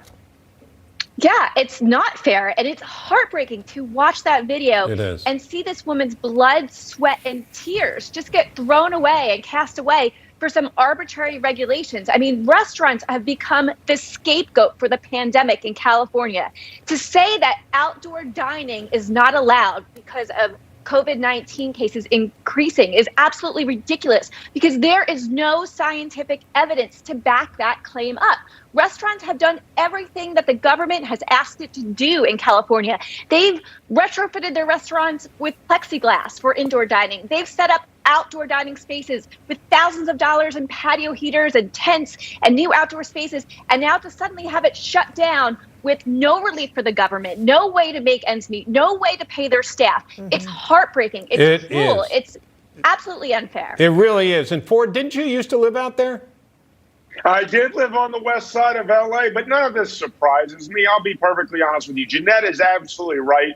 These California restrictions, there's no science behind them, and they are, in fact, arbitrary. They are the illegal equivalent of a public taking of freedom and property without due process. Somebody needs to challenge this in court because, let's be honest, we know that, unfortunately, this is probably not going to be the last pandemic or the last time we face this situation. And the idea that Hollywood can go to work while ma and pa stores and single mothers have to scrap, it is totally unbearable, unforgivable, and un-American. Yeah, Jeanette, another example of big businesses allowing to succeed and thrive and small businesses being forced to suffer. And then at the same time, you have all of these political leaders. You have the mayor of Denver who, do as I say, not as I do, went to Mississippi over the Thanksgiving holiday. You had the mayor of Austin who went to Cabo. And then you have, of course, everything that Gavin Newsom is doing there in California. You're absolutely right, Heather. Gavin Newsom himself is dining in Michelin star-rated restaurants while shutting down outdoor dining for everybody else in California. It's the hypocrisy that outrages everyone. And big box stores like Target and Walmart, they're all open. You can go inside them, but you can't go sit outside in beautiful California weather and have a meal and allow these businesses to remain open. Yeah. Look, I live in New Jersey. It's the biggest nanny state there is. Make no mistake about it. But even our governor has realized that indoor dining, outdoor dining, there's no reason to shut it down right now because that's not where the cases are coming from. Yeah, Ford, we've got like 20 seconds. I hate seeing these people be put out of business. Well, that's exactly right. In most of these places with the ridiculous restrictions that are not based in science or even in fact or in law is generally democratic. And they talk about fighting for the working class. And if you continue these restrictions over time, you're going to have greater income inequality. And guess what? The Democratic Party is not fighting for the working class. We got to run. And that's who's going to take America forward. Ford, are you on a spaceship? Where are you right there? I'm not sure. Awesome. I had to keep up with Jeanette's pitches. I had to come up with something a little snazzy. Okay. All right. Thanks, Ford of Carla, Jeanette Hoffman. Great seeing you. We'll be back tomorrow, folks, with more of American Agenda. Hope to see you then. Bye. This country was made by tax rebels, freedom fighters, gold seekers, believers, lovers, and true patriots. We're Newsmax, and we're their heirs, and so are you. Newsmax TV, real news for real people. Hi folks, Joe Namath here, and if you're on Medicare, today is one of the only days of this year you can update your coverage and benefits. Before the deadline, you're entitled to eliminate copays and get dental, prescriptions, transportation, and meals at no additional cost. Plus, your zip code may have coverage with the Give Back benefit that adds money back to your Social Security check every month. I called to get dental, transportation, meals, and the Give Back benefit. They helped me so much. With this virus situation, I called to get everything I'm entitled to. I couldn't believe I was missing out on so many benefits. With the uncertainty of the virus, you need to get everything you're entitled to. Millions of people have trusted the Medicare Coverage Helpline. You can too. Don't miss the deadline. Call now. It's free. Call 1-800-608-9900. That's 1-800-608-9900 now. If you're on Medicare, remember, the annual enrollment period is here. The time to choose your coverage begins October 15th and ends December 7th. So call United Healthcare and take advantage of a wide choice of plans, including an AARP Medicare Advantage plan from United Healthcare. It can combine your hospital and doctor coverage with Part D prescription drug coverage and more, all in one simple plan for a low monthly premium, or in some areas, no plan premium at all. Take advantage of $0 copays on all primary care doctor visits, all virtual visits, and all lab tests. Also get $0 copays for preventive dental care, $0 copays for routine hearing exams, and $0 copays for eye exams, plus free designer frames and prescription lenses. Now's the time to look at United Healthcare's variety of plans and let us help find the one that works best for you. Ask about PPO plans too. They let you see any doctor who accepts Medicare without a referral and pay in-network costs at home or traveling when you see doctors in the United Healthcare Medicare National Network. Take advantage of $0 copays on hundreds of prescription drugs at the pharmacy or by mail. In fact, last year, our Medicare Advantage plan members saved an average of over $7,200. And with Renew Active, enjoy a free gym membership with access to an extensive nationwide network of fitness locations, now including premium gyms. Now more than ever, count on United Healthcare to help you get the care you need when you need it. We can even help schedule appointments or find a specialist. Enrollment ends December 7th. Call United Healthcare or go online today. We make it easy to enroll too. It's time to take advantage of all the benefits of the only Medicare Advantage plans with the AARP name. Hi, I'm Joan London. As a longtime senior advocate, I have an important message for anyone on Medicare. Right now is the annual Medicare enrollment period. Many of you may qualify to save money or receive new Medicare-approved benefits at no additional cost. But you don't get these savings or additional benefits automatically. So if you're currently on Medicare, call for your free no-obligation Medicare benefits review. If you're not sure if you're on the best plan for you, call 800-647-3893. You may be able to save money and receive additional benefits. You may also be eligible for $0 monthly premiums, $0 deductibles, or $0 copays. Call now before open enrollment ends to make sure you're getting all the benefits you qualify for. Call before the December 7th deadline. You may be able to save money and receive additional benefits. Call 800-647-3893. 800-647-3893. The Wall Street Wrap is presented by Interactive Brokers, the professional's gateway to the world's markets. Start investing today. Hey folks, the Dow lower by 149 after closing at an all-time high on Friday. The Nasdaq actually closing at an all-time high, up 55. The S&P down a little bit. Now, Wall Street is watching Washington. It may sound like an oxymoron, but Congress has a busy week this week. They need to agree on funding to keep the government going past Friday, and a lot of business owners are hoping another relief bill can get done. The market gyrations have something to do with that. Elsewhere, Tesla had another good day. In a couple weeks, it'll be added to the S&P 500. Kodak is a big gainer today on hopes that a government loan really will come through. The stock got slammed after an extraordinary rise when a government watchdog questioned whether there was insider trading going on with executives at Kodak. Look at that chart. The conclusion that there was not insider trading. And finally, Bob Dylan has sold his entire music catalog to Universal Music.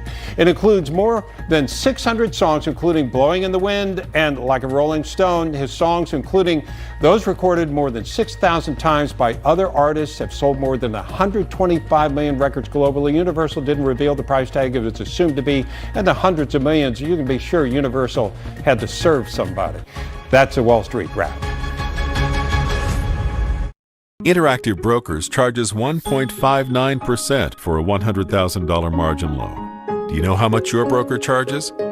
Upwards from 6.82% at Fidelity or Schwab to as high as 7.45 to 7.75% at E-Trade or Ameritrade. Move your account to Interactive Brokers and save at least $5,200 or much more if you're trading big bucks.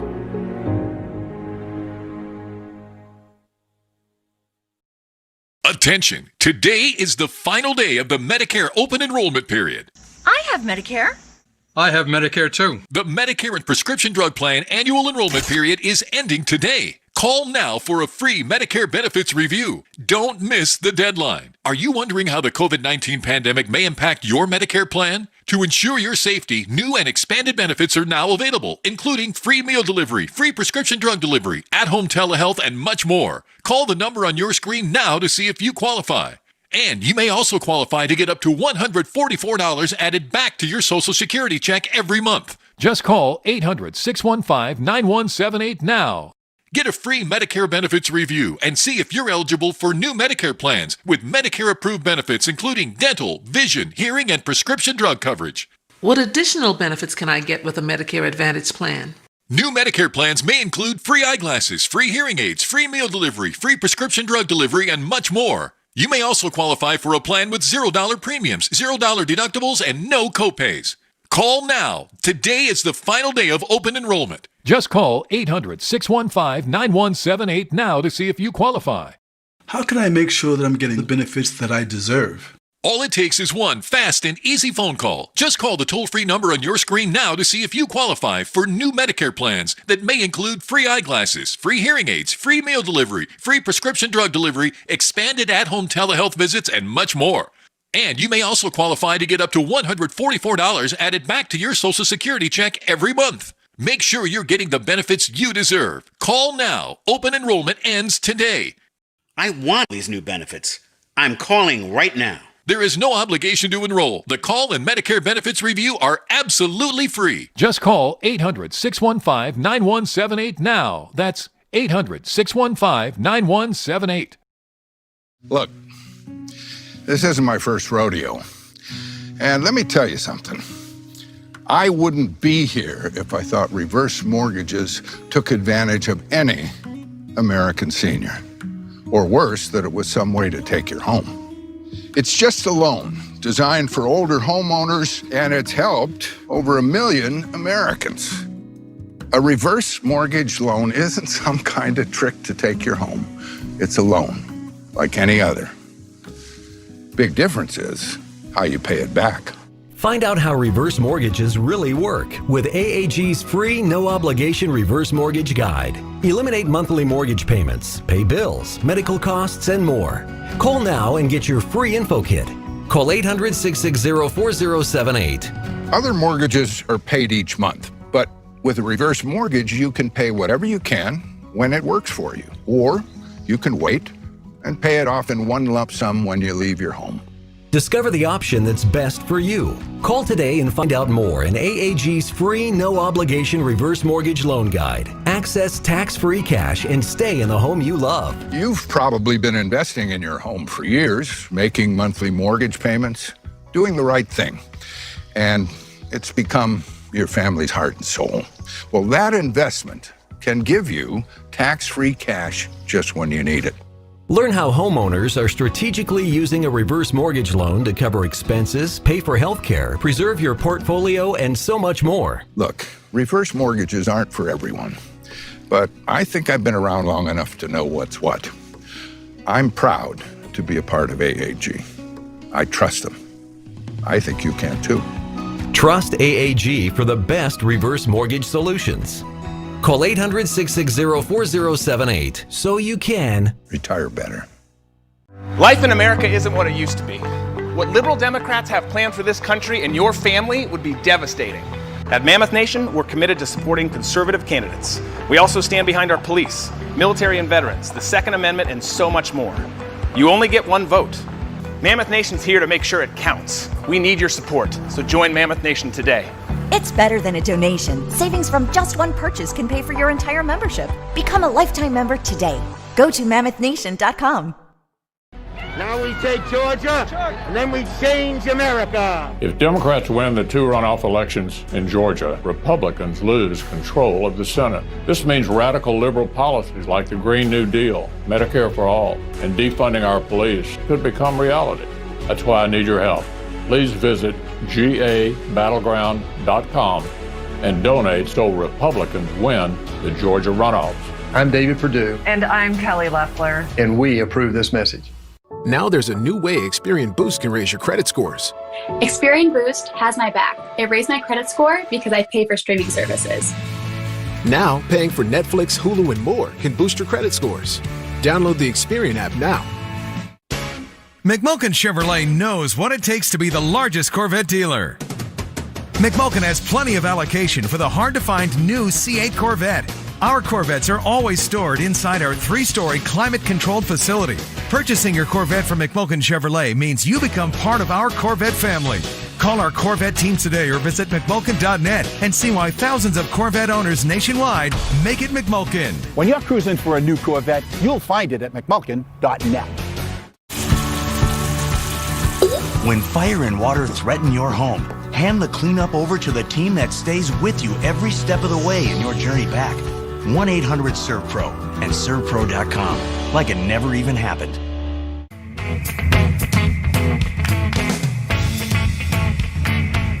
You're getting the show.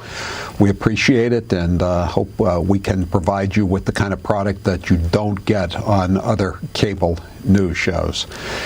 It's a long uphill struggle for the president, obviously, but it continues, and he hasn't given up. There's going to be a deadline tomorrow for both parties in Pennsylvania to file their pleadings that'll be heard by Samuel Alito, the the justice that presides over that circuit, the Third Circuit, and we hope that it'll be a fast track to the Supreme Court. It looks pretty obvious that the Pennsylvania Supreme Court totally violated the state constitution, putting in these mail-in ballot requirements that said that they should be counted after the close of polls on election night, 8 p.m., and that should be a no-brainer, you would think. And God only knows what's going on in Georgia.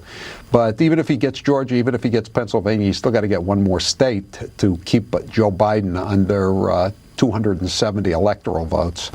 So we're going to just keep an eye on things as they unfold. You just heard in the intro Jenna Ellis saying that the Trump people have been granted access to 22 Dominion voting machines in Michigan, in that county Antrim, where they've already discovered a Dominion machine changed or misidentified 3,000 or so Trump votes as Biden votes. Very, very convenient, wasn't it? There's a story in Forbes magazine about how the feds went in on Thursday after the election with a warrant and picked up some software and some hardware from a guy, an IT expert. Again, this is not one of the crazy sites that have sprung up on both sides since the election. This is Forbes magazine. Exclusive, the FBI is investigating voter data theft in this key 2020 election battleground. That would be Maricopa County, Arizona, which is, of course, where Phoenix is located. That's 2.5 million voters. And that's Biden's margin of victory is in Maricopa County, where the voting stopped serendipitously for Joe Biden for a number of hours on election night and into Wednesday morning. Many people have watched the rally for the Georgia Senate candidates and for the president on Saturday night. I thought he did a great job myself, but some people are complaining that he didn't get into the voter fraud until deep into his address. But I thought the big reason he was down there was to tell everybody in the state of Georgia, all the Republicans, that you have to get out and vote on January 5th, because if the Democrats take over the Senate, and they already have the House by a very narrow margin, but that's all they need. And if they have the Senate and the House and, God forbid, the presidency, then what did Schumer say? They're going to change the world, and they're not going to change the world for the better. You know, these people have a history of changing the world. Just ask people who were around in Cuba or in 40 years later in Venezuela, or if they were still around, people who were around in Russia in 1917, 1918. How was the world changed for them? Ukraine. It's Cambodia when the Khmer Rouge took over. It's not a. I'm not saying the Democrats are Khmer Rouge, but if they go the socialist route, it's not going to be good for anybody in the United States. Even though the people who are cheering them on are promoting it. It's Chuck Schumer's own words. They're going to change the world. Ask yourself, how much do you want your world really changed? So this was a good sound cut from Newt Gingrich, the former Speaker of the House, and also he's a former congressman from Georgia. He's now married to the U.S. ambassador to the Vatican in Rome, but he's keeping a close eye on Georgia politics. And this is what he had to say. Cut 17. But this election is going to come down to turnout. Yep. The objective fact is, I believe, Trump probably did actually carry Georgia. I believe that the election process is a mess. I really wish the governor would call a special session to clean it up. And the Republicans simply have to turn out more votes than Stacey Abrams can steal. That puts it very bluntly. The Republicans have to turn out more votes than Stacey Abrams can steal. She's the former, I think, state senator who ran for governor, lost to Kemp by 55,000 votes, and I don't believe she's ever conceded the election, even though she lost it 2 years ago. She claimed it was stolen from her. So I don't know what this year she's been in charge of turning out the vote, so to speak. 844-500-4242. So we had a guy on a couple weeks ago, Patrick Basham, And he said he's really wrote an interesting story. He's a pollster, and he wrote a story about how it was impossible, basically, for Joe Biden to have won the election, given what happened down ballot, given the increases in popularity and the voter turnout for the Republican candidate Donald J. Trump. He got the highest percentage of black votes, Hispanic votes, since Richard Nixon in 1960, another election that was stolen by the Democrats. So this is Patrick Basham last night on with Mark Levin, cut 8. Biden did much worse than Obama, and he even did worse than Hillary Clinton. And he received less than 90% of the African-American vote, well under. It's impossible for a Democratic presidential candidate to win an election with less than 90% of the African-American vote, especially with a proportionately lower turnout than normal. Yeah, it seems unlikely. And again, the fact is he got, I believe Barack Obama got 68 million votes in 2008. He got 3.5 million fewer votes when he ran for re-election because he'd done such a bang-up job, but he still won. In this case, so Joe Biden got 12 million more votes than Barack Obama did at his height. And Donald Trump got 11 or 10 or 11 million more votes than he got 4 years ago. And he got more than any incumbent president has ever received in an election. And yet Joe Biden won handily, despite not campaigning, despite making very little sense on those rare occasions when he did go out on the campaign trail. How believable is any of this? Incidentally, more apparently fake news. The New York Times reported that Attorney General William Barr was thinking of quitting before the transition of power, should it occur. In January, resigning as Attorney General because he was so angry that President Trump had criticized him, and the foot dragging yet again by the FBI and by the Department of Justice in investigating any Democrat alleged crimes.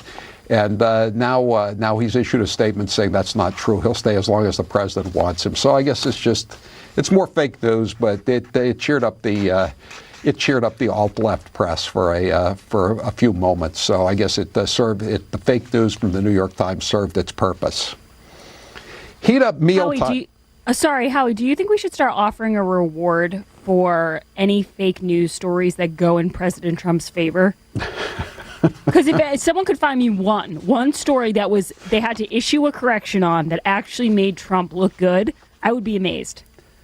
I think you could make the reward as high as you wanted, Grace, because there's not going to be any. There hasn't been any for 5 years now. Why would there be one now? 100 billion million.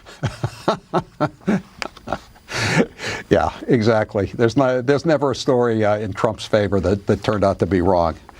Heat up mealtime at home this holiday season with HelloFresh, America's #1 meal kit.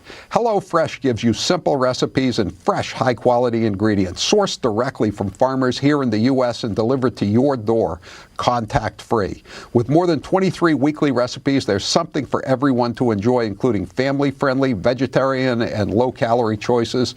I like the firecracker meatballs. Grace, what do you like?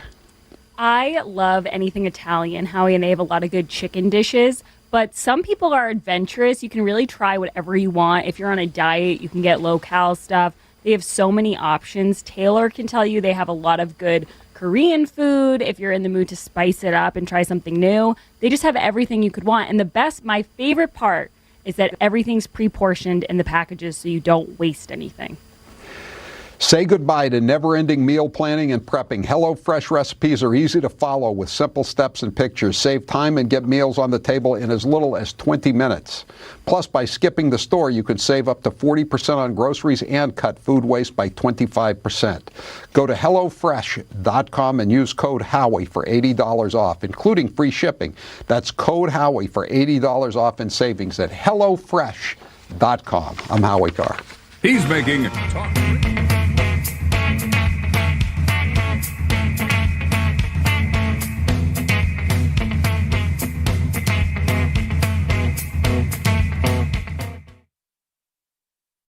I'm Cheryl Nelson. I've been a meteorologist for nearly 20 years, and I know that emergencies and natural disasters aren't fun to talk about. But simple things can make a huge difference when it comes to being prepared. Which is why Judy is the emergency kit you didn't know you needed. It was designed by leading disaster preparedness experts with up to 72 hours worth of supplies. They've done all the work, so you don't have to. Order Judy today for $100 off and free shipping before the holidays. Attention veteran homeowners. Today's record low mortgage rates have dropped even lower. Use your VA benefits now at New Day and save $250 a month, $3,000 a year. The VA Streamline Refi lets you shortcut the refinance process. There's no appraisal or income verification, and you don't have to spend a single dollar out of pocket. One call to New Day can save you $3,000 a year. Call 1-833-895-2801. Attention all Medicare recipients. Medicare health plans have recently changed. Call to update your Medicare plan and get all the benefits you deserve.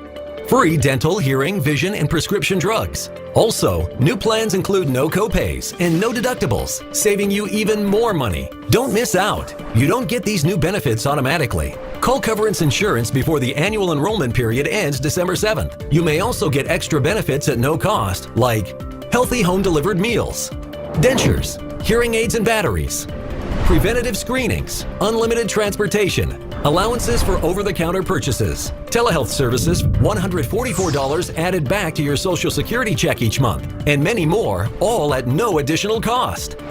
Make sure you're saving money and getting all the extra benefits you deserve before the enrollment deadline ends. In addition to free benefits like dental, hearing, vision, and prescription drugs, your new plan could include free extra benefits like in-home support, home cleaning and modification, medical transport, alternative medicine, meal delivery, and much, much more. Call Coverance Insurance now.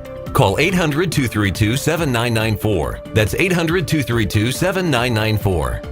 Don't wait. You only have till December 7th to get more money and more benefits at no additional cost. Call Coverance Insurance today to find a Medicare plan that saves you money and gets you more benefits. If you have Medicare, act now. Call to update your Medicare plan and get all the benefits you deserve. Free dental, hearing, vision, and prescription drugs. Also, new plans include no copays and no deductibles, saving you even more money. Don't miss out. You don't get these new benefits automatically. Call Coverance Insurance before the annual enrollment period ends December 7th. Save money and get more benefits before it's too late. Call Coverance Insurance now. Call 800-232-7994. That's 800-232-7994. Would you like to put something made in America under the tree this Christmas? You can by choosing a rifle or shotgun from Henry Repeating Arms. They're made in America or not made at all. Reliable, affordable, and backed by a lifetime guarantee. More than 200 models to choose from. Something for everyone on your list. We invite you to order a free gift guide. We'll even send you 2 free decals for stocking stuffers. Call the number on your screen or visit henryusa.com.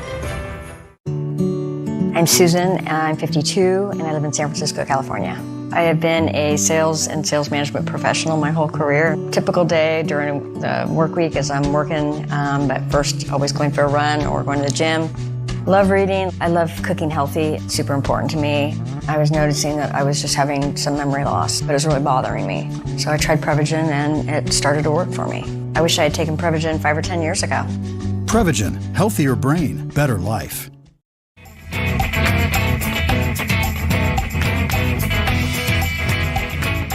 Georgia, 43% say Pennsylvania. I should have given you the options. Arizona, Nevada, Michigan, and Wisconsin all below 10%. Yeah. The only other one that would be close, I think, would be Pennsylvania. All right. 844-500-4242. If you would like to talk to us, give us a call. We're going to have Bill O'Reilly with us at the bottom of the hour. We have a lot to talk with him about, obviously. Alan Dershowitz, former Harvard Law School professor, says Supreme Court may rule to let legislators pick alternate electors. There is certainly probable cause for investigating and looking further, he said. Giuliani, Mayor Giuliani, who's tested positive for COVID-19, but he's doing okay, he said. has made some very serious accusation. The question is, which institution is designed constitutionally to look into it? Is it the state legislature? Well, it's in the Constitution, I think, Article 2, that the state legislature ultimately decides who the electors are. Is it the courts? The court decided the election in 2000, basically, stopped the Democrats from their endless counting like they're doing in so many places, or were doing in so many places, still doing it in New York's 22nd district. And now apparently the Iowa race for Congress that was decided by 6 votes is going to be not litigated, but it's going to be brought before the U.S. House of Representatives. I wonder how that vote will go. I guess a Republican in Iowa needs more than 6 votes to prevail. We'll see. We'll see. Is the clock running in such a way that there won't be time to look into this? Well, we'll know about that. I think we all know what happened. Even the Democrats know that there was massive voter fraud. And again, despite the New York Times says there was no voter fraud, none whatsoever. 844-500-4242. There was a debate last night in Georgia between Kelly Loeffler, the Republican incumbent. She was appointed by Kemp earlier this year to complete a term of a senator who resigned due to ill health. And she's running against this reverend. His name is Raphael Warnock. And the lead, of course, in the fake news media is Kelly Loeffler refused to say that President Trump has lost the election. But, I would say the real lead was that Raphael Warnock refused to repudiate any of his past statements. This is let's play a couple of his past statements. He's like Reverend Wright, who was Obama's minister in Chicago. You may recall him. The sky is dark with chickens coming home to roost, and GD America, that kind of stuff. This guy is in the same, cut from the same cloth, you might say. Cut 12. America, nobody can serve God and the military. You can't serve God and money. You cannot serve God and mammon at the same time. America, choose ye this day whom you will serve. Interesting. You can't serve the military and God at the same time. Okay, now let's go to the racial stance of Reverend Warnock. He doesn't much like Israel, but he doesn't much like white people in general. It seems from this. Cut 11. No matter what happens next month, more than a third of the nation that would go along with this is reason to be afraid. America needs to repent for its worship of whiteness on full display. Do you worship whiteness? Is your whiteness on full display? Then maybe you should go to one of the privilege training classes for San Diego teachers. All San Diego public school teachers are being required to attend white privilege training. I thought it was just white teachers, but maybe it's all teachers, in which they are told you are racist and are asked to comment on becoming anti-racist. I'm sure Reverend Warnock would think this was a great idea. The sessions mandated by the San Diego Unified School District begin with instructors telling the faculty members they will experience, quote, guilt, anger, apathy, frustration, closed-mindedness, defensiveness, unquote, due to their white fragility. Do you have white fragility? Or white frigidity? White fragility. According to leaked documents, during the training, the teachers in San Diego, public school teachers, are being taught about land acknowledgement. I'll bet that's a phrase you're unfamiliar with. I'm unfamiliar with it. The practice of recognizing that the U.S. was established on stolen Native American land. Couldn't you say that most land around the world was stolen from one ethnic group or another, and then later on another ethnic group came in and stole it from the group that had stolen it from the party of the first part? I would have to say so, yes. This is San Diego, California.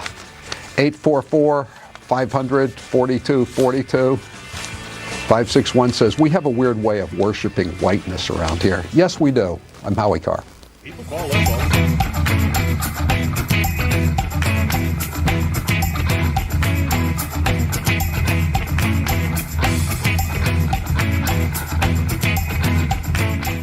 Liberty-loving American takes on Washington, Hollywood, and the whole media establishment. He's Chris Salcedo. Join his fight. Tune in to the Chris Salcedo Show every weekday afternoon on Newsmax. It is so embarrassing. If you've had it with the old news And the same spent well then Spicer & Company's your place. for the inside story. And for the facts that you need to know.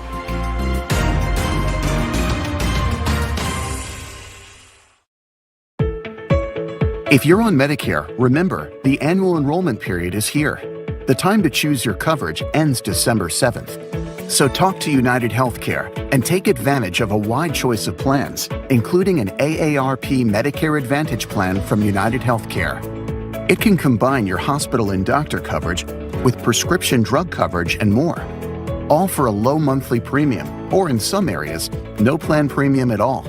Take advantage of $0 copays on all primary care doctor visits, all virtual visits, and preventive dental care. Plus $0 copays on hundreds of prescriptions. And with Renew Active, enjoy a free gym membership. So call United Healthcare and take advantage of the range of plans we offer, including PPO plans that let you see any doctor who accepts Medicare without a referral. Enrollment ends December 7th. Call United Healthcare or go online today.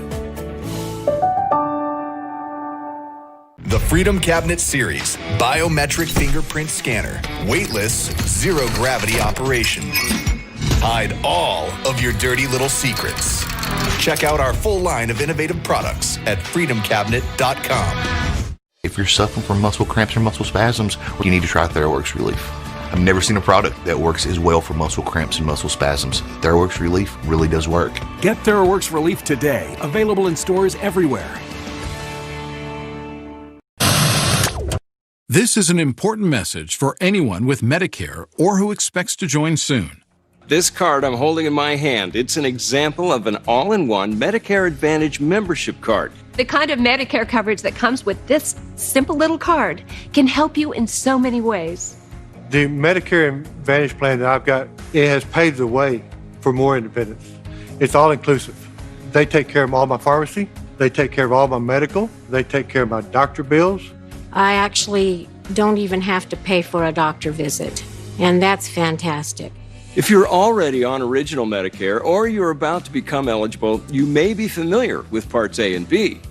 Those cover your doctor visits and hospital care, things you'll also get in an all-in-one Medicare Advantage plan. But all-in-one Advantage card holders may get so much more. I have only one card, and that card helps me with my vision costs, my dental costs, my pharmacy costs, my doctor costs. Let's scroll a list of the potential benefits that can be covered with this single kind of card. And remember, in addition to all of this, you're still getting the Medicare, hospital, and medical benefits to which you're entitled. Oh, and are you sitting down?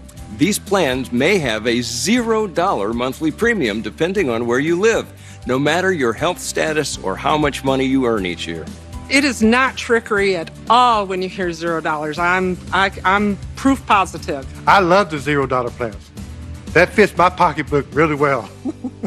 Compared to original Medicare recipients, people with one of these all-in-one Medicare plans had 23% fewer hospital stays and 33% fewer emergency room visits, while also receiving more physician office tests and services. I love my Medicare Advantage plan. I wouldn't get away from it for anything in the world. It's perfect for me. I have been able to go out and live a healthy lifestyle, been able to do all the things that I need health-wise, and because I'm able to do that, I feel good about myself, and it has saved me so much money.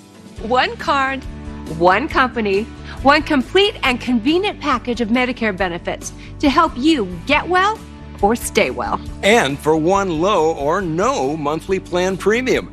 That's the kind of value you can't afford to ignore. So why not find out more right now? Here's how. Call 800-791-2041 or visit thiscard800.com for free information about this incredible card with no obligation of any kind. This is free information that could give you more coverage for less money. Call 800-791-2041 or go online now to learn more.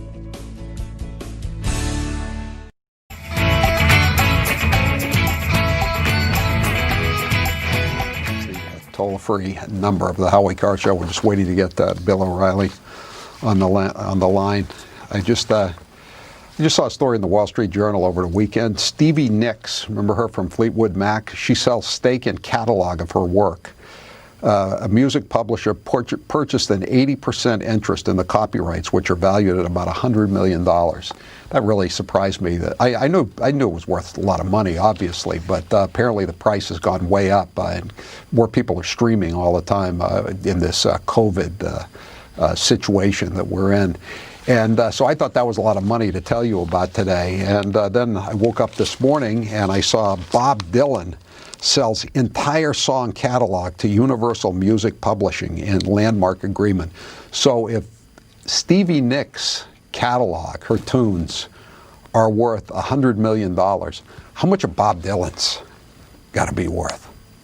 You know, Bob Dylan won the Nobel Prize, and it's one of the few Nobel Prizes I've seen that was really deserved, I thought.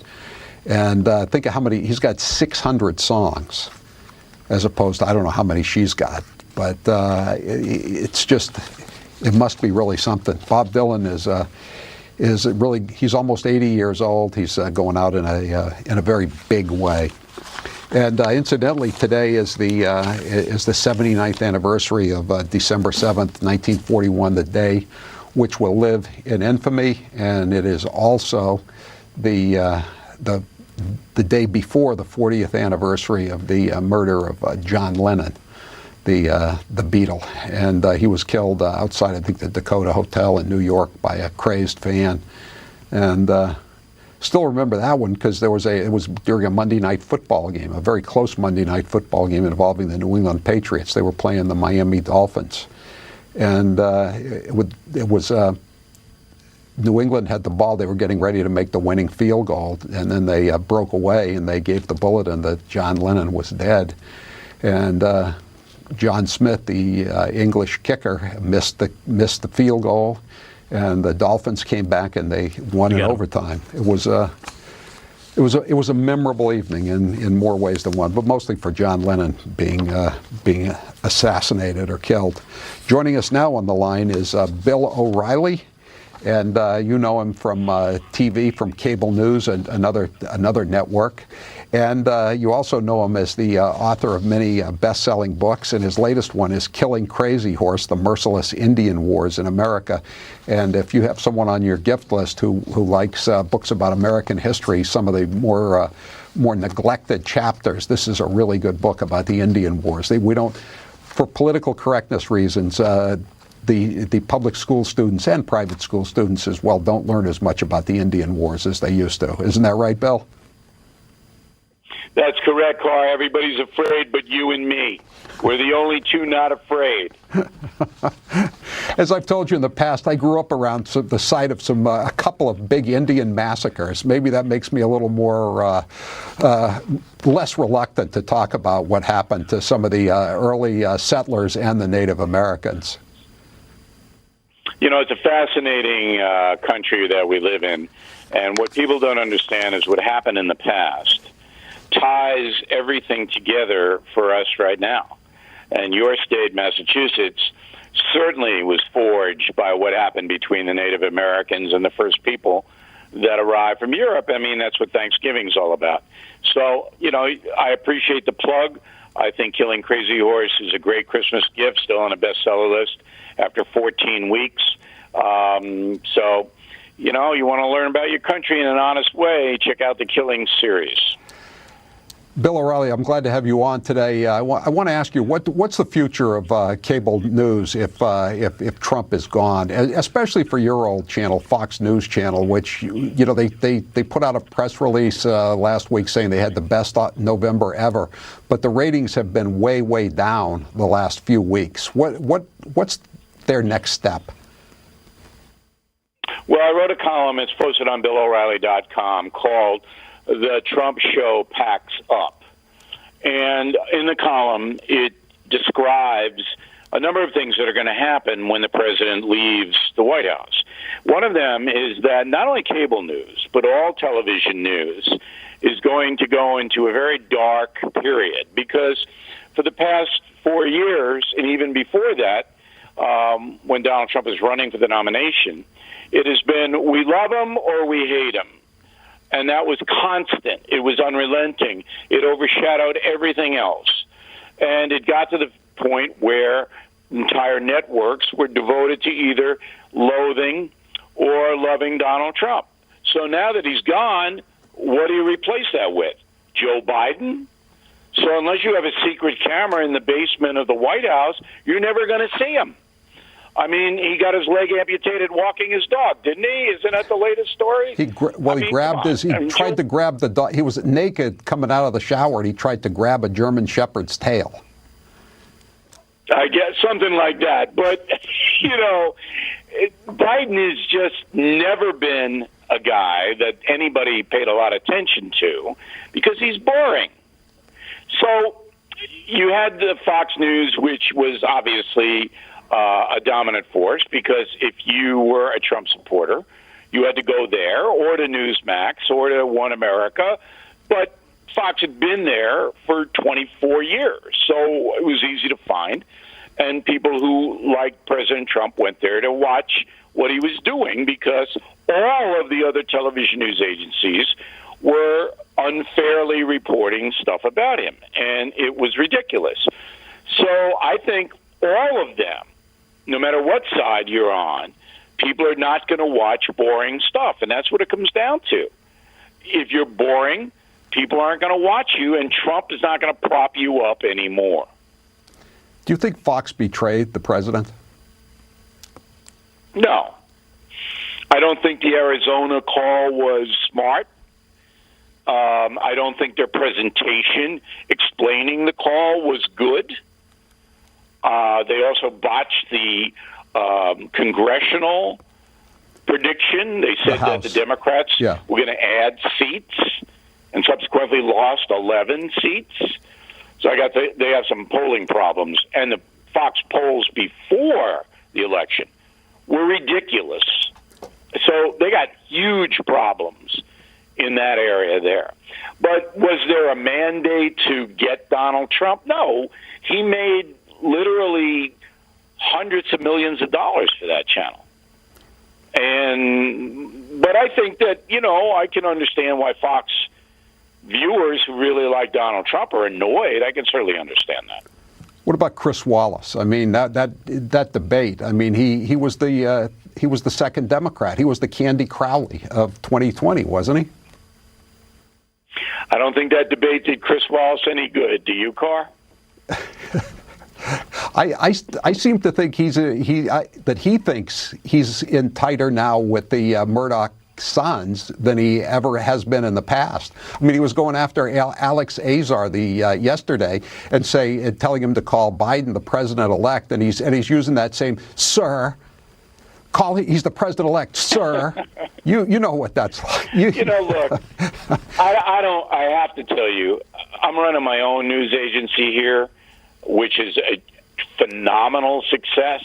I don't have to deal with this corporate stuff anymore. I had to deal with it for 45 years. And you better than anybody know what you and me had to put up with at Channel 7 in Boston. Yeah. I don't have to I'm like a liberated guy. So I don't know what Chris Wallace is doing. I don't know who he's talking to. I do know that there's disarray everywhere. They just fired the executive in charge of The View today. Did you know that? Oh, I didn't know. I thought The View was running away with their against their competition from CBS, whose name I can't even remember. Why'd they get rid of The View? Maybe they're running away, but they're running away with 2 million viewers. That's all. It's a whole different world. I mean, it used to be Johnny Carson did 10 million viewers a night. Mm-hmm. Colbert wins with 2.5 million. Kimmel and what's his name on 4? They're lucky if they get 2 million viewers. I mean, it's gone. Everything is gone, and so Trump was the only thing single-handedly. He was holding that whole television news industry up, and you take him out of the mix. And where do you hear the sound of the crash? Well, he also, I think he said this actually, that, he used to refer to the New York Times as the failing New York Times. And when the reporters tried to correct him on it at one point, he said, the only reason you're not failing now is because you have me. I think the same thing applies to the New York Times, doesn't it? The Washington Post maybe has a little more insulation because of who owns it, Jeff Bezos. But, I mean, who's gonna pay money every month to subscribe to to just the screeds about Donald Trump, because there's no news in those papers. That's all it is just the anti-Trump agitprop. Yeah, I mean, they've turned into left-wing journals. So the Boston Globe, I don't know how much longer they can survive. I don't really know how much longer they can do it. The Times will survive basically on internet. Nobody buys the paper. No. There aren't any kids running around going, get your Times. And, you get punched. You're a kid selling the New York Times. Somebody beat you up. So they basically said, we're going to be a left-wing journal every day and give liberal people what they want. I mean, did you see the headline today? Attorney General Barr may be considering leaving before the end of the term. Yeah. Carr, I might be considering having a burger for supper tonight. I may have it, I may not. Well, he's already shot it down. 3 anonymous sources. He shot it. It was clickbait, as they say. You're a newspaper guy. This is the biggest joke in the world. 3 sources close to the situation. What does that mean? They walk by the Justice Department? Yeah, they're close to it. It's so ridiculous now. It's like a Saturday Night Live skit. Yeah. The whole American corporate media has collapsed. Yeah, the Hartford Courant today. It's good for me. Bill. It's good for you. The Hartford Courant. That paper has been around since 1764. They just announced they're not going to have an office anymore. No more office. God. I mean, it's just they're one step away from just being, being an internet entity. That's all they're going to be at some point, not too far down the road. And that's the biggest paper in Connecticut. Right. So, you look, the whole thing has collapsed. But the interesting story now is who's going to benefit? I mean, there are 330 million people in a country. Half of those people would like to know what's happening. Half wouldn't. Half want to live in a world of machines and devices and opium or whatever else they're into. Half the population couldn't care less if the Chinese take over. But half want. That's a lot of people. So where are they going to go? That's the story of 2021. I hope they're going to go to Newsmax. Well, look, you got talk radio. You're successful there at WRKO, all right? And people know that who you are. You're an icon. Newsmax has got an opportunity. It's got an opportunity because there are people sampling, but it's got to be good. It's got to be sharp because that's what's going to tell. It's not going to be ideology that wins. It's going to be best show wins. You don't think ideology, though, is part of being best show now? Because that's what you were just saying, that, the country is divided down the middle. Carr, I was number one for 16 consecutive years. Am I an ideologue? Well, you are more so than the people you were going up against on the other channels. No. I presented fact-based reportage and analysis. That's what I did. Am I a traditional guy? Yes. Do I hate socialism? Yes, I do. But am I pushing a political party? Never. I put on the best show, the show that was the most fun to watch, and the show that you learned something from. That's why we succeeded. And you were going up against really hardcore ideologues. Yeah, and I'm very handsome. That helped. And youthful. Youthful. Yes, you have to be that.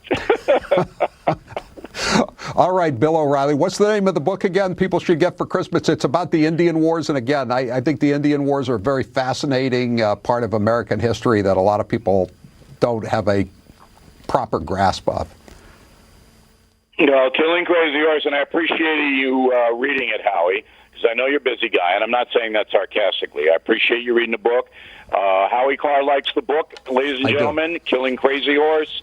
So I hope you pick it up and take a look at it and give it as a gift for the holidays. Thank you. Thanks for saying that, Bill. Even though it doesn't have anything about King Philip's War, that was the big one in Massachusetts and Rhode Island. Folks, meet your new work chair. It's the Backstrong chair, and I've been using it for the last few weeks, and I feel great. You know that soreness and stiffness you get when you sit too long while working?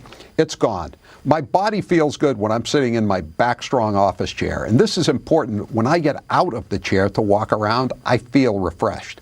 Poorly designed office chairs can lead to severe pains in your back, neck, and shoulder muscles, but not the Backstrong chair. It guarantees you good posture. You literally cannot slouch, all while stimulating circulation and improving flexibility. The patented Backstrong chair was designed by a nationally recognized chiropractor to help you overcome discomfort from sitting too long. The chair keeps you moving throughout the day, which is what your back, body, and brain need to be healthy and pain-free. When you sit better, you feel better. The Backstrong chair is the best ergonomic chair for reducing your back and neck pain, and it's super comfortable, perfect for your home or office, backed by hundreds of 5-star reviews and a 60-day money-back guarantee. Maybe you're spending more time working out of your house now. You need a chair you could be comfortable in for hours at a time. You also need one for your office when you go back there. You need a Backstrong chair for your home and for your office. To get yours, go to Backstrong.com today to save $100 and get free shipping. Use discount code Howie. Remember, save $100 and get free shipping on your Backstrong chair at Backstrong.com. Use discount code Howie. That's Backstrong.com, discount code Howie. I'm Howie Carr.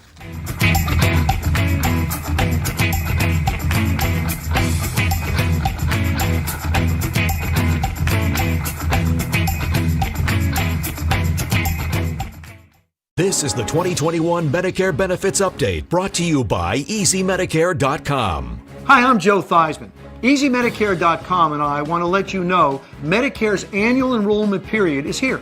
And that means it's time to enroll or make changes to your Medicare coverage. Do what I did. Call the EasyMedicare.com hotline to see if you qualify for more benefits. Like $0 copays, $0 deductibles, and $0 premiums, which means nothing out of pocket for you. Call the EasyMedicare.com hotline right now. Find out now if you're eligible for dental, vision, hearing, in-home meal deliveries, telehealth services, and prescription drug coverage. Plans also include private home nursing, wheelchairs, or transportation to hospitals or doctor visits. Don't fail to act during Medicare's annual enrollment period. Today is one of the last days to change your Medicare benefits, so don't wait. Call the EasyMedicare.com hotline right now. You also receive inpatient care, including rehabilitation facilities or long-term care hospitals. You could also receive preventative services like screenings for diabetes, depression, or cancer, plus counseling and chiropractic services. Call the EasyMedicare.com hotline now to find these benefits, as well as dental, vision, hearing, and Medicare prescription drug coverage, plus in-home meal delivery and telehealth services that include confidential one-on-one video conferencing from the safety of your home. Time is running out to enroll or make changes to your Medicare health or prescription drug plan during Medicare's annual enrollment period. So call EasyMedicare.com now and don't miss out on even one Medicare benefit. Call the EasyMedicare.com hotline right now. Our licensed insurance agents are waiting to tell you about $0 copays, $0 deductibles, and $0 premiums. Call 800-579-7490, 800-579-7490, 800-579-7490. The Fed is printing money like crazy. Debt is rising by the trillions. Is there a way to profit from this madness? What do these experts say? The more money you print, the less your dollars are worth, and that's why you want to own gold in your portfolio. Even Bank of America says $3,000 gold is entirely possible. Silver still has the biggest run coming up. Gold will outperform stocks, and silver will outperform gold. Experts agree massive money printing and rising debt could send gold and silver prices much higher. How high? Find out. Call for the experts' money printing report and gold and silver decision guide. See just how high gold and silver prices could go. I think gold and silver will win big. The report and guide are free. Also ask how you can get $5,000 in bonus gold or silver. Call Lear Capital now at 800-885-1955. 800-885-1955. 800-885-1955. When the future first arrives, we often don't recognize it. Interactive Brokers founder Thomas Petterfy brought the future to the floor of the American Stock Exchange in 1983. The company had fabricated Wall Street's first mobile computer, and it changed finance forever. Today, Interactive Brokers continues to push finance forward by building the latest technology you need to increase your success. Move your account to Interactive Brokers. McMulkin Chevrolet knows what it takes to be the largest Corvette dealer. McMulkin has plenty of allocation for the hard-to-find new C8 Corvette. Our Corvettes are always stored inside our 3-story climate-controlled facility. Purchasing your Corvette from McMulkin Chevrolet means you become part of our Corvette family. Call our Corvette team today or visit McMulkin.net and see why thousands of Corvette owners nationwide make it McMulkin. When you're cruising for a new Corvette, you'll find it at McMulkin.net.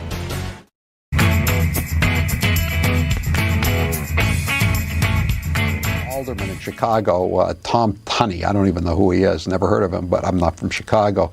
He has a restaurant or restaurants and Sather restaurants, and he owns them. And he's the alderman from the 44th district. Despite indoor dining at restaurants being prohibited for more than a month, Alderman Tom Tunney today acknowledged an error in judgment. It was an error in judgment when his Ann Sather restaurants allowed regular customers to eat inside in recent days. Quote, on a sporadic basis, we have allowed a very limited number of our regular diners to eat inside the restaurant while observing social distancing and mask-wearing rules. This was an error in judgment and won't happen again. I wonder, CBS affiliate busted him. As I've said, it's really strange how the newspapers don't seem to be that interested in these coronavirus stories, or they don't seem to be interested in the hypocrisy of all the leaders, Democrat and Republican, mostly Democrat, but also Republican. It's left to the TV stations to act as the tribune of the working man and woman. I'm Howie Carr.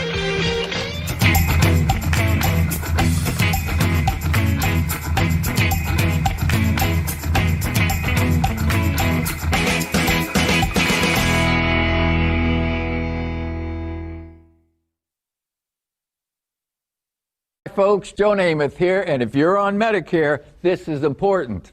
Today is one of the only days of this year you can update your coverage and benefits. Before the deadline, you're entitled to eliminate premiums and copays and get dental care, dentures, eyeglasses, in-home aids, prescription coverage, unlimited transportation, and home-delivered meals, all at no additional cost. Plus, your zip code may have coverage with the Give Back benefit that adds money back to your Social Security check every month. Look, with the uncertainty of the virus and vaccines, you need to get everything you're entitled to. Millions of people have trusted the Medicare Coverage Helpline. You can too. Don't miss the deadline. Call now. It's free. Call 1-800-608-9900. That's 1-800-608-9900 now.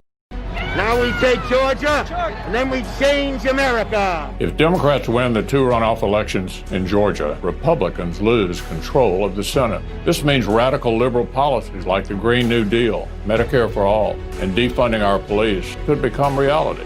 That's why I need your help. Please visit gabattleground.com and donate so Republicans win the Georgia runoffs. I'm David Perdue. And I'm Kelly Loeffler. And we approve this message. This is the 2021 Medicare Benefits Update brought to you by EasyMedicare.com. Hi, I'm Joe Theismann. EasyMedicare.com and I want to let you know Medicare's annual enrollment period is here. And that means it's time to enroll or make changes to your Medicare coverage. Do what I did. Call the EasyMedicare.com hotline to see if you qualify for more benefits. Like $0 copays, $0 deductibles, and $0 premiums, which means nothing out of pocket for you. Find out now if you're eligible for dental, vision, hearing, in-home meal deliveries, telehealth services, and prescription drug coverage. Plans also include private home nursing, wheelchairs, or transportation to hospitals or doctor visits. Don't fail to act during Medicare's annual enrollment period. Today is one of the last days to change your Medicare benefits, so don't wait. Call EasyMedicare.com now and don't miss out on even one Medicare benefit. Call 800-593-5428, 800-593-5428.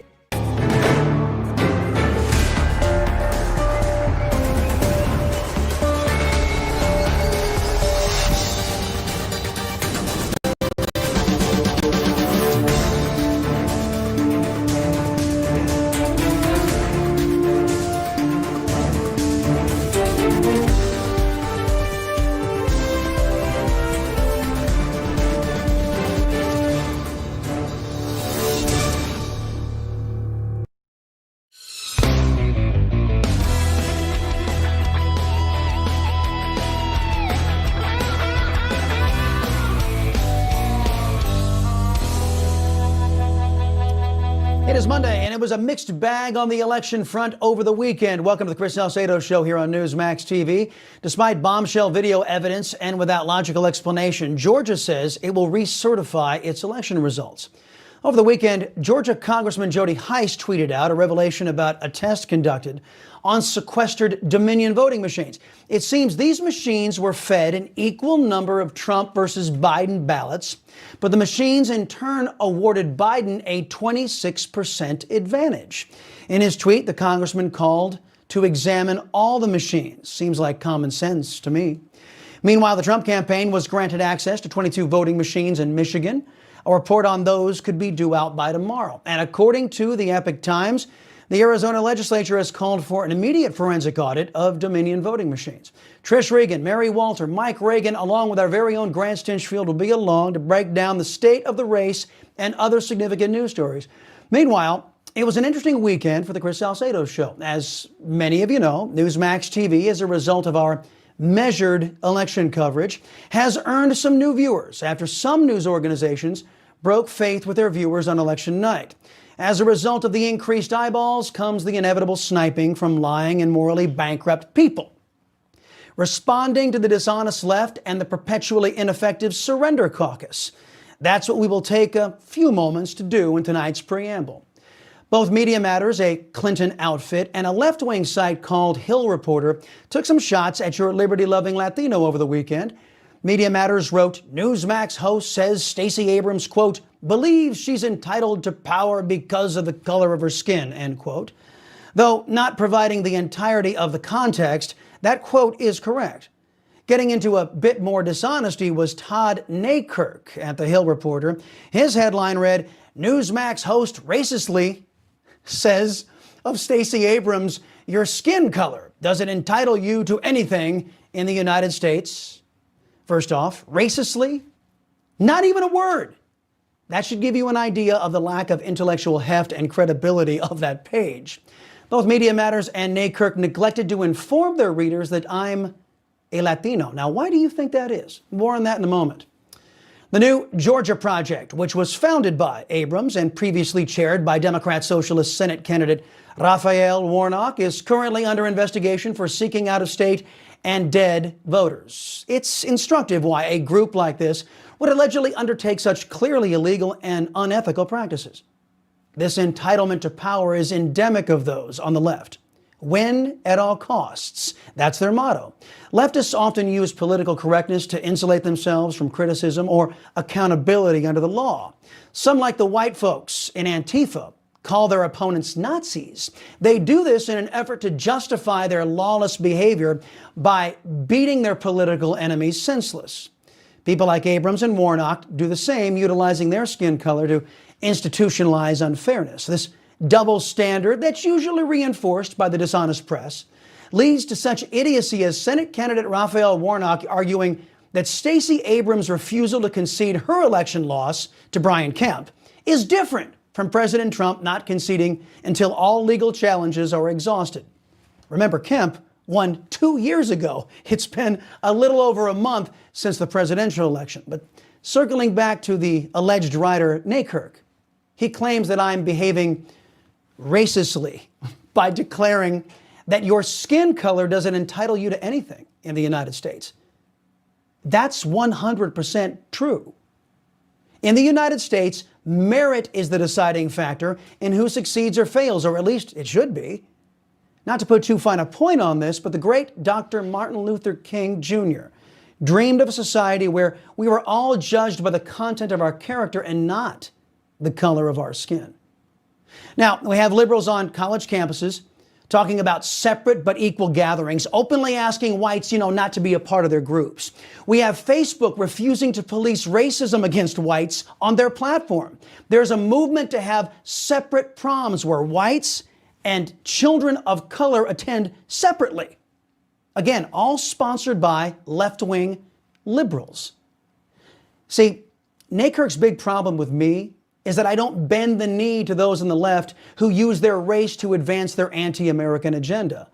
I have wandered off the liberal reservation, and Mr. Nakirk doesn't like it very much. He alleges that my criticism of Abrams makes me racist against blacks, which of course is absurd. But let's have some fun here, shall we? Let's use this left-winger's own standards and apply those standards to him. Todd Nakirk was very critical of your liberty-loving Latino. Doesn't that make him racist against Latinos? I mean, using his own standards. The long knives have also been coming out from the never-Trumper wing of the GOP. In a piece entitled, "This Is Your Brain" on Newsmax, author Tim Miller went after our entire network, not just yours truly. In this piece, Miller walks through one of our days on Newsmax TV. I should say most of the day, because he begins his analysis at 11:20 in the morning. Presumably this is the time when he rolls out of bed. Anyway, the piece slimes and slams many of our fellow Newsmaxers, and then he gets around to me. Here Miller dismisses my over quarter century in TV and radio news and opinion and classifies me as, quote, a talk radio guy. And then he says, I have some weird excrement in the show. He uses the S word. Classy, huh? He then summarizes the show by saying the word Marxist a lot, and then really gets his hackles up when I criticize President Obama. These never-Trumpers really don't like it when real conservatives are critical of the chosen one. His last two bullet points are as follows. Barack Hussein Obama, whom Salcedo calls a reprobate, has been pimping a book that's used to advance a Marxist agenda. Parentheses, have any of these guys read Marx? Salcedo suggests that Biden taking office would lead to a race war. Yes, I have read Marx. But Miller makes half a good point there. Obama isn't exactly a Marxist. Many of we real conservatives use this term as, kind of shorthand to denote a Marxist-Leninist bent. In my mind, that differentiation clearly articulates my opinion of Obama and his designs on my country. In counter to what Mr. Miller wrote, we detailed our concerns, using analysis of the slide in race relations under Obama to indicate that a race war could be in the offing, as liberals have done so in the past because they think it works to their advantage politically. Now, Tim Miller's attack on me and this network is even more instructive than the anti-American left's attack on us. Miller was previously political director for Republican Voters Against Trump. Shocker. He was the communications director for Jeb Bush 2016. And at some point, he was a spokesman for the Republican National Committee. Before Trump, this defender of socialist Democrats was a spokesperson for the GOP. He is emblematic of a piece I wrote in the Reactionary Times that outlined this type of Republican and their mindset. They think their job is to normalize the deviancy of Democrats. It also bears pointing out that Miller's piece was retweeted by none other than Bill Kristol, one of the leaders of the Surrender Caucus mindset that nearly destroyed the GOP had President Trump not stepped in. Newsmax frightens guys like Kristol and Miller. The last thing they want is another Fox to rise.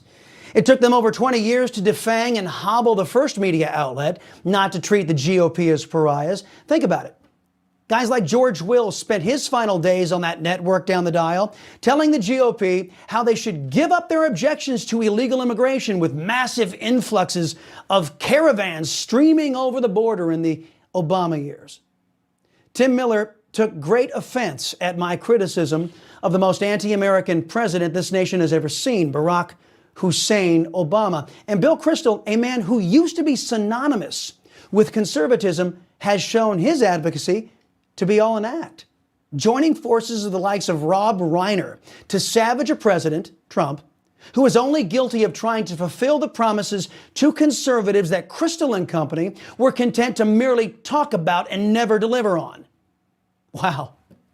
The perpetually ineffective never-Trumpers teaming up with the socialist left. And only one network, Newsmax TV, to call them out. Now, I can see why they lie and don't like us very much. Now, let's get to your top stories. Georgia recertifies despite, well, bombshell video coming out last week. Hollywood gets to eat outdoors, just nobody else. And Pearl Harbor Remembrance Day. I want to turn for a second to the China virus and the liberal lockdowns stemming from the increase in cases and hospitalizations. Take a look at this viral video of a restaurant owner, Angela Marston of Los Angeles, who spent some $80 grand to construct an outdoor dining facility, an area, before being shut down by the draconian orders of Mayor Eric Garcetti and California's leftist governor, Gavin Newsom. So this is my place, the Pineapple Hill Grill and Saloon. If you go to my page, you can see all the work I did for outdoor dining, for tables being 7 feet apart. And I come in today because I'm organizing a protest, and I came in to get stuff for that. And I walk into my parking lot, and obviously Mayor Garcetti has approved this. Has approved this being set up for a movie company. Oh, good grief.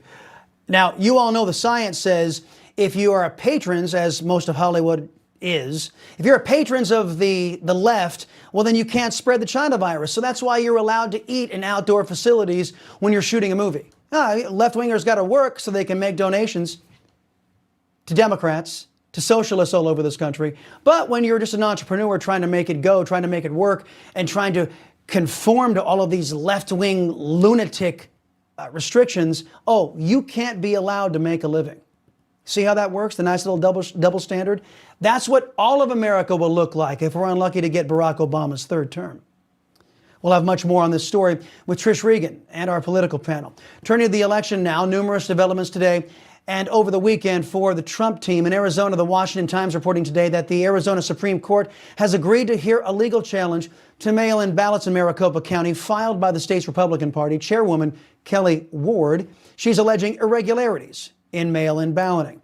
Meanwhile, President Trump's senior legal advisor Jenna Ellis telling Newsmax, the Trump team conducting a forensic review of nearly 24 electronic voting machines in Michigan's Antrim County, after approval from a judge that the same county where the Michigan Secretary of State says votes were incorrectly called for Beijing Biden, making him the winner of that county. We'll continue to watch what comes of that. That report is due out tomorrow.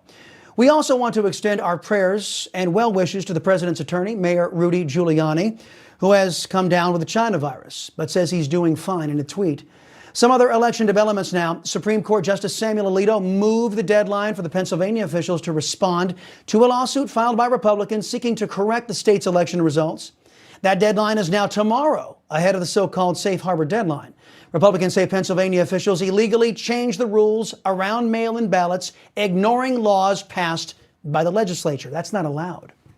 Meanwhile, a few setbacks. In Nevada, district judge has tossed the Trump campaign lawsuit, claiming some 40,000 cases of double voting, among other irregularities. The court found the campaign has insufficient evidence. The Trump team is appealing. And in Georgia, as we mentioned, Secretary of State Brad Raffensperger recertified the results of the state's presidential election after a recount last week. That despite the bombshell video released by the Trump team, which they say shows votes being pulled out from under a table and counted without observers. For the latest on this, we want to welcome in Georgia State Representative Vernon Jones, one of the few Democrats to support President Trump and the pursuit of free and fair elections. Sir, always appreciate you carving out time for the Salcedo Show. You know, it seems Georgia election officials may have contradicted themselves. You see, the Georgia Secretary of State's office now acknowledges that Republicans were not present while votes were being counted in that video. My understanding is in Georgia, that's illegal. How can they still certify these election results? Well, it's very unfortunate. And the state law does say that poll watchers, by law, are allowed to be there to watch ballots being counted. So this adds another chapter to the distrust, to the frustration with Georgians, how they feel about this election not being a fair, free, and transparent election. And it is very, very worrisome. And I'm very concerned. That's why I'm calling and asking for a special session. We have to look at what this Secretary of State has done, even in the agreement with Stacey Abrams, with the crowd she has that call themselves an unfair fight, but we know they're not fair, and they don't support free and transparent elections. Yeah, let me ask you about the shutdown of votes. Now, we were told originally as a water main break, turns out not to be a water main break, but it turned out to be an overflowing toilet. You know, I remember back in the days when we didn't used to let, diseases or storms, and nothing would stop Americans from voting. Now, according to some people in the state of Georgia, an overflowing toilet, well, we got to shut everything down. Tell me, have you been given a rational explanation as to why the vote stopped on election night? First of all, if it were an overflow toilet, that is no reason to shut down the largest precinct in the state of Georgia. And it was held at the State Farm Arena. That's too critical. Too many votes were being counted there. And that's where a lot of the discrepancy is. As a matter of fact, it took almost 2 weeks for all the votes to be totally counted from that area. Look at the videos. The videos aren't lying. Matter of fact, I guess they forgot that the security there had live videos when they were doing the undercover work that they were doing. And it's very, very concerning and very troublesome. Yeah. By the way, have you been given any explanation as to why the vote stopped? Do you know why? No. And I can tell you this, that's the precinct where poll watchers were told that they were going to stop. They were no longer going to count any more ballots that night, lock the doors after people were put out, and they continue to count ballots. Your Secretary of State now says he has concern about January's election, the Senate runoffs that are happening. So let me get this straight. He's not concerned about the presidential election, but he is concerned about the upcoming election, the runoff elections. How do you square that circle? See, that's what's causing the angst among voters in Georgia. It's not just about this past election, but future elections as well. But if we don't learn from the past elections, and then we want to go into another election, January 5th, which is the battleground state, the entire country is watching us here in Georgia. And you know what goes in Georgia, the whole country goes. And so that's what I'm concerned about, too. That's why I don't understand why at this point we have not had a special session. Legislators, by law, we're the ones who are given the authority in terms of establishing state law for the elections. This would give us a chance to do more of a thorough investigation, look at what he settled with Stacey Abrams and that unfair settlement, and be able to address some of these issues before the upcoming election. Let me tell you, believe it or not, I am literally getting ballot form requests from companies or organizations that are not even from Georgia, out of state. A lady called me this morning and said her son received a request for a ballot, which her son is not even registered to vote. And many of this is coming from out of the state. The influence between out-of-state folks involving Stacey Abrams and her organizations and George Soros, they have done more to interfere with this election than China and Russia combined. No kidding. You know, I'm just wondering, what position does Stacey Abrams hold in your state? What official position does she have? And what she has. And what kind of deal can she be making? Under what rubric can she be making deals with an elected Secretary of State? Well, let me tell you, when she lost her election, she filed suit when she lost her election. And it's kind of ironic because she didn't settle or agree to or concede until, maybe 2 years later. But I want to. Well, she hasn't yet. Oh, well, yes, she hasn't yet. You're right. But I want to turn your attention to what she put on Instagram in 2018. She posted on Instagram in 2018. This is the bottom paragraph. Make no mistakes, our democracy should work for all of us, regardless of political leanings, race, income, or region. Voting is a right, not a privilege. It is fundamental to our democracy and to our Georgia, and I will fight every single day until our government, a government of the people, by the people, and for the people, works for all of us. Now, you're talking about practicing hypocrisy. That's either she's going to be with democracy or hypocrisy. If she's about democracy, then join me in calling on a free and fair election here and holding those accountable who did things wrong during this election. But the hypocrisy of it, she decides to take the other direction. She's silent on it, won't say anything about it, and I'm calling her out right now. Stop the hypocrisy and practice democracy. Amen to that. I'm going with her hypocrisy, but that's just my opinion of Miss Abrams. Again, still hasn't conceded. Mr. Jones, always appreciate you being here on the Salcedo Show. Coming up, liberals continuing to violate their own China virus restrictions. We'll discuss that and the state of the economy coming up with Trish Regan on Newsmax TV.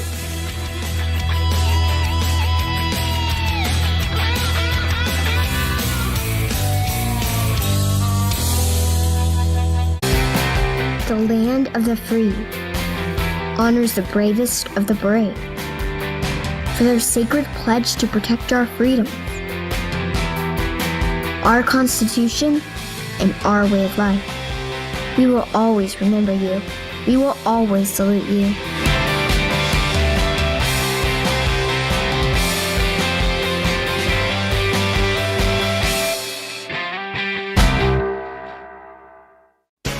McMulkin Chevrolet knows what it takes to be the largest Corvette dealer. McMulkin has plenty of allocation for the hard-to-find new C8 Corvette. Our Corvettes are always stored inside our 3-story climate-controlled facility. Purchasing your Corvette from McMulkin Chevrolet means you become part of our Corvette family. Call our Corvette team today or visit McMulkin.net and see why thousands of Corvette owners nationwide make it McMulkin. When you're cruising for a new Corvette, you'll find it at McMulkin.net. If you're on Medicare, remember, the annual enrollment period is here. The time to choose your coverage begins October 15th and ends December 7th. So call United Healthcare and take advantage of a wide choice of plans, including an AARP Medicare Advantage plan from United Healthcare. It can combine your hospital and doctor coverage with Part D prescription drug coverage and more, all in one simple plan for a low monthly premium, or in some areas, no plan premium at all. Take advantage of $0 copays on all primary care doctor visits, all virtual visits, and all lab tests. Also get $0 copays for preventive dental care, $0 copays for routine hearing exams, and $0 copays for eye exams, plus free designer frames and prescription lenses. Now's the time to look at United Healthcare's variety of plans and let us help find the one that works best for you. Ask about PPO plans too. They let you see any doctor who accepts Medicare without a referral and pay in-network costs, at home or traveling, when you see doctors in the United Healthcare Medicare National Network. Take advantage of $0 copays on hundreds of prescription drugs at the pharmacy or by mail. In fact, last year, our Medicare Advantage plan members saved an average of over $7,200. And with Renew Active, enjoy a free gym membership with access to an extensive nationwide network of fitness locations, now including premium gyms. Now more than ever, count on United Healthcare to help you get the care you need when you need it. We can even help schedule appointments or find a specialist. Enrollment ends December 7th. Call United Healthcare or go online today. We make it easy to enroll too. It's time to take advantage of all the benefits of the only Medicare Advantage plans with the AARP name.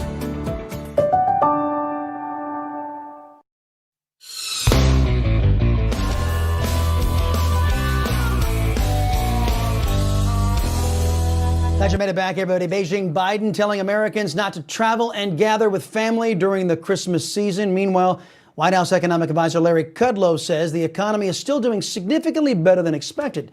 The United States hit a low in this crisis of 6.7% unemployment rate in November, but says the blue state lockdowns are killing the large economies of California and New York.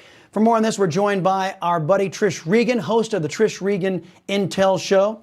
Good to see you as always, Trish. You know, the science is in on this. Many health officials, including the WHO, concede the lockdowns do more harm than good, yet these socialist Democrats across the states insist on taking away folks' freedom to make a living. Yeah, it really shows you, Chris, the stark contrast, right, between the left and the right now. One group of people believe in the power of the individual, the other in the power of the government. And look, I mean, I think that the evidence is pretty clear right now as you look at the challenges that so many of these blue states are having, that they're not going to come out on the winning end of this. No one is, by the way, frankly. Let me just say, you know, this is obviously just a horrific thing that we've had to go through. And it's been so challenging for so many American families. But why is our government making it more challenging, Chris? That's what I want to know. They're supposed to walk by our side, not ride on our backs. Let me put some video up here. This video has gone viral. This is a woman out there just trying to make a business go in the People's Republic of California. She spends 80 grand to build outdoor facilities so she can continue to serve in her restaurant. Then Gavin Newsom shuts her down. And then right next door, some Hollywood set puts up craft services, and they get to do their job and they get to do their work in the same type of setup, but she has to shut down. This is just idiocy. No, it's really mind-boggling, but it shows you, if you would, the power of the purse in the sense that those big companies have the right kind of ends, right, as opposed to the small business owner. And so my concern in all of this, right, is one, for the individual that needs to take care of their family, and two, for the small business owner, who also, by the way, needs to take care of their family. I mean, in this kind of environment, we really run a serious risk here of shooting ourselves in the foot, right? So much of this is self-inflicted. We could be smarter. We should be smarter. I'm sorry, but you know, you can't have, and by the way, don't get me started on hypocrisy. I know you and I have talked about this, Chris. It's insane. Gavin Newsom out there at the likes of the fancy schmancy French Laundry, you know, having $100 meals plus without the mask. And yet, you know, business owners, everyday business owners, not able to do what they can do to take care of their families. Well, hold on. The hypocrisy is off the charts. Let me put something up on the screen right there. This will allow you to continue on. Various news organizations put together a list of people who are hypocrites. People who have gone out there and said, oh, you must do this, you must do that to combat the China virus, and they got caught violating their own rules. Surprise, surprise, they're all Democrat socialists. But there they are. Pelosi, Cuomo, Gretchen Whitmer, de Blasio, right on down the list. Gavin Newsom's on there. So here these people are, but the rules don't apply to them, only to we the little people. You know, it's almost like I've been trying to think through this, like, because, you know, I don't know. I'm just a, you know, simple girl born and raised in the live free or die state of New Hampshire. And where I come from, you know, you say what you mean and you do what you say. OK, and these folks clearly don't. So sometimes I'm looking at it, I'm like, do they lack a sensitivity chip? Do they lack empathy? Do they not understand that no one wants to get coronavirus? No one wants to get this thing that came out of nowhere from China, right? We're all going to do our very best to protect ourselves. Every business owner is going to do his or her best to protect their customers. But at some point, you know, you have to trust. You have to trust human beings themselves. And it's clear to me when you see the hypocrisy of their behavior, they trust themselves, right? They just don't trust anybody else around them. They don't trust, they don't believe in everyday Americans. And that's where this breakdown is. And I look at it and I'm like, they're missing something. They seem to be missing some kind of empathy for understanding what your average American is dealing with and how your average American would react. Yep, well, they always accuse the president of being so callous. Of course, that's the Salcedo Show axiom. Liberals possess qualities in abundance that they project onto others. Trish Regan, thank you very much. Appreciate you being here. Coming up is Attorney General William Barr on his way out of the administration. Our political panel weighs in on that. And Hollywood getting a free pass from the media. What else is new? Next on Newsmax TV.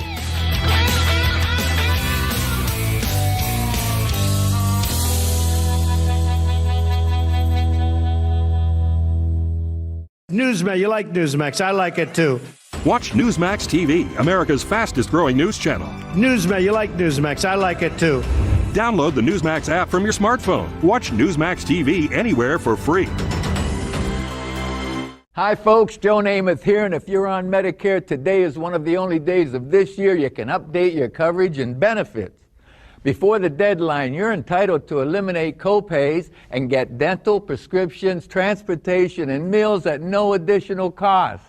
Plus, your zip code may have coverage with the Give Back benefit that adds money back to your Social Security check every month. I called to get dental, transportation, meals, and the Give Back benefit. They helped me so much. With this virus situation, I called to get everything I'm entitled to.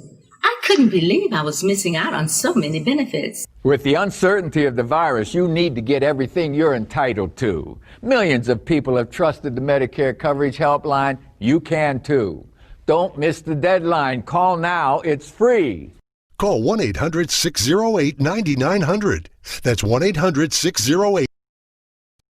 This is the 2021 Medicare Benefits Update, brought to you by EasyMedicare.com. Hi, I'm Joe Theismann. EasyMedicare.com and I want to let you know Medicare's annual enrollment period is here. And that means it's time to enroll or make changes to your Medicare coverage. Do what I did. Call the EasyMedicare.com hotline to see if you qualify for more benefits. Like $0 copays, $0 deductibles, and $0 premiums, which means nothing out of pocket for you. Call the EasyMedicare.com hotline right now. Find out now if you're eligible for dental, vision, hearing, in-home meal deliveries, telehealth services, and prescription drug coverage. Plans also include private home nursing, wheelchairs, or transportation to hospitals or doctor visits. Don't fail to act during Medicare's annual enrollment period. Today is one of the last days to change your Medicare benefits, so don't wait. Call the EasyMedicare.com hotline right now. You also receive inpatient care, including rehabilitation facilities or long-term care hospitals. You could also receive preventative services like screenings for diabetes, depression, or cancer, plus counseling and chiropractic services. Call EasyMedicare.com now. And don't miss out on even one Medicare benefit. Call the EasyMedicare.com hotline right now. Call 800-618-5620, 800-618-5620, 800-618-5620. Would you like to put something made in America under the tree this Christmas? You can by choosing a rifle or shotgun from Henry Repeating Arms. They're made in America or not made at all. Reliable, affordable, and backed by a lifetime guarantee. More than 200 models to choose from. Something for everyone on your list. We invite you to order a free gift guide. We'll even send you 2 free decals for stocking stuffers. Call the number on your screen or visit henryusa.com. I am Robert Strickler. I've been involved in communications in the media for 45 years. I've been taking Prevagen on a regular basis for at least 8 years. For me, the greatest benefit over the years has been that Prevagen seems to help me recall things and also think more clearly. And I enthusiastically recommend Prevagen. It has helped me an awful lot. Prevagen, healthier brain, better life. Want your brain better? Unlike ordinary memory supplements, Nariva has clinically proven ingredients that fuel 5 indicators of brain performance: memory, focus, accuracy, learning, and concentration. Try our new gummies for 30 days and see the difference.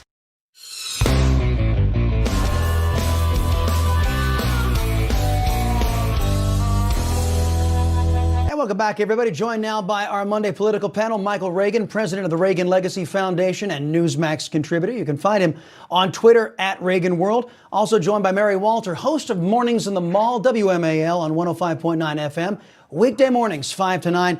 Thank you both for being there as always. Mary, we'll start with you. You know, the House Freedom Caucus last week coming out and saying, hey, the DOJ has got to get more involved in these election investigations. And the AG Barr saying, well, a lot of these remedies are going to be found on the state level. And now we're getting rumors that maybe Mr. Barr is on his way out. What do you hear? What do you know?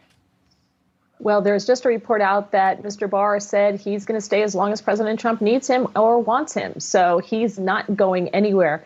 I think we all want him to get more involved. I mean, I just thought when he came in that he was just going to be like the new sheriff in town and he was just going to kick some butt and take some names. And it's not happening. But at the same time, I kind of get that these elections are run by the states. It's not run by the feds. It's a state's issue. And unfortunately, it has to work its way through the courts. Now, Pennsylvania may be going to the Supreme Court very soon, as Justice Alito has asked for the defense, the state of Pennsylvania, to submit their arguments a day earlier. So they have to be in tomorrow in order to meet some of the deadlines that would affect, electors. So we may see some movement soon, fingers crossed. Yeah, Michael, I want to pivot out to California. I don't know if you've seen this video yet. It's gone viral of this woman out there who basically spent all of this money she didn't have because she was already being devastated by the China virus, to put out outdoor dining so she could possibly remain open. Then the state shuts that down. Meanwhile, in the lot next door to her, Craft Services shows up from Hollywood, and they have basically the same setup to feed their cast and crew out there. I guess they can safely do so, and they can operate, but she can't.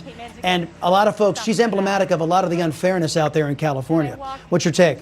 Well, let me tell you, I eat at that restaurant. I also eat at In-N-Out Burger in the same center. I get my eyes done in the same center that you, in fact, are talking about. My family's been eating there for absolutely years.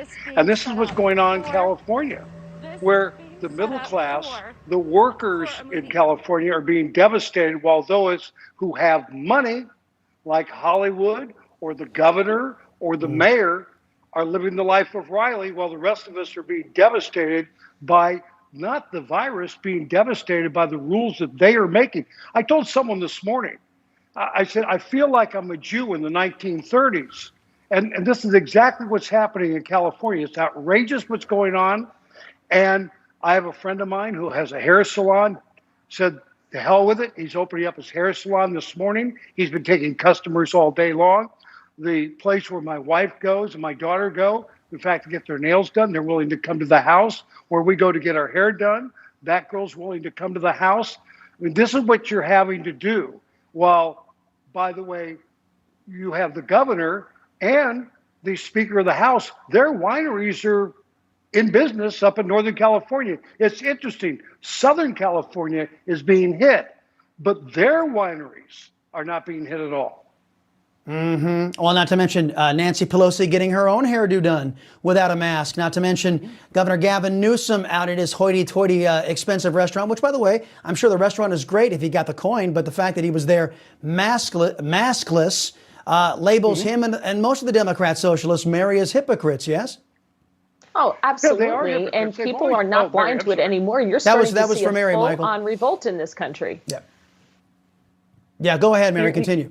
So I just think you're seeing a full-on revolt in this country. When you start to see it in California, when you start to see Californians revolting against these lockdowns, that's a big deal. I think it's a turning point. I really do. You can see it in some of the Republican states. You kind of expect it. But for the heavily Democrat states like California to be in full-on revolt and just saying, that's it, like Michael's friend, just saying, I'm opening my shop. That's it. Too bad. Come get me. I think you hit a turning point in this country, and I think you're going to see things start to change. I don't think that the ruling elite are ready for this. I don't think they saw this coming. Yeah, and don't forget, it was California that led the nation's tax revolt back in the day, too. Michael, I wanted to get your thoughts, too. It's Pearl Harbor Remembrance Day, 79 years ago today. Your thoughts? Well, who can forget it? I mean, the problem is I think we are forgetting it, just like we're forgetting D-Day and all these times where our men and our women put their lives on the line so you and I can have the freedoms that we, in fact, have today. I've been to Pearl Harbor. I've been there on the Arizona at Pearl Harbor. And something else about December 7th, it was 47 years ago today, I met my wife, and we got married 2 years later. So we've always remembered it. It's a special day in our lives, but it should be a special day in everybody's life, and say thank you to those who served, whether it was in the Pacific or it was in the European theater during the Second World War. They saved the world from tyranny, and I hope in Georgia, they save the next generation from tyranny also. Amen to that. Michael, Mary, thank you very much, as always, for being here on the Chris Salcedo Show. And you know what Michael said there, folks? People are starting to forget. There's a reason why they're starting to forget. The government-run schools. All right, coming up, President Trump giving our buddy Grant Stinchfield a shout-out at his rally in Georgia. We'll chat with Grant next on Newsmax TV.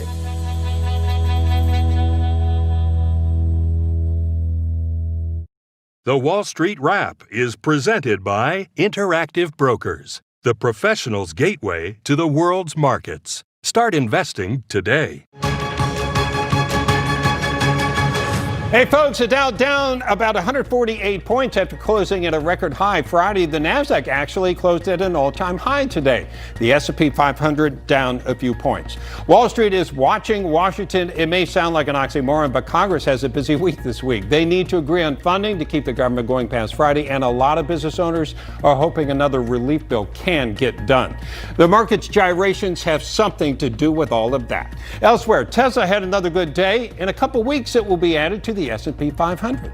Kodak is a big gainer today on hopes that a government loan really will come through. The stock got slammed after an extraordinary rise when a government watchdog questioned whether there was insider trading going on with executives at Kodak. The conclusion is there was not. And finally, Bob Dylan has sold his entire music catalog to Universal Music. It includes more than 600 songs, including Blowin' in the Wind and Like a Rolling Stone.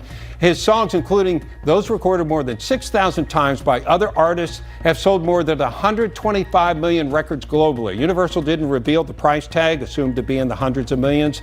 You can be sure Universal had to serve somebody. That's a Wall Street Wrap. I'm Bob Sellers.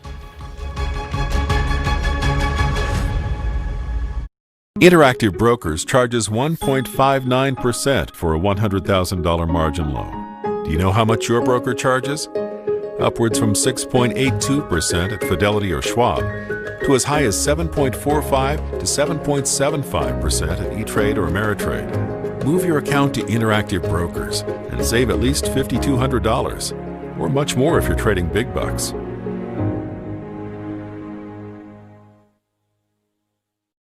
Attention! It's officially the Medicare annual enrollment period. There is a deadline to get what you're entitled to. Hi folks, Joe Namath here, and if you're on Medicare, this is important. Today is one of the only days of this year you can update your coverage and benefits. Before the deadline, you're entitled to eliminate premiums and copays and get dental care, dentures, eyeglasses, in-home aids, prescription coverage, unlimited transportation, and home-delivered meals, all at no additional cost. Plus, your zip code may have coverage with the Give Back benefit that adds money back to your Social Security check every month. Look, with the uncertainty of the virus and vaccines, you need to get everything you're entitled to. I called to get the new benefits and save money, so I'm not spending money I don't have to spend. With this virus situation, I called to get everything I'm entitled to. I couldn't believe I was missing out on so many benefits. Reality is, it's a very uncertain year ahead, so you need to be sure your health care coverage is up to date. Call before the deadline and get what you're entitled to. It's free. I called to get dental, transportation, meals, and the Give Back benefit. They helped me so much. There is a deadline to get dental care, dentures, unlimited transportation, and home-delivered meals at no additional cost. And your zip code may have coverage with the Give Back benefit that adds money back to your Social Security check every month. Millions of people have trusted the Medicare Coverage Helpline. You can too. Don't miss the deadline. Call now. It's free.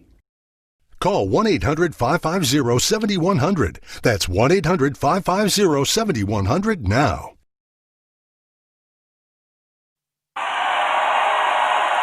Newsmax. Let's go. We certainly want transparency.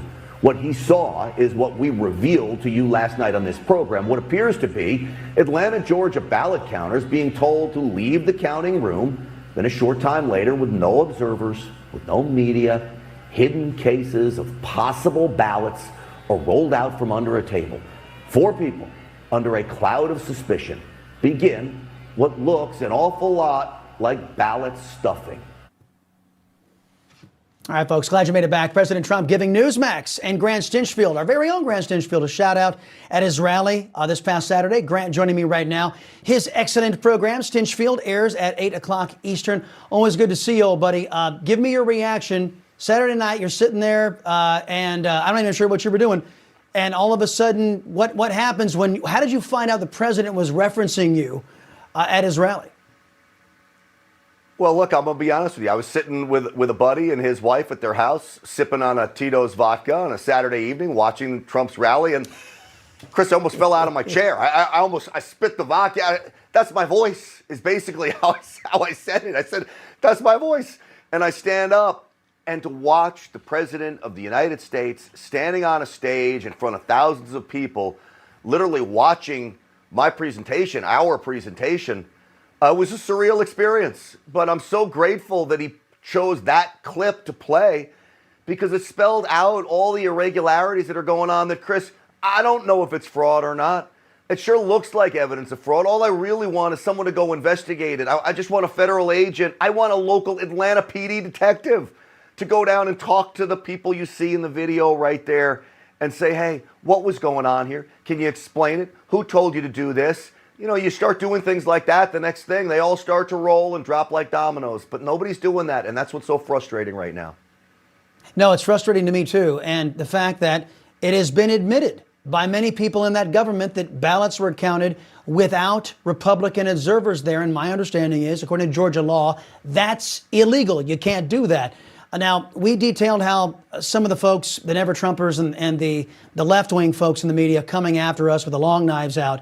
But you, too, are getting some hammering from the left-wing biased Washington Post. What'd they say about you?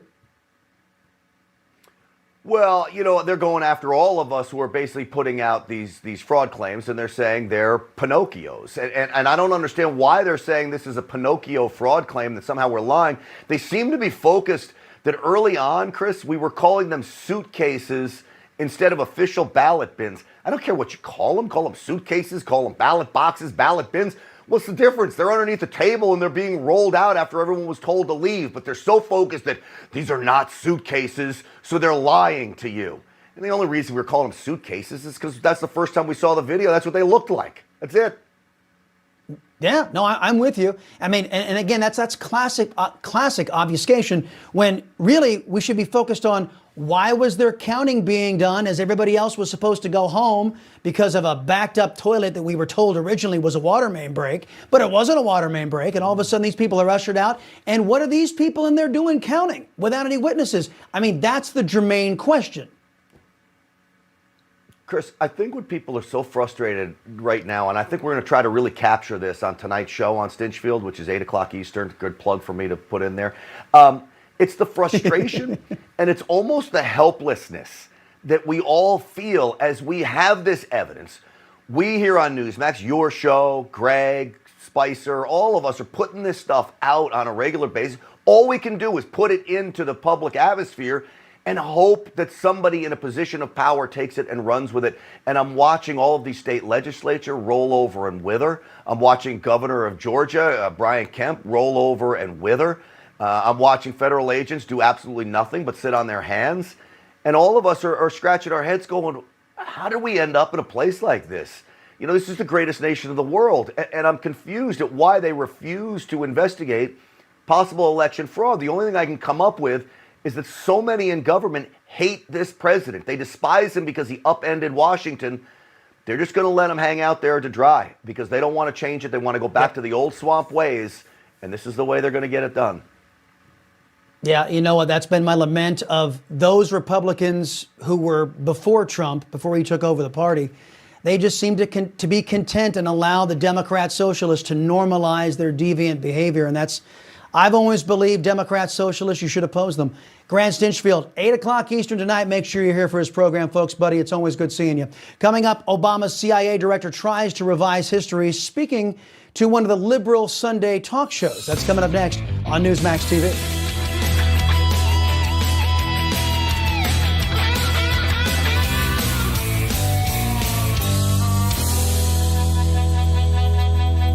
Hi folks, Joe Namath here, and if you're on Medicare, this is important.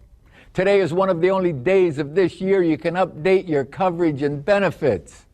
Before the deadline, you're entitled to eliminate premiums and copays and get dental care, dentures, eyeglasses, in-home aids, prescription coverage, unlimited transportation, and home-delivered meals, all at no additional cost. Plus, your zip code may have coverage with the Give Back benefit that adds money back to your Social Security check every month. Look, with the uncertainty of the virus and vaccines, you need to get everything you're entitled to. Millions of people have trusted the Medicare coverage helpline. You can too. Don't miss the deadline. Call now. It's free. Call 1-800-608-9900. That's 1-800-608-9900 now. Selling a home is expensive and stressful, so we set out to create a better home selling experience with a network of the most successful real estate agents in America that'll sell your home for as little as a 2% commission. The icing on the cake with the Ideal Agent was that we saved $12,000 in commissions. We would definitely use Ideal Agent again. The whole process was so positive for us. Excellent service. Getting right to the point, hiring Ideal Agent, I wish we would have done that sooner, and we would have saved 6 months of time and mortgage payments that would have probably never happened if we would have just gone with them first. They were so stress-free. The whole process was amazing, and I would definitely recommend them. We certainly recommend Ideal Agent now to all of our family, all of our friends. It's just a great experience. We are not a discount brokerage. These are top local agents that'll get you the best results.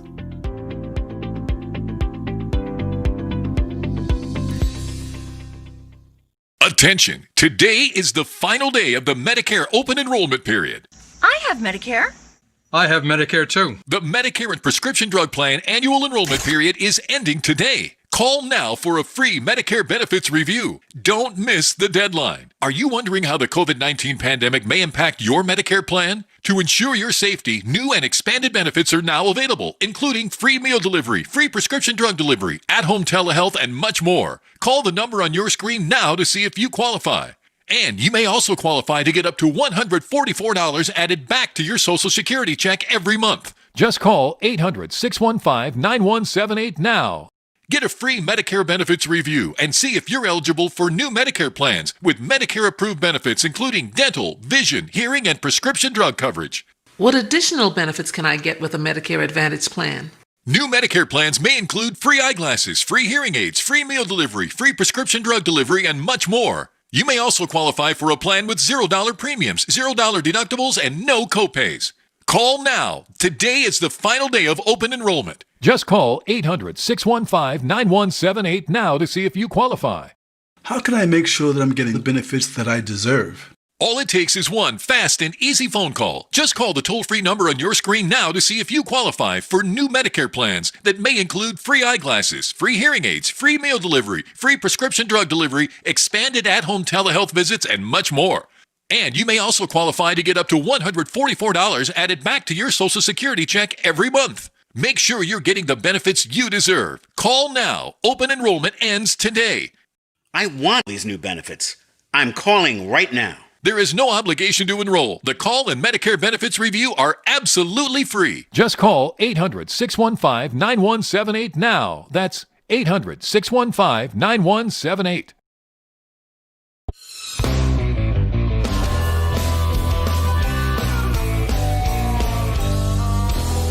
Welcome back, everybody. A little over a year ago today, the DOJ's Inspector General Michael Horowitz testified in front of the Senate Judiciary Committee, saying that the FISA warrants the FBI used in what would become the hoax Russia-Trump collusion investigation were entirely based on the Steele dossier. But this past weekend, Obama's communist, former CIA Director John Brennan, tried to rewrite some history by claiming that the Steele dossier was never used to buttress an argument that nobody was disputing. Watch. As we have said previously, the Steele dossier was not used in any way to undergird the judgments that came out of the intelligence community assessment about the Russian actions in the 2016 election. And so the Steele dossier was something that I never, looked at from a standpoint of credibility, because it wasn't something that the CIA had acquired. And of course, that has nothing to do with what was germane in this whole discussion to begin with. We all knew the Steele dossier was affirming something that we had already known. Actually, let me put this back. That he's trying to say the Steele dossier was never used to confirm that Russia was trying to interfere in our elections, because Russia's been trying to interfere in our elections for 4 decades or more. Even Obama admitted that. There is Brennan moving the goalposts. The reason why we are upset about the Steele dossier, it was used as information and elevated to an intelligence document that led to the illegal acquisition of 4 FISA documents, 4 FISA court documents for illegal observation of Trump campaign officials.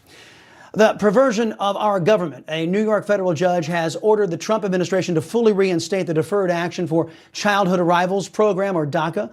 Court decision immediately restores the enrollment process for DACA back to its original form and opens the doors for potentially hundreds of thousands of illegal aliens to apply for the program's protections. Trump administration pushed to end the program in 2017 by refusing to accept any more applications. But that begs the question. If Barack Hussein Obama was able to establish DACA in 2012, subverting the Constitution in Congress, why is President Trump being blocked from legally rescinding it? Nobody seems to have an answer for that. Coming up, one headline we wish was not a joke. That's up next on Newsmax TV.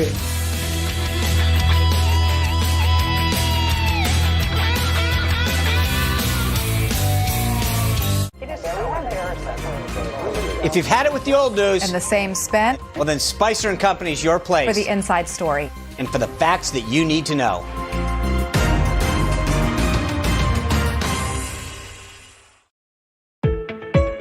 If you're on Medicare, remember, the annual enrollment period is here. The time to choose your coverage ends December 7th. So talk to United Healthcare and take advantage of a wide choice of plans, including an AARP Medicare Advantage plan from United Healthcare.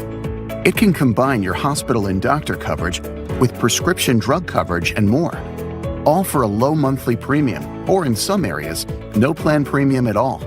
Take advantage of $0 copays on all primary care doctor visits, all virtual visits, and preventive dental care. Plus $0 copays on hundreds of prescriptions. And with Renew Active, enjoy a free gym membership. So call United Healthcare and take advantage of the range of plans we offer, including PPO plans that let you see any doctor who accepts Medicare without a referral. Enrollment ends December 7th. Call United Healthcare or go online today. This is the 2021 Medicare Benefits Update, brought to you by EasyMedicare.com. Hi, I'm Joe Theismann. EasyMedicare.com and I want to let you know Medicare's annual enrollment period is here. And that means it's time to enroll or make changes to your Medicare coverage. Do what I did. Call the EasyMedicare.com hotline to see if you qualify for more benefits. Like $0 copays, $0 deductibles, and $0 premiums, which means nothing out of pocket for you. Call the EasyMedicare.com hotline right now. Find out now if you're eligible for dental, vision, hearing, in-home meal deliveries, telehealth services, and prescription drug coverage. Plans also include private home nursing, wheelchairs, or transportation to hospitals or doctor visits. Don't fail to act during Medicare's annual enrollment period. Today is one of the last days to change your Medicare benefits, so don't wait. Call the EasyMedicare.com hotline right now. You also receive inpatient care, including rehabilitation facilities or long-term care hospitals. You could also receive preventative services like screenings for diabetes, depression, or cancer, plus counseling and chiropractic services. Call the EasyMedicare.com hotline now to find these benefits, as well as dental, vision, hearing, and Medicare prescription drug coverage, plus in-home meal delivery and telehealth services that include confidential one-on-one video conferencing from the safety of your home. Time is running out to enroll or make changes to your Medicare health or prescription drug plan during Medicare's annual enrollment period. So call EasyMedicare.com now and don't miss out on even one Medicare benefit. Call the EasyMedicare.com hotline right now. Our licensed insurance agents are waiting to tell you about $0 copays, $0 deductibles, and $0 premiums. Call 800-579-7490, 800-579-7490, 800-579-7490.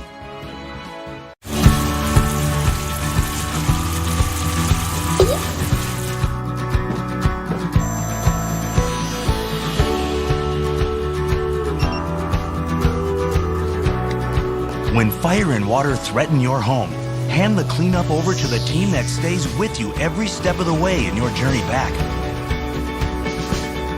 1-800-SERVPRO and ServPro.com. Like it never even happened.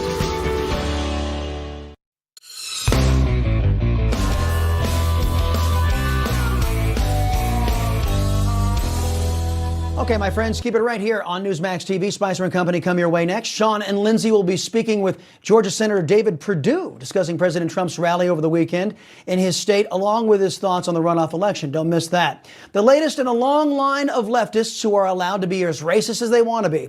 Harry Styles is making headlines for wearing a dress on the cover of Vogue. Conservative commentator Candace Owens responded to the singer's cover by calling to bring back manly men. Soon after, left-wing Noah Cyrus, Miley Cyrus's sister, attacked Owens, calling her a nappy a-ho.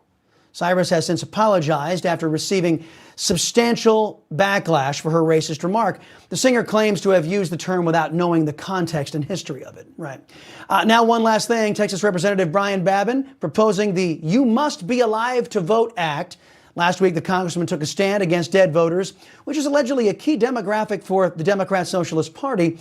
The bill would allow the federal government to withhold federal funding to counties that don't annually ensure their voter rolls are up to date. Babin says it's essential that dead people stop voting.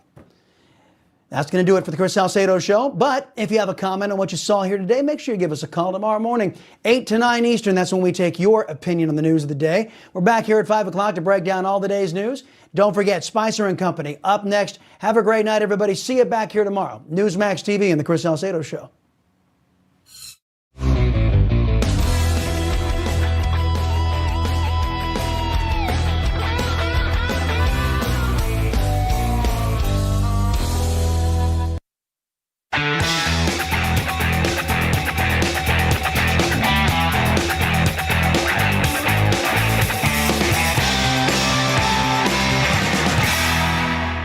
Welcome to another great week of Spicer and Company. I'm Sean Spicer. And I'm Lindsay Keith. Well, Sean, it's almost every day now. The hypocrisies from the left just seem to keep on coming. And now it's California, which has continued to increase COVID-19 restrictions on small businesses there. And we're going to talk to a restaurant owner in a little bit whose business in Los Angeles County has been affected by the ban on outdoor dining. But, you know, the interesting thing is you're not going to believe this part about her story. It's not business as usual for her. Her restaurant cannot operate, but another industry can that is right beside her. Take a look. Tell me that this is dangerous, but right next to me as a slap in my face,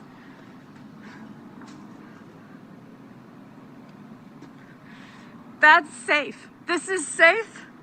That's crazy. You know, it is amazing, Lindsay. California is now about 85% locked down, and there's a lot of people wondering if this is where a Joe Biden wants to go, locking down the whole country, making sure that, you know, there's different rules for different people and that the left continues to carry out their hypocrisy. And we're going to tell you a lot more about that. We're going to have her here. Yeah. You're going to want to hear this story. It is unbelievable. Plus, as you probably know by now, Newsmax carried this. The president was in Georgia this past weekend for his first rally since the presidential election on November 3rd. We're going to talk to Senator David Perdue. He's one of the two senators up for election this January 5th. That's why the president was there. We're going to get a firsthand account as to what his runoff election is at right now and what effect the president's visit had on his race. Yeah, that's right. And we do want to mention at the top of the show here, though, it is Pearl Harbor Day, a day to remember 79 years ago, Sean, that attack happened in Hawaii. And so we just honor those who gave their life to protect ours. And crazy that it's 79 years ago. Yeah, I tweeted out FDR's speech because I think it's important to make sure that, that day does live in infamy, that we do pass it down, that we allow the next generation to understand the sacrifice of so many Americans, why they did, why we, have the military that we do today, and why we're so grateful as a nation. Because I think we keep talking about this. History's getting lost if we don't pass it down to the next generation. And so hopefully people do. There's a lot that happened, though, between our Friday show and this. And we mentioned the president's rally, more COVID restrictions. Rudy Giuliani tested positive for COVID over the weekend. Our thoughts and prayers are with him as he continues to recover. Yeah, and Sean, 1 week away from Electoral College meeting next Monday, December 14th.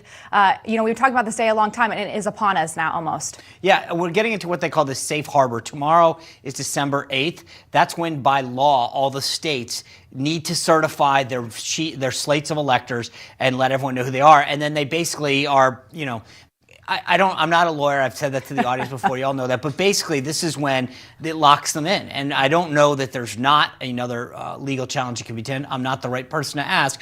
But at least legally, that's why they go and do that. Yeah. So tomorrow is also another important day. And we'll be talking about that then. Yeah, we've got a lot to talk about. All right. Well, joining us now, though, is Congressman from Colorado, Ken Buck. Congressman, how are you?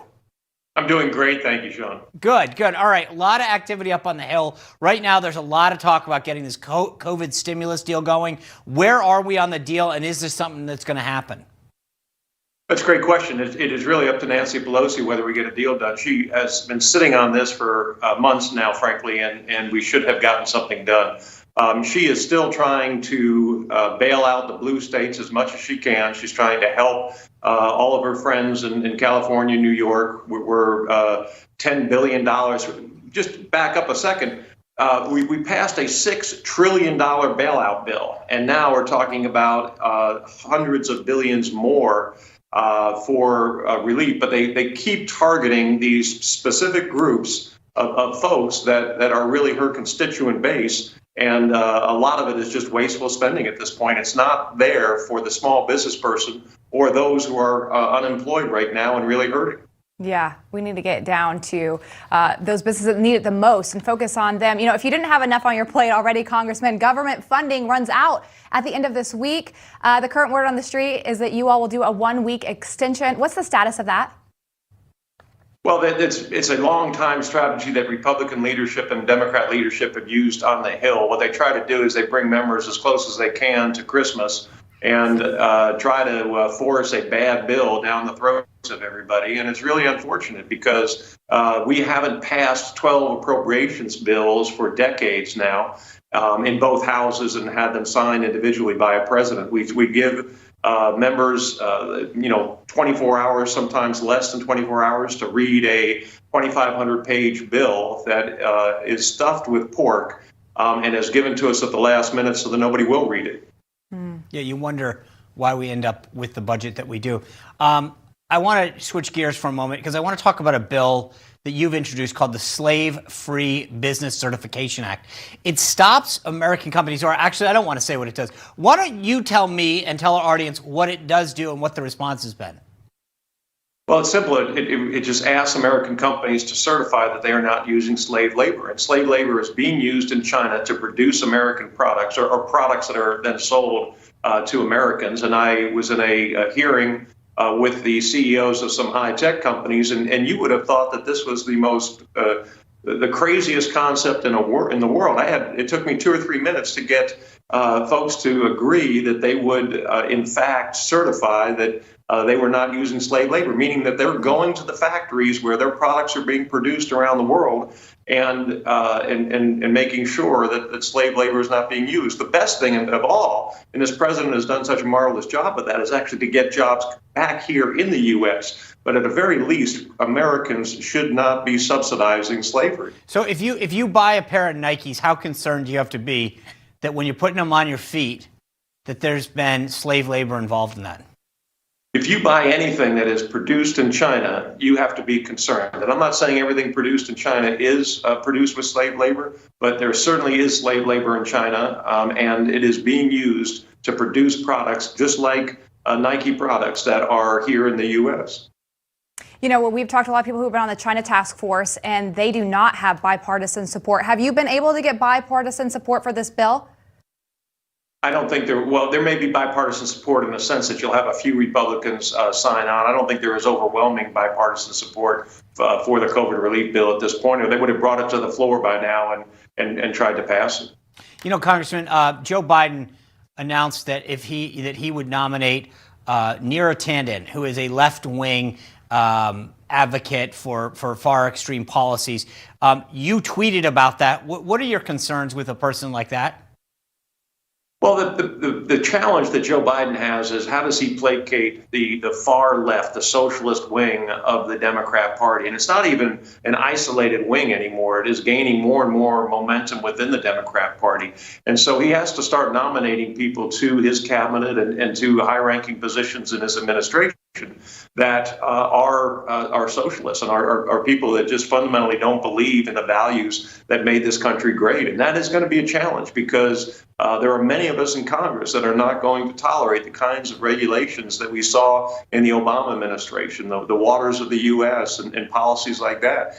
And so I think that when you have somebody that is so out of step with mainstream American views, it's going to really cause conflict. Joe Biden's great about talking about unifying America. Yeah. Bottom line is he's doing nothing to unify America when he brings in these left-wing socialists into his administration. That's right. Congressman, I appreciate you coming and giving us a heads up. Thanks for introducing that bill and hopefully keeping some of these companies honest when it comes to the labor that they're using. So I appreciate it, and I hope you'll give us an update if there's any movement on the bill. Alrighty. Thank you, sir. Just ahead, a very personal story of how California COVID restrictions are absolutely devastating business owners. One woman's video has gone viral as she points out the state's hypocrisy.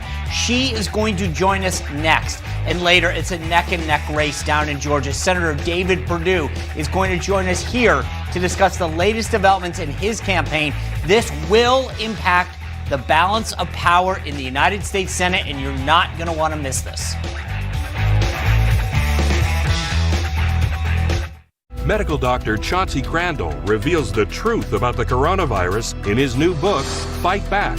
Dr. Crandall says you can beat the virus and avoid infection. Fight Back shows who's really at risk and why high blood pressure is a real danger. Fight Back tells you how to survive. Get Dr. Crandall's Fight Back, a #1 Amazon bestseller. It's in bookstores everywhere. Or go online or call today for the free offer. It could save your life. I was asking God through prayer, seeking a good news source. I believe He showed me the Epic Times. I came across an issue at work. The front page intrigued me, and I subscribed. Now I cut out articles and give them to friends and family. I leave old issues at the library and around my community. We read it to our kids and love the positive messages in each article. So why do I think everyone should read the Epic Times? Because they're bringing back traditional values to this great country. This is the 2021 Medicare Benefits Update brought to you by EasyMedicare.com. Hi, I'm Joe Theismann. EasyMedicare.com and I want to let you know Medicare's annual enrollment period is here. And that means it's time to enroll or make changes to your Medicare coverage. Do what I did. Call the EasyMedicare.com hotline to see if you qualify for more benefits. Like $0 copays, $0 deductibles, and $0 premiums, which means nothing out of pocket for you. Call the EasyMedicare.com hotline right now. Find out now if you're eligible for dental, vision, hearing, in-home meal deliveries, telehealth services, and prescription drug coverage. Plans also include private home nursing, wheelchairs, or transportation to hospitals or doctor visits. Don't fail to act during Medicare's annual enrollment period. Today is one of the last days to change your Medicare benefits, so don't wait. Call the EasyMedicare.com hotline right now. You also receive inpatient care, including rehabilitation facilities or long-term care hospitals. You could also receive preventative services like screenings for diabetes, depression, or cancer, plus counseling and chiropractic services. Call EasyMedicare.com now and don't miss out on even one Medicare benefit. Call the EasyMedicare.com hotline right now. Call 800-618-5620, 800-618-5620, 800-618-5620. Now we take Georgia, and then we change America. If Democrats win the 2 runoff elections in Georgia, Republicans lose control of the Senate. This means radical liberal policies like the Green New Deal, Medicare for all, and defunding our police could become reality. That's why I need your help. Please visit gabattleground.com and donate so Republicans win the Georgia runoffs. I'm David Perdue. And I'm Kelly Loeffler. And we approve this message.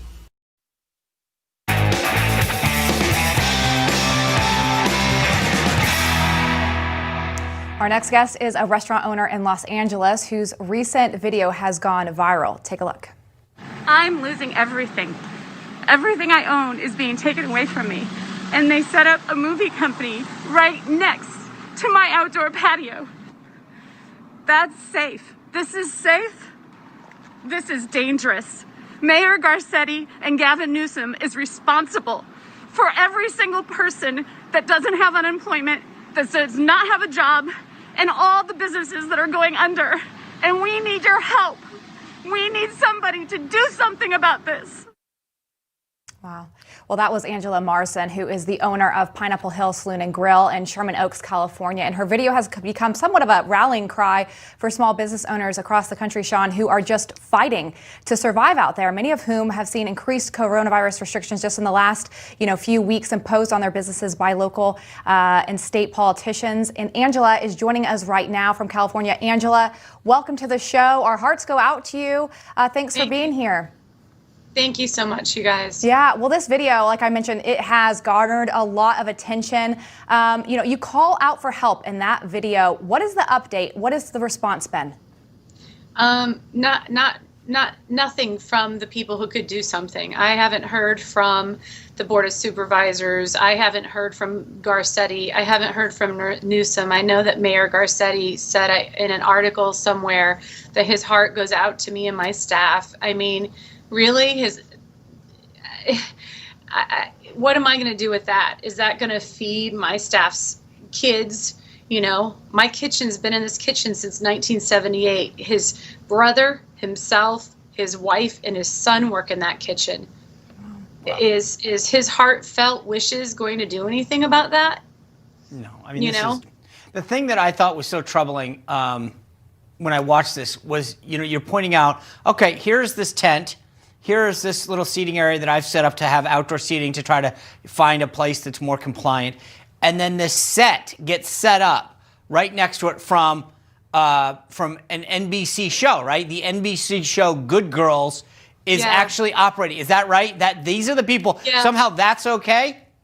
Yeah, I always try to steer it away from blaming the production company, because I feel like the politicians that are making these rules and these regulations just set us up to blame each other instead of them.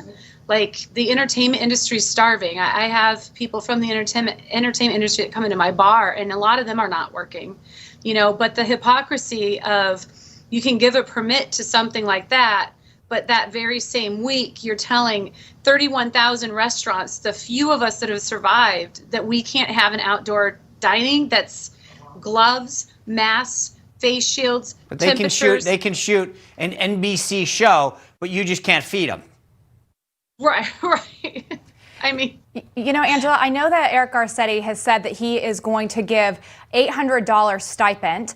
Oh my gosh. Yes, he said he's going to give that. Have you received that? And is that enough? No, I want you to know this, because in the whirlwind of everything that's happened, I didn't expect all this to happen. But I saw that. I quickly sent it out to my staff. I said, apply by Monday. My staff responded back, have you read the fine print? And I said, no. They said, it's only going to 4,000 people, and it's a lottery. What? No. Can you believe that? But you spent $80,000, right, to get that outdoors? Yeah. $80,000. Anyway, that would help my staff. I mean, $800 would barely help them in LA with rent. I mean, it wouldn't even pay rent in LA, but it's only going to 4,000 people from my understanding, and it's a lottery system. Yeah. And just to be clear, Angela, you created this outdoor seating space so you could serve people outdoors, spent around, with Sean's money, $80,000, and now you can't even use that. Is that correct? Oh, I have, yes, that's correct. I'm dealing with homeless that are trying to sit there, and I've got to keep them off now. I can't serve anybody out there. I'm supposed to do to-go. To-go puts my revenue, cuts it by 90%. I did do to-go, and I tried to get donations to feed the hospitals, and I would go out and feed the hospitals, but we were running at 10%. Wow. And we only have a little bit of time left real quick, but you do have a GoFundMe page out there. Is that correct? I do. You can go to PH Saloon on Facebook, or you can go to Pineapple Hill Grill and Saloon on Instagram, and it's there. Well, Angela, thank you for being here. Our hearts go out to you, like I said, and I hope that Mayor Garcetti or Gavin Newsom reach out to you and someone gets you the help that you need and your employees. Thank you for being on with us here today. Thank you. Thank you guys so much. Thanks, all right. Well, coming up, the media is becoming more and more blatantly biased. We're going to break down the latest with Steve Cracker next.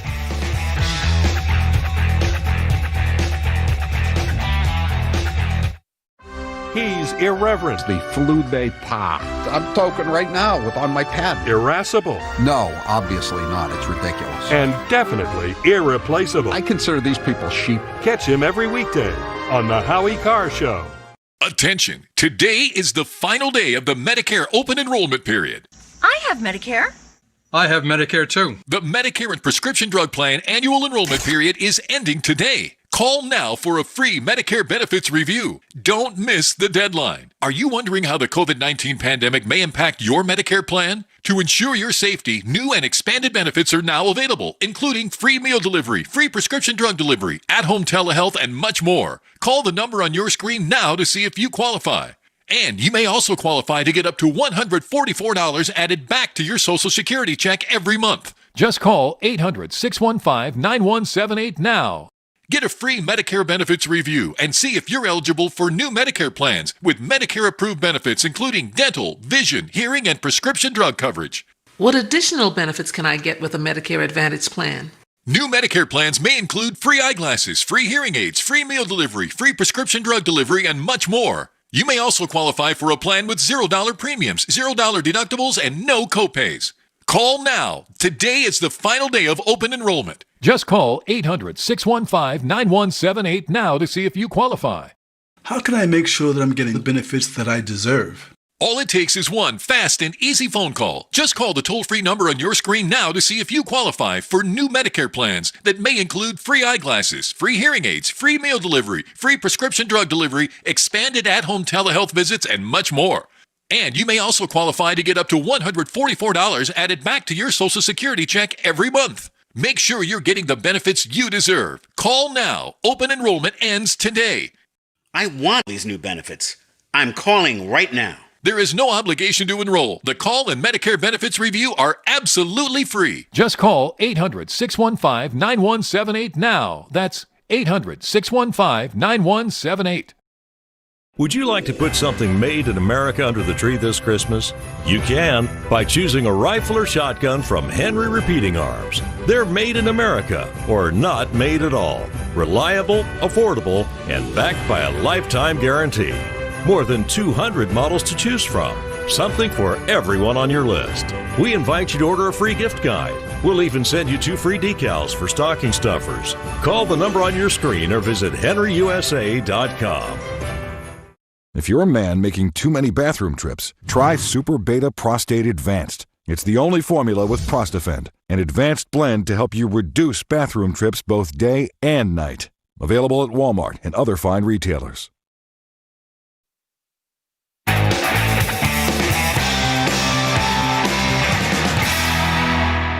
Sean, last week we talked about how some members of the media have already decided that they're going to cover Biden differently than how they covered Trump. And they're being pretty open about that. And now it seems like they're not going to question anything that Biden says.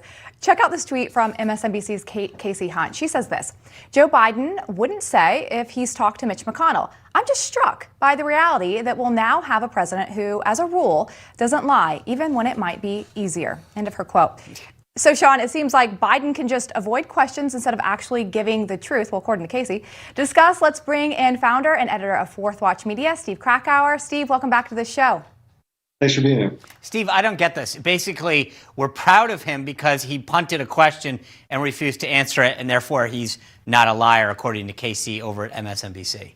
Yeah, the idea that this is somehow a return to normalcy, maybe that's true, but the idea that that's a good thing, I mean, so, okay, if you don't ignore the question, don't refuse to answer it, and that's preferable, apparently. The treatment is preferable for the press. It's completely insane. I mean, this is honestly one of the big things that I thought stood out with the Trump era. You can criticize Donald Trump all you want, and I'm sure the media certainly has. But one thing about him is he will answer questions. He'll answer questions in front of a helicopter. He'll answer questions on a plane. He will answer questions that you might not like his answers. But the idea that it's preferable to just simply ignore the press is a really strange thing for the press to be claiming is a good thing now. That's right. Yeah, and I didn't realize if you plead the fifth, that makes you not a liar. I mean, where are we there in America?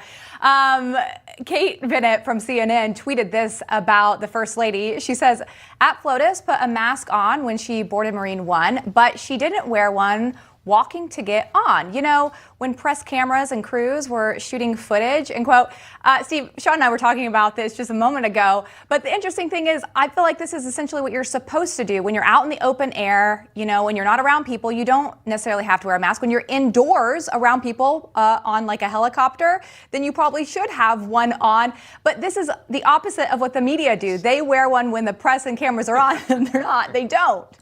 Right. Now, this one really, I saw this over the weekend. I was trying to reread it to make sure I didn't miss something. Yeah. I mean, this is the guidance. She's essentially following the guidance. She's walking to the helicopter, not surrounded by any people, so you would not need to wear a mask. And then she got on and she put one on, which seems like the responsible thing to do. But it's not performative in the way that the media is requesting of it. And frankly, I don't even really think the media would have a problem if, say, Jill Biden walked to the Marine One, didn't wear a mask, and then put one on the helicopter.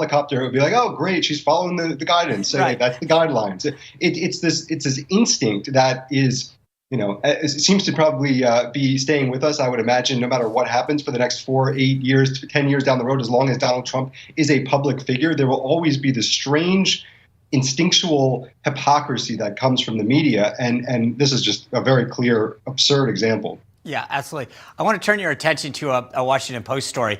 The Politico did a story about the Republican National Committee's efforts in Michigan, right? Post-election, what they were doing. And the RNC blasted Politico because in this 7,000 plus word piece, Politico that cited the RNC, specifically also its chair, Ronna McDaniel, never actually contacted the RNC nor Ronna McDaniel for comment. And Steve, they defended it. They were like, well, we don't think she's honest or trustworthy, so we didn't feel an obligation to do that. Isn't that the sort of the crux of what you're supposed to do as a journalist? You don't get to decide that, like, I don't like the person, so I'm not going to ask him for comment. But if you're going to write a story about the RNC and talk about the chair's efforts, don't you think you should at least say that you tried to contact them? But they went so far as to say, no. We specifically chose not to do it because we think they're all liars. Right. Yeah. Again, talk about performance. I mean, it almost was performative in the answer to it. I mean, look, I think it's standard journalistic procedure to contact the sources that you're writing about and to ask them for comment. Maybe they won't comment. Maybe they do comment. Maybe that's a better part of the story. But the response to in question, why didn't you reach out? Yeah. I mean, it is a clear example of hypocrisy, lowering of standard. It's strange. I mean, honestly, you see these headlines now. I've seen them a couple times. Washington Post had one after Trump era chaos. Joe Biden names Ron Klain. Business Insider did a headline about, Trump waged a 4-year war with the press. Now Biden names an all-female communication staff. It's like, these are total non sequiturs, but this is how the Biden administration. Well, they have to find a way to say something positive. But, it's like they're like, it was raining today, but Joe Biden is still a good guy. Right. Or Trump is still lying. I mean, I feel like this is going to happen for the next 4 years. There is never going to be this pivot away. It's always going to be a mirror backwards. Yeah. And I mean, ultimately, my heart goes out to viewers or readers because it's not fair to you if you are not getting to hear from the side that they are criticizing. If they're saying that the RNC and Ronna McDaniel are liars, but they don't even get a quote from them or respond to them, you as a reader should be concerned that I'm not getting both sides of the picture here. I'm just trusting that someone's biased of whatever you tell me. Yeah, no, I think it absolutely hurts readers and viewers. I mean, these are outlets that are the headlines I just read, that piece, these are from supposed objective journalists. And, you were bend the rules a little bit for columnists. And I would say even for certain, cable news hosts, maybe on CNN or MSNBC. Okay, fine. You know what you're getting. These are not supposed to be that. These are supposed to be journalists. These are supposed to be sources that readers come to for objective information. They decline in standards over these last 4 years. And frankly, a little bit before that, I think is only making it more clear as we get into this next era. Yeah, and this one particular reporter, Tim Alberta, has a history of not contacting sources, and Politico has a history of sort of making excuses why they're not doing this. But I mean, I think Lindsay's point is perfect, which is if you just go to the website or what have you, and you don't realize how left-leaning they are and how much they hate Trump, then you're not getting the full story. Yeah. Well, it looks like, Steve, we're going to have a lot more to talk about for a little while, so we'll have to have you back. Thanks for being here. Thanks for having me. All right. Well, there's a lot of talk out there about canceling Christmas, and one media outlet seems to be on board. We'll discuss next.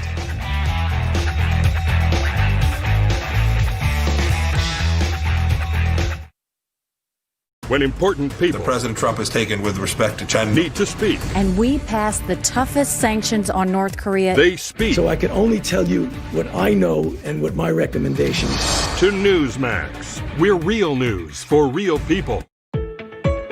If you're on Medicare, remember, the annual enrollment period is here. The time to choose your coverage ends December 7th. So talk to United Healthcare and take advantage of a wide choice of plans, including an AARP Medicare Advantage plan from United Healthcare. It can combine your hospital and doctor coverage with prescription drug coverage and more, all for a low monthly premium, or in some areas, no plan premium at all.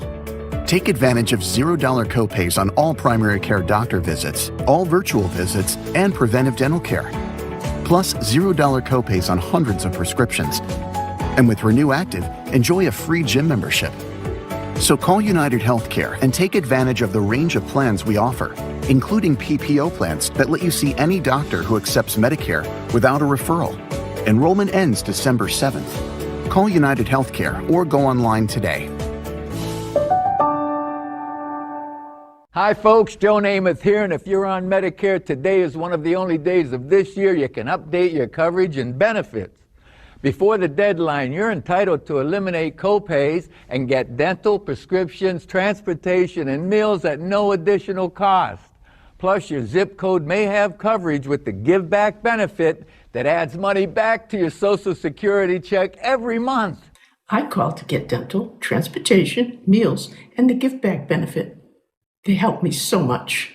With this virus situation, I called to get everything I'm entitled to. I couldn't believe I was missing out on so many benefits. With the uncertainty of the virus, you need to get everything you're entitled to. Millions of people have trusted the Medicare Coverage Helpline. You can too. Don't miss the deadline. Call now. It's free. Call 1-800-608-9900. That's 1-800-608-9900 now. America's under attack, and they're all around us. I'm talking about liberal Democrats, and they're out to destroy everything that we've worked so hard for. Mammoth Nation's here to fight for you. You only get one vote, so let's join forces. We support conservative lawmakers and the causes you hold so dearly. We stand behind our police, veterans, the Second Amendment, and much more. We need your help, so join today. If you suffer from muscle cramps in your legs and feet, TheraWorks Relief can help. With daily application, this fast-acting foam is clinically proven to prevent muscle cramps before they start. Get TheraWorks Relief today. Available in stores everywhere.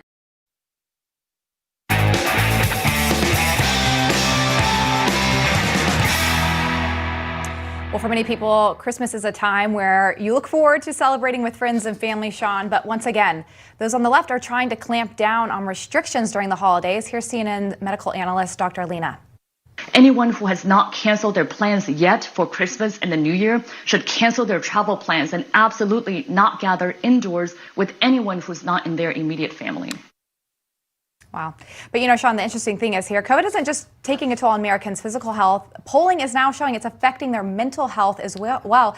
And here's what Americans told Gallup. Only 34% of people polled said that their mental health was excellent, which is down from 43%. That's a 10-point drop last year. 76% of people said their mental health was good, which is a 9-point drop from 2019. You know, so we keep getting told to isolate ourselves in the name of physical health.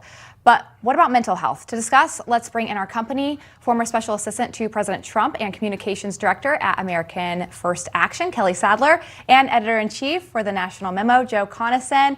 Joe, Kelly, welcome to the show. Good to have you back. Thanks. All right. 2020 has been a tough year all around the board. It's not just COVID. There's been many other instances and situations, people losing their job. Obviously, what we've seen this summer with George Floyd's death and what that brought on. But, you know, it's interesting because when people start isolating, we are seeing this rise in mental health. And mental health is a big issue and concern and has a lot of ramifications as well, Kelly. And so I almost, you know, it's like you want people to say things in context, not just cancel everything, don't go home, don't do anything, because we need community. And so not encouraging it in a holistic mindset is just the wrong approach from my perspective. Well, you know, Lindsay, America is the land of the free and the home of the brave. And everybody here understands. They know about coronavirus. They know what we need to do to keep ourselves safe, social distancing, wearing a mask, washing your hands. And so it's up to individuals to assess the risks and then decide for themselves if they want to spend the holidays with their family or with their friends. I mean, we're not in a dictatorship. We're not in an authoritative, lockdown mentality. We have got to be able, as Americans, to assess the risks and then make our own decisions. And we shouldn't be prohibited for doing so. Yeah. You know, Joe, I mean, Kelly makes a great point. You see these guidelines from the CDC, and they are that, to guide, not to dictate. And some of them seem to be overreaching here. And, you know, I think of some of these elderly people who, you know, they have been alone for so long. And it doesn't mean, you know, go inundate them. But they're also, if you're doing something safe, you should be able to determine that for yourself and for your family. You know, it's true. Everybody has to make their own decisions. And I think, you know, even in New York, where Governor Cuomo has been criticized by some Republicans for what he's tried to do, he acknowledged from the beginning he can't order anybody to social distance or wear a mask. He tried to get people to do it. In New York, fortunately, people followed those directives to a great degree, more than other places, and we have lower numbers in New York. But it's true. People have to make their own decisions. I wish more of them would decide to wear masks and socially distance and be careful about who they congregate with in any enclosed space, because we have an enormous surge and we lost 3,000 people the other day. And that's really something to keep in mind. And we have had, unfortunately, very little leadership on this from the top. Now we see Rudy Giuliani in the hospital because he didn't wear a mask. He didn't socially distance. He's seen all over the place, you know, flouting these guidelines. And the result is, he's ill. I hope he gets well, but this kind of thing has led to death, and we have to be really careful about it. You can't cancel Christmas. Christmas is not. Christmas is in people's hearts. Christmas is a religious holiday.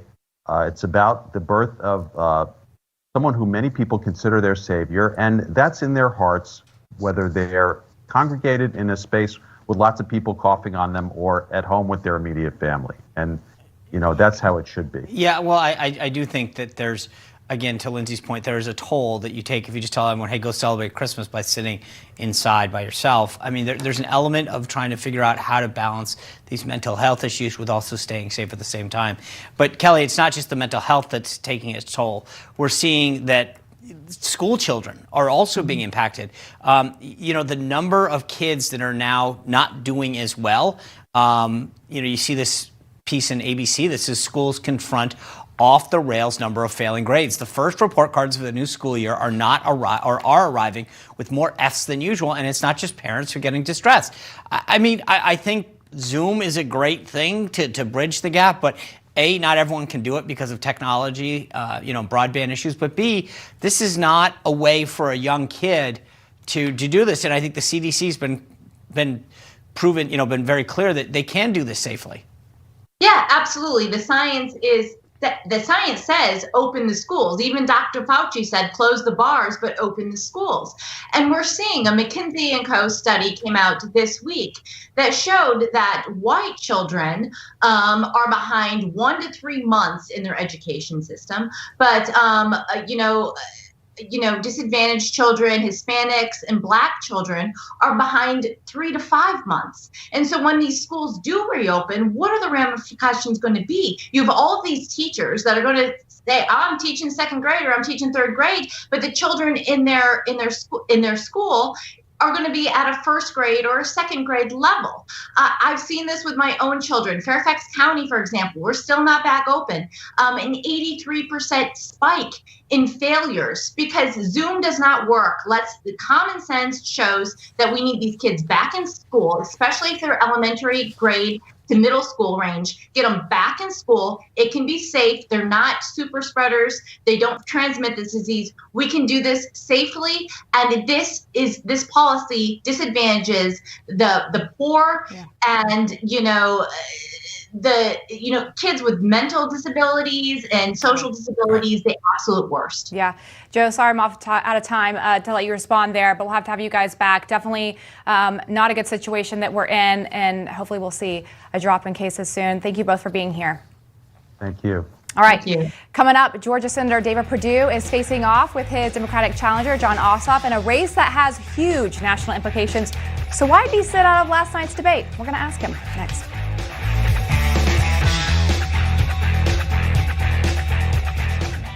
Are you tired of paying costly fees for a timeshare that you never use? Has it become a financial burden? Well, don't worry, there is a solution. Timeshare Termination Team will get you out of that timeshare contract safely, legally, and permanently. And we have a 100% success rate. If someone was stuck in a timeshare, I would highly recommend Timeshare Termination Team. It's helped me to get out of a financial position that I wasn't able to pay.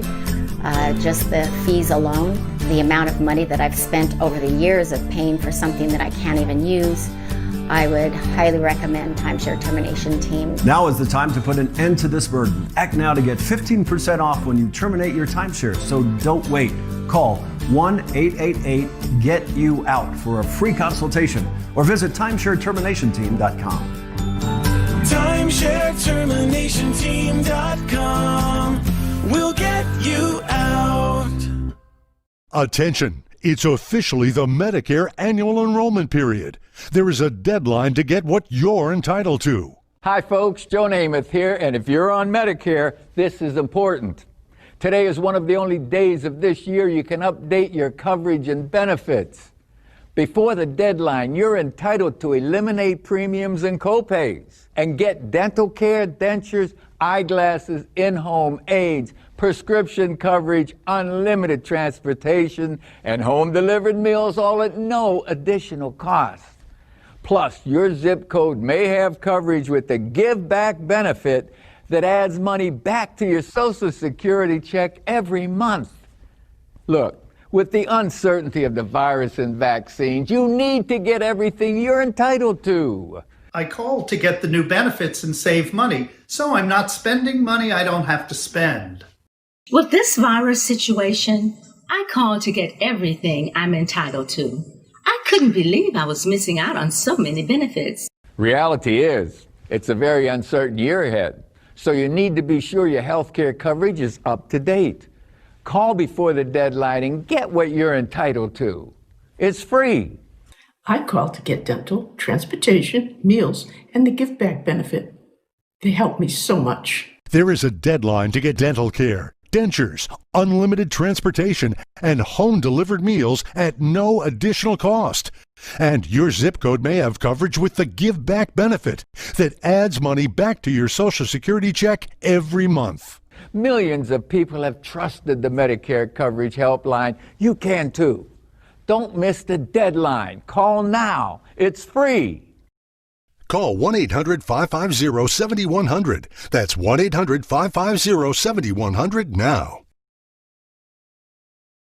Selling a home is expensive and stressful, so we set out to create a better home selling experience with a network of the most successful real estate agents in America that'll sell your home for as little as a 2% commission. The icing on the cake with the Ideal Agent was that we saved $12,000 in commissions. We would definitely use Ideal Agent again. The whole process was so positive for us. Excellent service. Getting right to the point, hiring Ideal Agent, I wish we would have done that sooner, and we would have saved 6 months of time and mortgage payments that would have probably never happened if we would have just gone with them first. They were so stress-free. The whole process was amazing, and I would definitely recommend them. We certainly recommend Ideal Agent now to all of our family, all of our friends. It's just a great experience. We are not a discount brokerage. These are top local agents that'll get you the best results.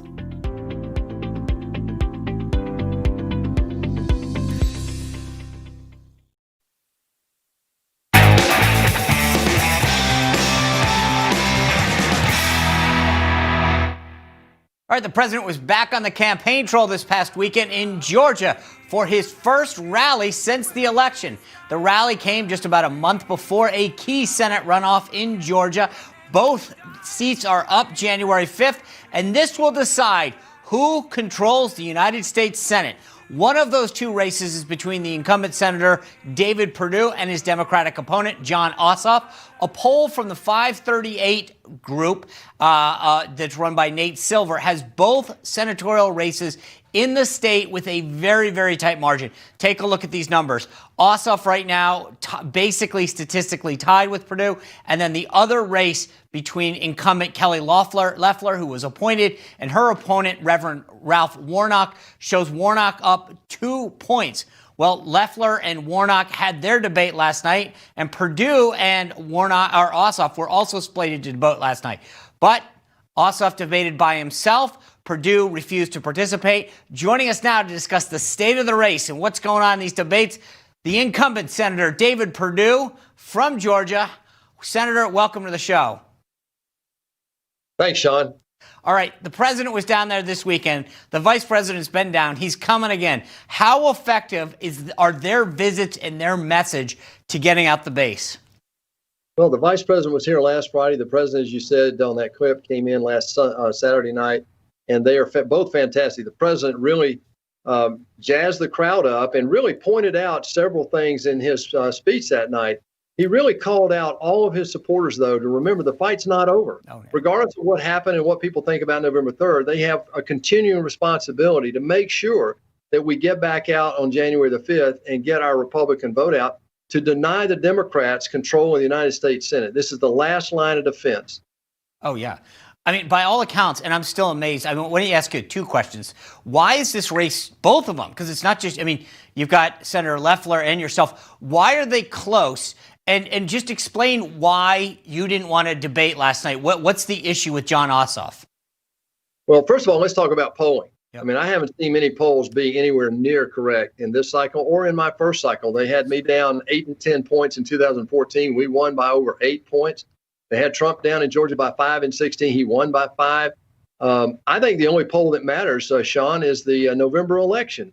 Normally in the runoffs, you have a drop-off in terms of participation, but we have an election. The Democrats didn't get above 47.5% in that general election, so we beat them very soundly. What we have to do, I missed the runoff by a few thousand votes. We have the 50+1 rule here in Georgia, and we missed that by a few thousand votes. Regarding the debate, we've already debated the issues. We did that during the general election. In the runoff, it's all about turnoff. Now, the other thing is we witnessed last night something I didn't think we'd ever see, and that is a debate participant lose a debate with himself. I mean, the more he talked, the more we could see he had no preparation. I mean, he wanted, if you look at what he was talking about, he had no idea what to do with COVID. He wants total blanket amnesty. He wants a total lockdown. But when it came to COVID, they asked him a very simple question. What would you do for the remaining or for the need right now with COVID? He says, well, we don't want to get bogged down in the details. Are you kidding me? I mean, we've already brought $47 billion to Georgia, saved 1.5 million jobs, and the job's not done. But to say we don't want to get bogged down in details. So, yeah, I think we proved our point last night by letting this guy talk. So I'm very happy right now to focus on getting out and talking to people. That's what we're doing. 125 stop tour. It's the Save America tour right here in Georgia. Kelly Loeffler and I are both doing it. We have all these people coming in to help us, Sean. But we're going around taking our message to the people. So I get a lot of emails at my website when I told them, that you were coming on, and people said, okay, well, the first election was fraudulent on November 3rd. They took it from Trump. I mean, I'm getting all this. And then they'll say, why do I even bother voting until the first part is fixed? So tell me right now, what is your message to Georgians that say, why bother? They stole the first one. They're going to steal the second one. Well, two messages. One, in my race, even with all the potential shenanigans that were going on, we still beat the Democrats. And if we come out and we can do that again, that's point number one. But point number two, rest assured that my camp is doing everything we can to make sure that whatever the issues were in November will not be there in January. The insurance we have, if you sit back and say, well, I'm mad because it didn't happen the way we wanted it to in November, what you're doing, and not voting in January, what you're doing is you're giving the majority of the Senate to the Democrats. And this is the problem, Sean. You've talked about it on this show. Once we lose that majority, it's hard to ever get it back with what Chuck Schumer is talking about doing. So I could not agree with you more. It literally keeps me up thinking about him up. I had a conversation with the president a week ago where, I said, all of the work that you've done, they'll pack the court. They will make D.C. a state and add 2 Democratic senators. How much do you think that message resonates when you're out there making all of these stops? Do people say, I want to talk about David Perdue versus John Ossoff or Kelly Loeffler versus Raphael Warnock? Or do they get that, like, hey, a vote for John Ossoff is a vote for Chuck Schumer? Do they get that message, and does it resonate? It's resonating. Once we get over the hurt feelings about the presidential election in Georgia in November, people begin to realize that the majority of this Senate is very critical. It's on the line here in Georgia. And what is at stake is what our job is to get out and communicate. And the fact that what Schumer is saying, his own words are the most damning thing that we have on them. Take Georgia and change America. AOC echoed the same thing a couple of days later and said, we need those 2 seats in Georgia because we don't want to negotiate. We want the Green New Deal without compromise. When people hear that, they chill up and they realize what's at stake here. So we're out there right now making sure that they understand how important it is that we get these votes back out in January. Do you think that the attacks, the Republican on Republican, the red on red, is depressing turnout or not helping? Because I'm not kidding. I get half of the emails that I get about Georgia are, this guy did this or this person didn't do enough. I mean, look, I'm a team player. If we don't win, your point is exactly right.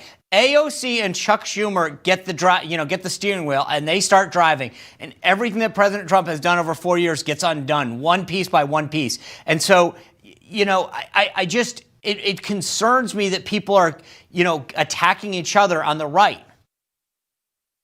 Sean, I'll use President Trump's own words. And when he first became a candidate, there were only 2 U.S. senators that were supporting him in early 2016. And I'm one of those. And I've been fighting with Donald Trump once he got elected to get his agenda implemented. And we did that for the most part. And look at the results. They were astounding. And now we're fighting with him to get a fair accounting of the vote in November. And just the other night, Saturday night, he highlighted what you're talking about right now, is that even some of his friends are saying, Donald Trump got a bad deal, therefore you should boycott and not come out of it. And even Donald Trump said, in order to protect what Trump has accomplished in the last 4 years and to deny the Democrats total control, we have to get back out and vote.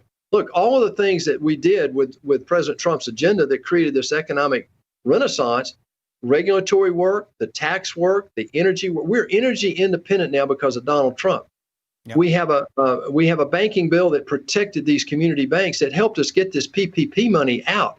If we lose these 2 seats, all of that will be reversed. I can promise you that. Well, I'll tell you, to your point about being one of 2, I remember at Trump Tower during the campaign in 2016, it was David Perdue that was up there saying, what else can I do to help when it wasn't popular? So I just think people in Georgia need to know that. David Perdue wasn't, there when it was just popular. David Perdue was there when no one else would come up and no one else was reaching a hand out. So I think voters in Georgia need to know that Senator David Perdue has been there since the beginning, and we need to keep him there to continue to fight. Senator, I hope that we can check in back with you soon. Best of luck on the campaign trail and stay safe. God bless you, Sean. Thank you. Will do. All right, well, at that big rally we were just talking about in Georgia, Newsmax host Grant Stinchfield received an impressive shout-out over the weekend. I was a little bit jealous there. He's going to come on when we come back and tell us about it.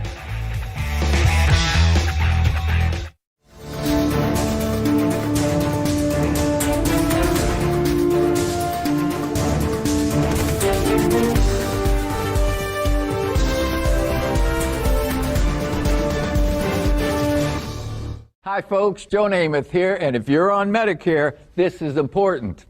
Today is one of the only days of this year you can update your coverage and benefits. Before the deadline, you're entitled to eliminate premiums and copays and get dental care, dentures, eyeglasses, in-home aids, prescription coverage, unlimited transportation, and home-delivered meals, all at no additional cost.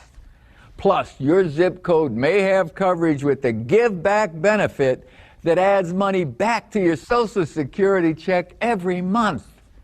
Look, with the uncertainty of the virus and vaccines, you need to get everything you're entitled to. Millions of people have trusted the Medicare coverage helpline. You can too. Don't miss the deadline. Call now. It's free. Call 1-800-608-9900. That's 1-800-608-9900 now. Stand with his people, Israel, now and forevermore. Inside these buildings in Jerusalem and throughout Israel, there are many elderly Jews who are suffering daily, and they need our help now. As Christians and Jews, we know that we have a scriptural mandate to feed the hungry, especially at this time of the Hanukkah holiday. 17 years ago, Edna was in a horrible terrorist attack. She's still in excruciating pain, and she can't even afford her medicine. I've lost my will to live. All the time, I suffer alone with sickness and pain. Your help is urgently needed. Please call right now and make a gift of $25 that will rush food and essential aid to an elderly Jewish person struggling to survive. Your special Hanukkah gift today will show your love to God's people. For over 35 years, the International Fellowship of Christians and Jews has been bringing Christian and Jewish communities together. And it's only with your help that we can meet this challenge and rush basic essentials like food boxes to the elderly who need it most. When you call right now, your gift's impact will be doubled to help save lives during the holiday season of Hanukkah. Inside each food box, we put a Hanukkah holiday note, letting the recipients know that this is a gift from Christians and Jews who love them. Whether you can help one time or once a month, you will receive God's blessings when you bless these children of Abraham. I pray that God will speak to you even now. We need your help more than ever before.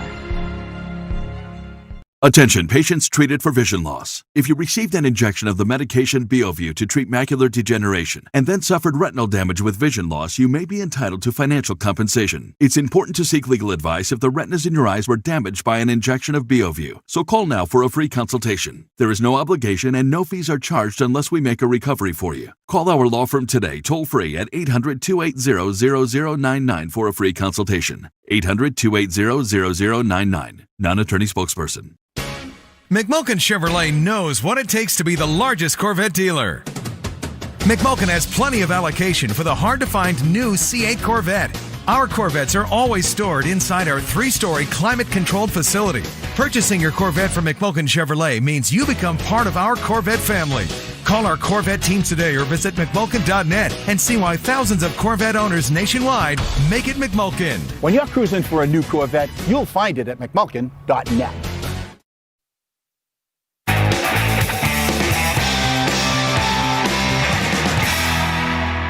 Well, as we mentioned at the top of the show, the president was in Georgia over the weekend for a rally there. And during the rally, he gave a shout out to our own Grant Stitcher from his show. President? Oh, Grant, we were a little bit jealous of you. We want to play a little clip of that for our audience. Take a look. I do this for a few people. Let's go. We certainly want transparency. What he saw is what we revealed to you last night on this program, what appears to be Atlanta, Georgia ballot counters being told to leave the counting room. Then a short time later, with no observers, with no media, hidden cases of possible ballots are rolled out from under a table. I know that voice. Grant, did you know that was going to happen, or were you surprised by this? So, you know, it's so funny when Sean said that. That's exactly what I said when I was sitting with my friends. I said, wait a second. That's my voice. That's me. So I could try to pretend I'm all big time and be not surprised by this, but I was literally humbled that he picked that, and I was surprised by it. But I'm glad he did, because we really laid out the case of just questions. And I think everyone's so frustrated that no one is looking into the questions we want answered. What were they doing? You know, until a law enforcement officer or a federal agent goes and asks those questions, I'm not sure we'll ever know. Well, it's funny, Grant, because we asked the same question on our show last week, and one of the officials comes out and says, no, that's normal. And it's like, okay, that's not all the media said now it's been debunked. And it's like, well, no, that's his side. But I'd like somebody from the campaign to say, does that satisfy us, or is that actually true? No, since when did the media start believing government officials? Certainly President Trump can say something and they don't just roll over and say, oh, well, it must be true. Sure, if it works in their favor, it's true. The bottom line is the government official from the Secretary of State's office, who was interviewed on Newsmax a number of times, hadn't even really had a chance to watch this video. We played it 24 hours earlier. It got played in that Georgia hearing. Less than that, he was on saying, oh, this is all normal. There is no way in 24 hours you could have the time to go interview everybody involved, get to the bottom of what was going on there, including the little snippet that the president played there, where we saw a woman who appeared to be pushing ballots through 3 times, straightening them, and then putting the same ballots through. Now, there may be an explanation for it, but somebody's got to ask her about it, and they didn't have time to do that. Yeah. And, you know, the interesting thing is that Board of Elections, they recertified it, but it was a 3-2 count. So there shows you there's 2 people who were on the Board of Elections who thought that it was weird and there wasn't something right. And so there should be, to your point, more people asking questions out there. Unfortunately, we have the media just complicit to this and saying, oh, well, it's fine. Grant, 20 seconds. Who's on tonight at 8 o'clock on Stinchfield?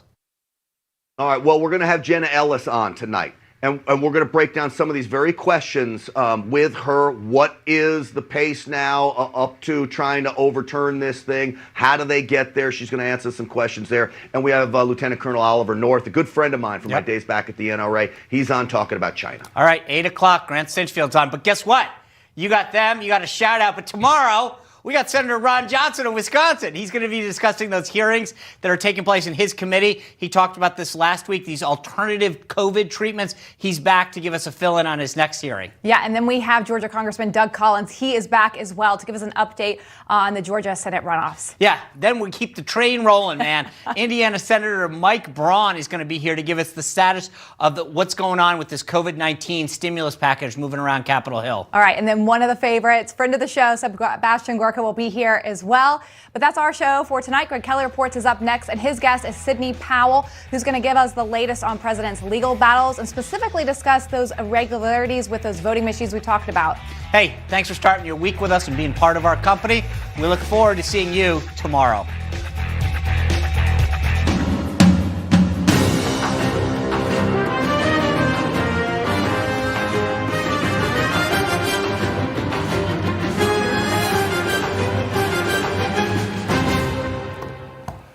People of courage. The President of the United States could certainly use some right now.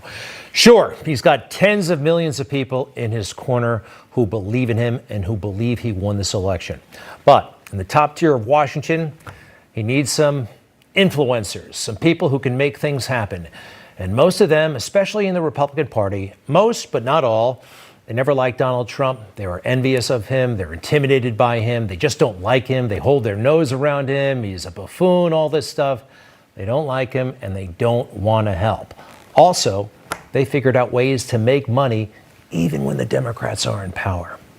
That's a little secret, too. But we caught him cold and have numerous cases pending, and so far we haven't been able to find the people with the courage to do the right thing. And that is true in Georgia, certainly, but we're going to hit those people, and they're going to go down in history as great people. So, looking for courageous people in positions of power, and I think we're about due, okay? The establishment is against this guy. We know that. There have got to be some courageous people inside that establishment who can see what's going on. And even people on the other side, I think they recognize that if the situation were reversed, this election would be considered wide open. Is there really any doubt about that? We've seen the anomalies. They're not being adequately investigated or reported on. I'm even scratching my head sometimes, but I do have a strong hunch. And quite frankly, sometimes in journalism, that's how it works. You get a hunch, and then you go out and you get the facts, or you find people who agree with you, and presto, you have a story. It's not perfect, but that's the way it often works. Let's talk about some broad trends, though, that we have recognized just don't add up. Number one, Joe Biden getting 80 million votes. 80 million votes, more than any presidential candidate in history. Donald Trump actually did very well in this election. He got 10 million more votes than he got last time. No incumbent has ever increased their vote total and lost a re-election bid. It doesn't happen that way. Yet Joe Biden got 80 million votes when he couldn't even fill a parking lot. Also, what about those swing counties? Have you heard about these? We went through them last week. There are about 19 counties throughout the country. They're like bellwether counties. The way they go, so goes the election.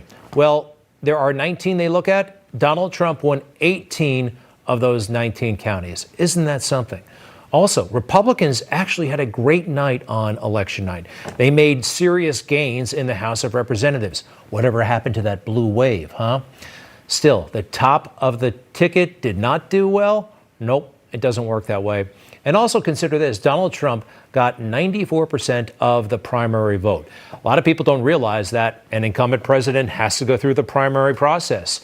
He got more than 20 million votes, I think, than Bill Clinton got in the 1990s. He was more popular with Republicans than Obama was with Democrats when he had to go through the primary as an incumbent back in 2012. The stuff just does not add up to a lot of us, and we know something is seriously wrong. In the meantime, we have a most bizarre situation. We've got an incumbent president who they say is a lame duck, but appears as though he's got 4 more years left in him.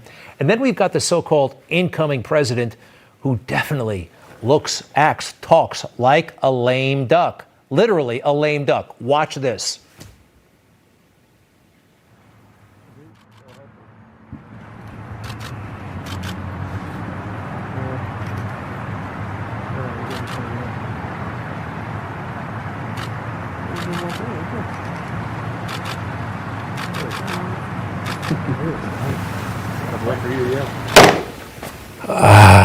I'm sorry. I mean, it's nice that he's going to church, but it looks like he's going to his own funeral, literally, through the graveyard there. I always thought he wanted to be a funeral director. That's the kind of campaign he was running, talking about death all the time. And here he is walking through that graveyard. All right, so there's the president-elect, they say. He's not. What was the lame duck doing this weekend? Proud citizens like you help build this country, and together we are taking back our country. Our fight to drain the Washington swamp and reclaim America's destiny has just begun. We will not bend, we will not break, we will not yield. We will never give in, we will never give up, and we will never back down. We will never, ever surrender. All right, so who's ready for another 4 years, huh? I don't think Joe Biden is ready for anything other than a nap. Seriously, I mean, we can all see it. Also, this transition they say they're running, the Biden team, this is not a transition. Donald Trump ran a transition. He met the world, everybody from Henry Kissinger to Kanye. And he had those tech executives up to the office. I mean, Jeff Bezos was there, Sheryl Sandberg, Elon Musk, Peter Thiel. This was a man on the move who was excited about getting the country on the move. Meanwhile, Joe Biden doing those Zoom calls with John Kerry. Take a look at these guys. You tell me, back to back. Let's watch. Take it full. Who's up for the job? drain the Washington and reclaim America's destiny has just begun. We will not bend, we will not break, we will not yield, we will never give in. No contest, right? No contest. By the way, I think the Biden people aren't as confident as they are trying to convey. You know, Kamala Harris has not resigned her seat, I'm told, yet in the United States Senate. Barack Obama, when he won back in 2008, he resigned before Thanksgiving. I think they're just keeping their options open depending on what happens. I said earlier that this would be a totally different story if the roles were reversed. And I think we all understand that. Even people in the media probably understand that deep down. But the lying that they're doing is truly systemic. It is systemic. It is so widespread. It is almost automatic. It is part of the system, their dishonesty. And let me show you that, actually. You know how they're always running the list of lies Donald Trump has told throughout his presidency, and it's like up at 21,000. It's just an absurd number.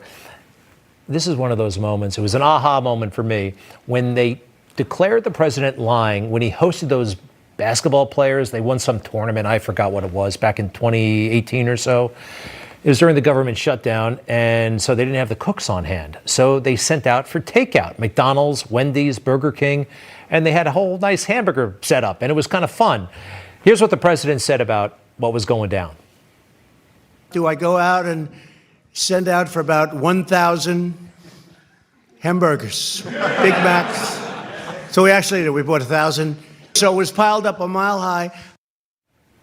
Okay, 1,000 hamburgers piled up a mile high. They called those lies. Let's start with the Washington Post. They actually did this seriously. I don't think it was tongue-in-cheek or anything like that. The fact check. At 2 inches high, 1,000 burgers would not reach 1 mile high. I mean, this is the kind of junk that they dwelled in for the past 4 years. Also, that thing about buying 1,000 hamburgers, the Rolling Stone said, no, what's the difference between 300 and 1,000? Apparently, technically, it was 1,000. I mean, according to these guys, I'm a serial liar. I'm always saying, you know, somebody did something 1,000,000 times. Hey, Joe, you've been late for work like 1,000,000 times this year. Everybody exaggerates like that. He was using a figure of speech. All right, those are kind of playful examples, but they get more serious as well. And when I say systemic lying, well, they are complicit in Joe Biden in every lie he's ever told. In fact, his entire campaign is based on a lie. So just about every time he opens his mouth, he's lying. What am I talking about? Charlottesville. Remember the tragedy that happened there in 2017, the horrible race riot? It was really bad, and a woman died. But Joe Biden took that and exploited it. Here's how he characterized what happened and the impact it had on him. Illuminated by torches, veins bulging and bearing the fangs of racism, chanting the same anti-Semitic bile heard across Europe in the 30s. And they were met by a courageous group of Americans, and a violent clash ensued. And a brave young woman lost her life. And that's when we heard the words of the President of the United States that stunned the world and shocked the conscience of this nation. He said there were, quote, some very fine people on both sides. Very fine people on both sides? And that's when he knew he had to run for president because of what Donald Trump said about that moment. Okay, so let's go to the moment itself. Again, there are people out there who still think Donald Trump said that the racists, neo-Nazis were very fine people. He did not say it, and he said it out loud. Had people that were very fine people on both sides.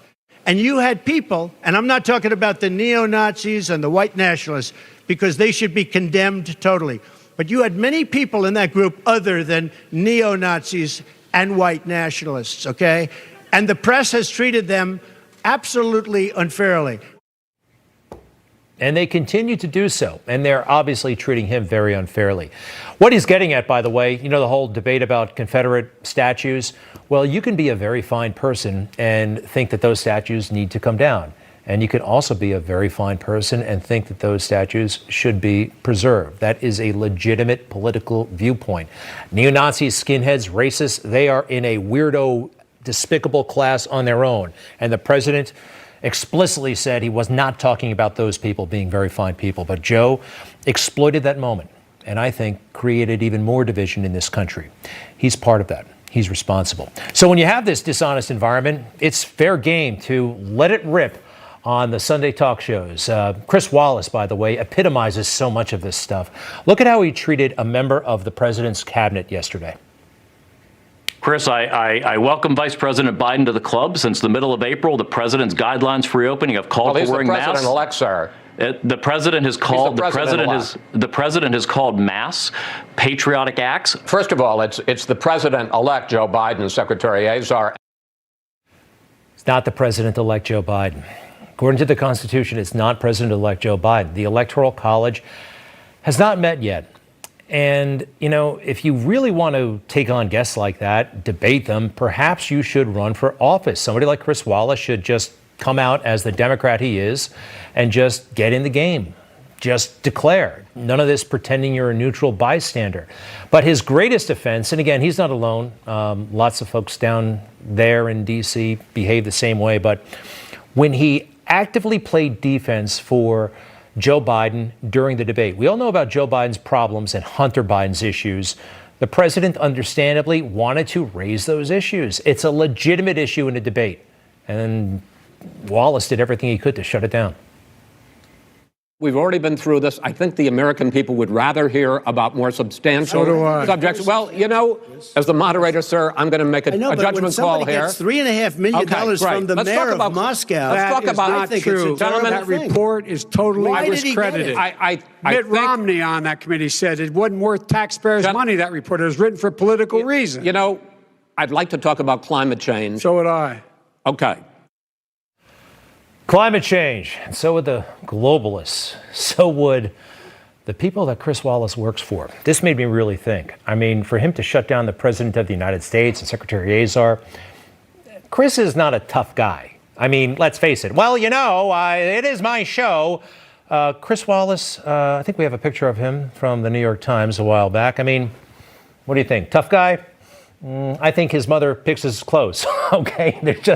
He's not the toughest guy in the world. So for him to do all this stuff, I think he's got backing from the very top of that corporation. The Murdochs, of course it's the Murdochs, and the Murdochs have had some sort of weird personal falling out with President Trump, and it's coming through in their news coverage. You see it, it's plain as day.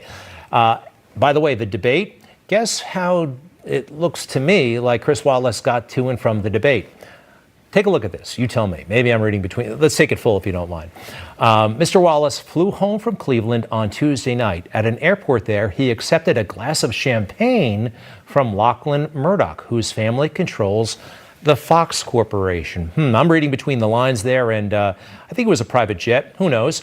But Lachlan Murdoch actually went to the debate that Chris was moderating. The boss's boss's boss. I mean, did he have something to say about this? Now, I'm ascribing political motives to the Murdochs. Other people have as well. In fact, in the mainstream media, take a look at this from Vanity Fair magazine last fall. They documented this big rift between the Trumps and the Murdochs. Vanity Fair, reported by Gabriel Sherman. Trump definitely thinks Rupert is not in his corner, a Republican close to the White House said. Trump is not entirely wrong. Sources close to Murdoch said Murdoch has told people he thinks Trump will lose in November. Murdoch is thinking about how to steer his media empire into a post-Trump environment. This is about business for Rupert, one source said, Doesn't it all start to make a little bit of sense? These billionaires can be high maintenance a little bit, and I have a feeling that there's a personal grudge here that unfortunately a lot of us are paying the price for. If the president had a fair shake from the media, it would not look as bleak as it does right now. But as bleak as it does look, ultimately, this is not the media's call. It's the call of a much, much higher power. And I have a feeling we're on his side. We'll be right back with Sidney Powell. Wow, talk about a courageous lawyer. Stay with us.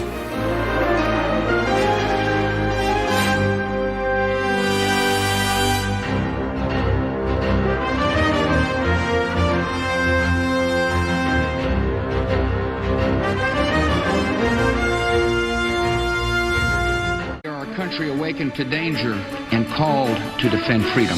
Mr. Gorbachev, tear down this wall. One day live in a nation where they will not be judged by the color of their skin, but by the content of their character. Ask not what your country can do for you. Ask what you can do for your country.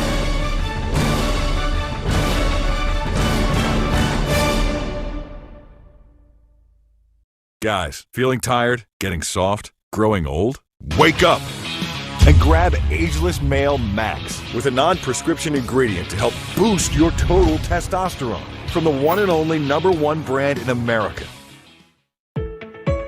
If you're on Medicare, remember, the annual enrollment period is here. The time to choose your coverage ends December 7th. So talk to United Healthcare and take advantage of a wide choice of plans, including an AARP Medicare Advantage plan from United Healthcare. It can combine your hospital and doctor coverage with prescription drug coverage and more, all for a low monthly premium, or in some areas, no plan premium at all. Take advantage of $0 copays on all primary care doctor visits, all virtual visits, and preventive dental care. Plus $0 copays on hundreds of prescriptions. And with Renew Active, enjoy a free gym membership. So call United Healthcare and take advantage of the range of plans we offer, including PPO plans that let you see any doctor who accepts Medicare without a referral. Enrollment ends December 7th. Call United Healthcare or go online today. Experian Boost has helped millions of people. How can it help you? Whoa! 46 points! I just boosted 15 points with Experian Boost. This is incredible. Boost your credit scores instantly, free, only at Experian.com/boost.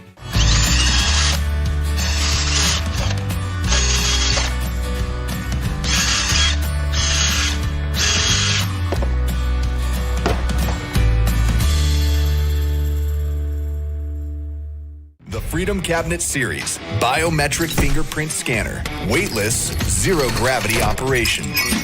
Hide all of your dirty little secrets. Check out our full line of innovative products at freedomcabinet.com. Want your brain better? Unlike ordinary memory supplements, Nariva has clinically proven ingredients that fuel 5 indicators of brain performance: memory, focus, accuracy, learning, and concentration. Try our new gummies for 30 days and see the difference. Keeping your smile healthy between dental visits is important. Waterpik Sonic Fusion allows you to brush and floss at the same time. Plus, it's clinically proven to be twice as effective as regular brushing and flossing. Keep your smile healthy. Learn more at waterpik.com.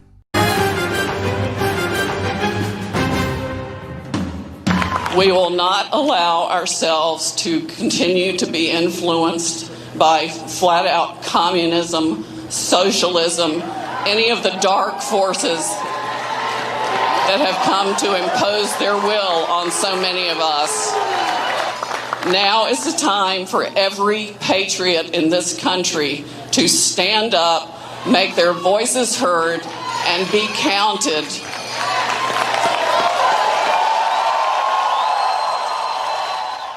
Sidney Powell certainly stood up, and she counts in a big way. Sidney Powell, former federal prosecutor, counsel for General Flynn. She's been working on behalf of the president, but not directly with the president's team legally. Sidney, welcome back to Newsmax. We're pulling for you. As you know, this is an opinion show, and we're on your side. How you holding up, first of all?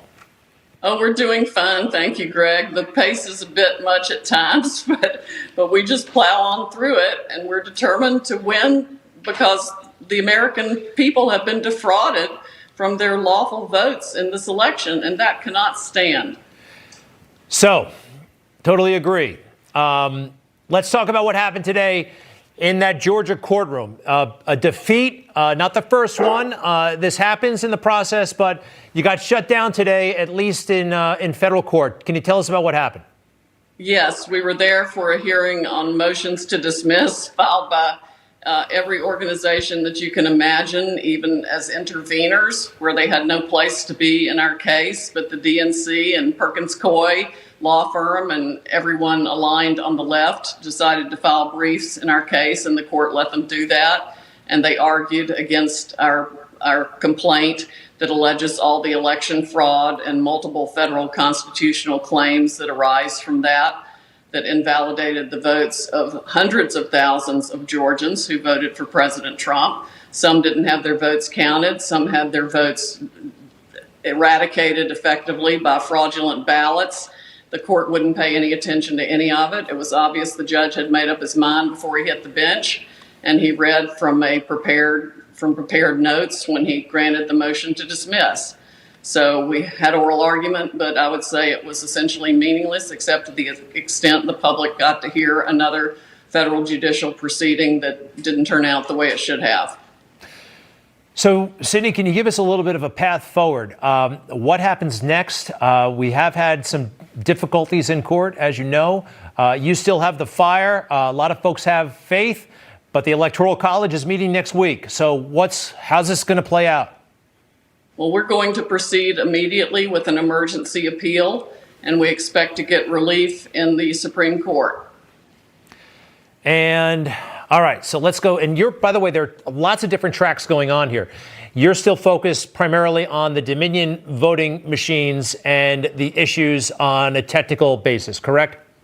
The multiple means of fraud that resulted in the supposed win for Biden when it was actually a landslide for Trump.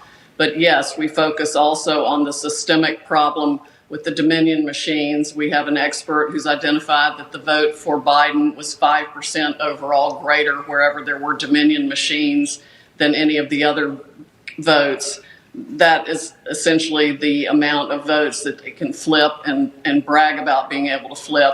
We know from one of our witnesses that these machines were created in Venezuela, and the entire process was started there to make sure Mr. Chavez won every election. And then, of course, the Wall Street Journal, I think today, featured Venezuela's rigged election for Maduro. This is the same technology, the same equipment. It came out of Venezuela to be used here. I would imagine our three-letter agencies have a role in it. We're essentially fighting the entire globalist elite power structure that wants to control the world for their own financial benefit. And frankly, that includes a lot of American corporations that have international interests and want to do business with China, have made back deals with the Chinese, and untold numbers of politicians who have done the same thing.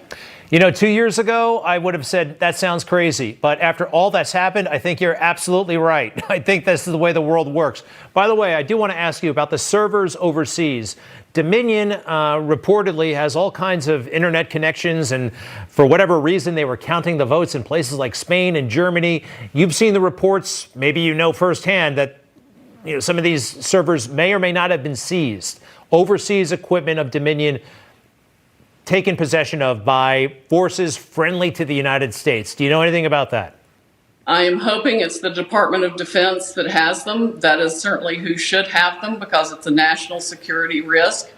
The Dominion systems should never have been allowed in this country. They are internationally owned. Our votes were counted in Frankfurt, Germany, and altered in Barcelona, Spain, and other places. We simply cannot allow that as the United States of America. We must maintain sovereignty over all our crucial systems, and the voting system is one of them.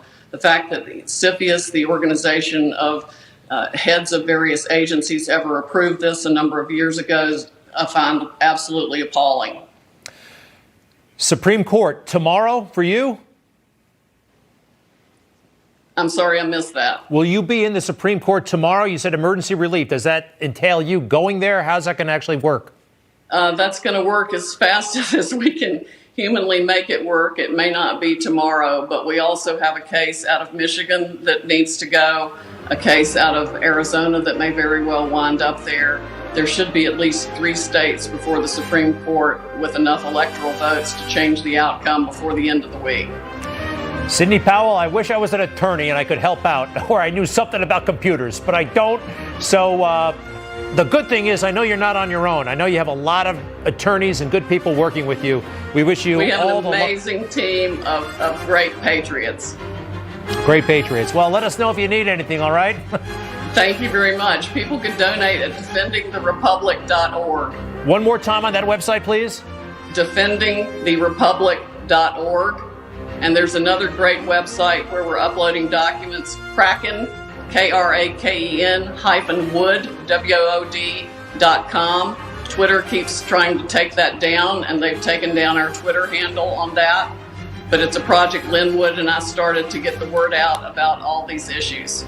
The Kraken, I've been hearing a lot about that stuff. Good stuff. Thank you very much. To be continued. Sidney Powell, good luck, and we'll see you soon. Thank you, Greg. You bet. Merry Christmas, too. Beautiful, beautiful tree right back there. Grant Stinchfield has a show right after this one. Going to be on my show talking about the president's ultimate shout-out. Also, Emerald Robinson, Dick Morris, and Trent England all coming up.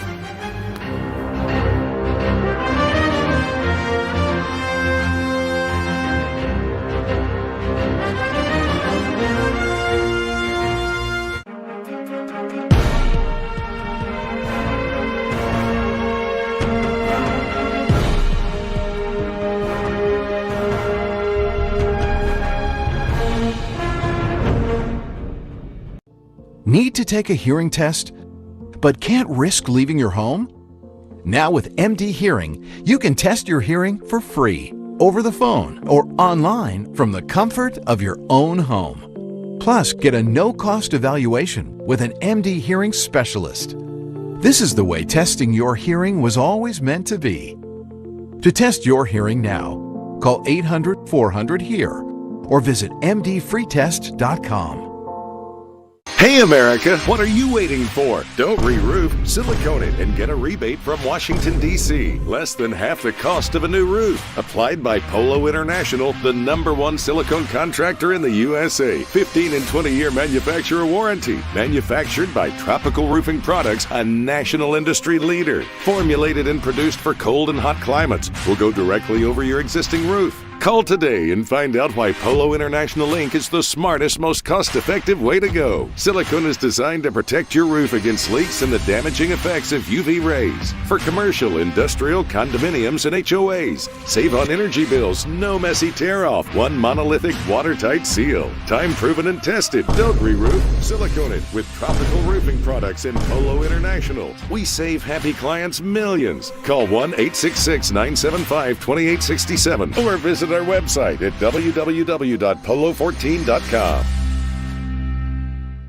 Now we take Georgia, and then we change America. If Democrats win the 2 runoff elections in Georgia, Republicans lose control of the Senate. This means radical liberal policies like the Green New Deal, Medicare for all, and defunding our police could become reality. That's why I need your help.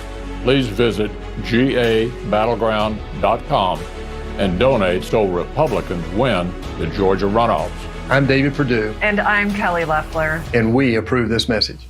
I'm Cheryl Nelson. I've been a meteorologist for nearly 20 years, and I know that emergencies and natural disasters aren't fun to talk about. But simple things can make a huge difference when it comes to being prepared. Which is why Judy is the emergency kit you didn't know you needed. It was designed by leading disaster preparedness experts with up to 72 hours worth of supplies. They've done all the work, so you don't have to. Order Judy today for $100 off and free shipping before the holidays. The Real. Sustainable luxury at up to 90% off retail. Louis Vuitton, Hermes, Gucci, Celine, Cartier, Tiffany, and hundreds more. Shop, consign, repeat. Sell and earn $50 credit for new consigners.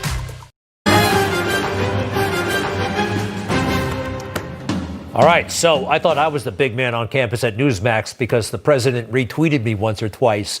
Stand by, though, for Grant Stinchfield. He took it to a whole new level at that Saturday rally. The president actually played a big chunk from Grant's show. We're going to show you it in a moment. There the president is arriving with Melania. Very nice event. Does not look like any lame duck to me. He was on fire that night. Grant Stinchfield, host of Stinchfield right here on Newsmax, joins me along with Emerald Robinson, our White House correspondent. Great to see you both. Grant, first to you. Congratulations. That was quite a moment. Were you watching it? We're going to show everybody, but again, you're watching a rally and all of a sudden he starts talking about you. That had to be pretty wild. I'll tell you what, I mean, story flat out, I'm sitting in my buddy's kitchen, drinking my Tito's vodka on a Saturday night, relaxing, watching the president's speech. I almost spit it all over the floor. I said, that's my voice. That's my voice. And sure enough, I walk up and the big guy pitched the story over to me on the big screen. And, I'm just glad he picked the clip that he used, because we really were spelling out what everybody wants to know. What were these people doing that were using these ballots, rolling them out from underneath the table, counting them 3, 4, 5 times? Everybody just wants to know what's going on. And I'm glad he picked that clip and was humbled by his use of it. It's a pretty wild moment. So, okay, Emerald, stand by. We're going to watch this together and see Grant's ultimate moment. I'm sure there are many more to come, though. Watch this. The evidence of fraud is overwhelming. And again, I'm going to ask you to look up at that very, very powerful and very expensive screen. I do this for a few people. Let's go. We certainly want transparency. What he saw is what we revealed to you last night on this program, what appears to be Atlanta, Georgia ballot counters being told to leave the counting room. Then a short time later, with no observers, with no media, hidden cases of possible ballots are rolled out from under a table. 4 people, under a cloud of suspicion, begin what looks an awful lot like ballot stuffing. Pretty amazing. All right, Emerald. Who's jealous besides me? That was a great moment. Great I feel stuff. like I'm a lucky lady to be here with the two of you this evening. I mean, you both have a lot of cred. Let's go through I was decorating my Christmas tree, Grant, and I had the president playing in the background when I heard your voice come on. I was like, oh my gosh, it's Grant. I was excited. My reaction too. Very, very cool. I mean, it doesn't really get any better than that. It was one thing that would get better. That clip makes a difference on some Georgia lawmaker or the governor himself, and they have a special session.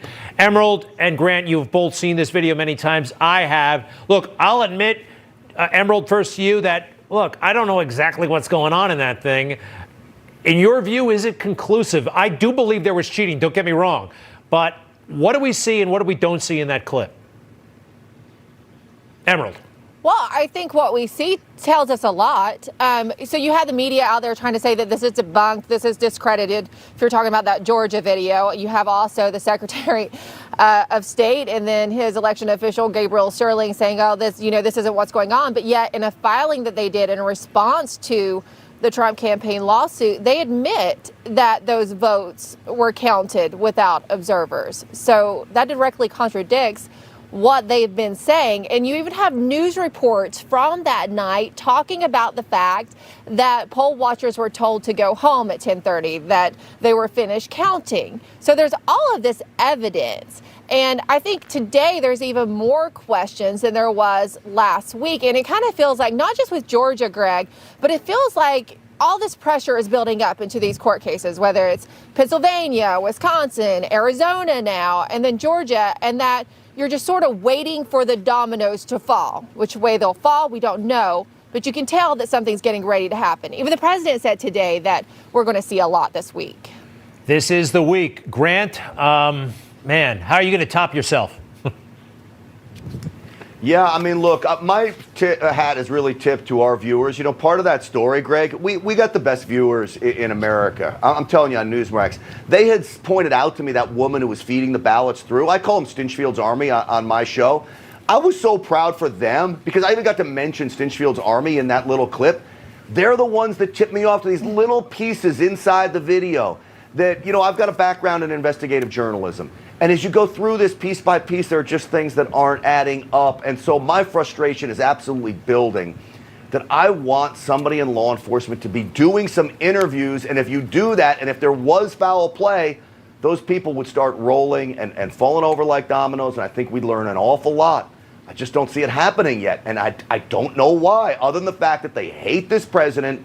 And I know the big establishment wants to go back to the old ways of Washington's swamp as usual, and I think that's a lot of the reason why people are sitting on their hands.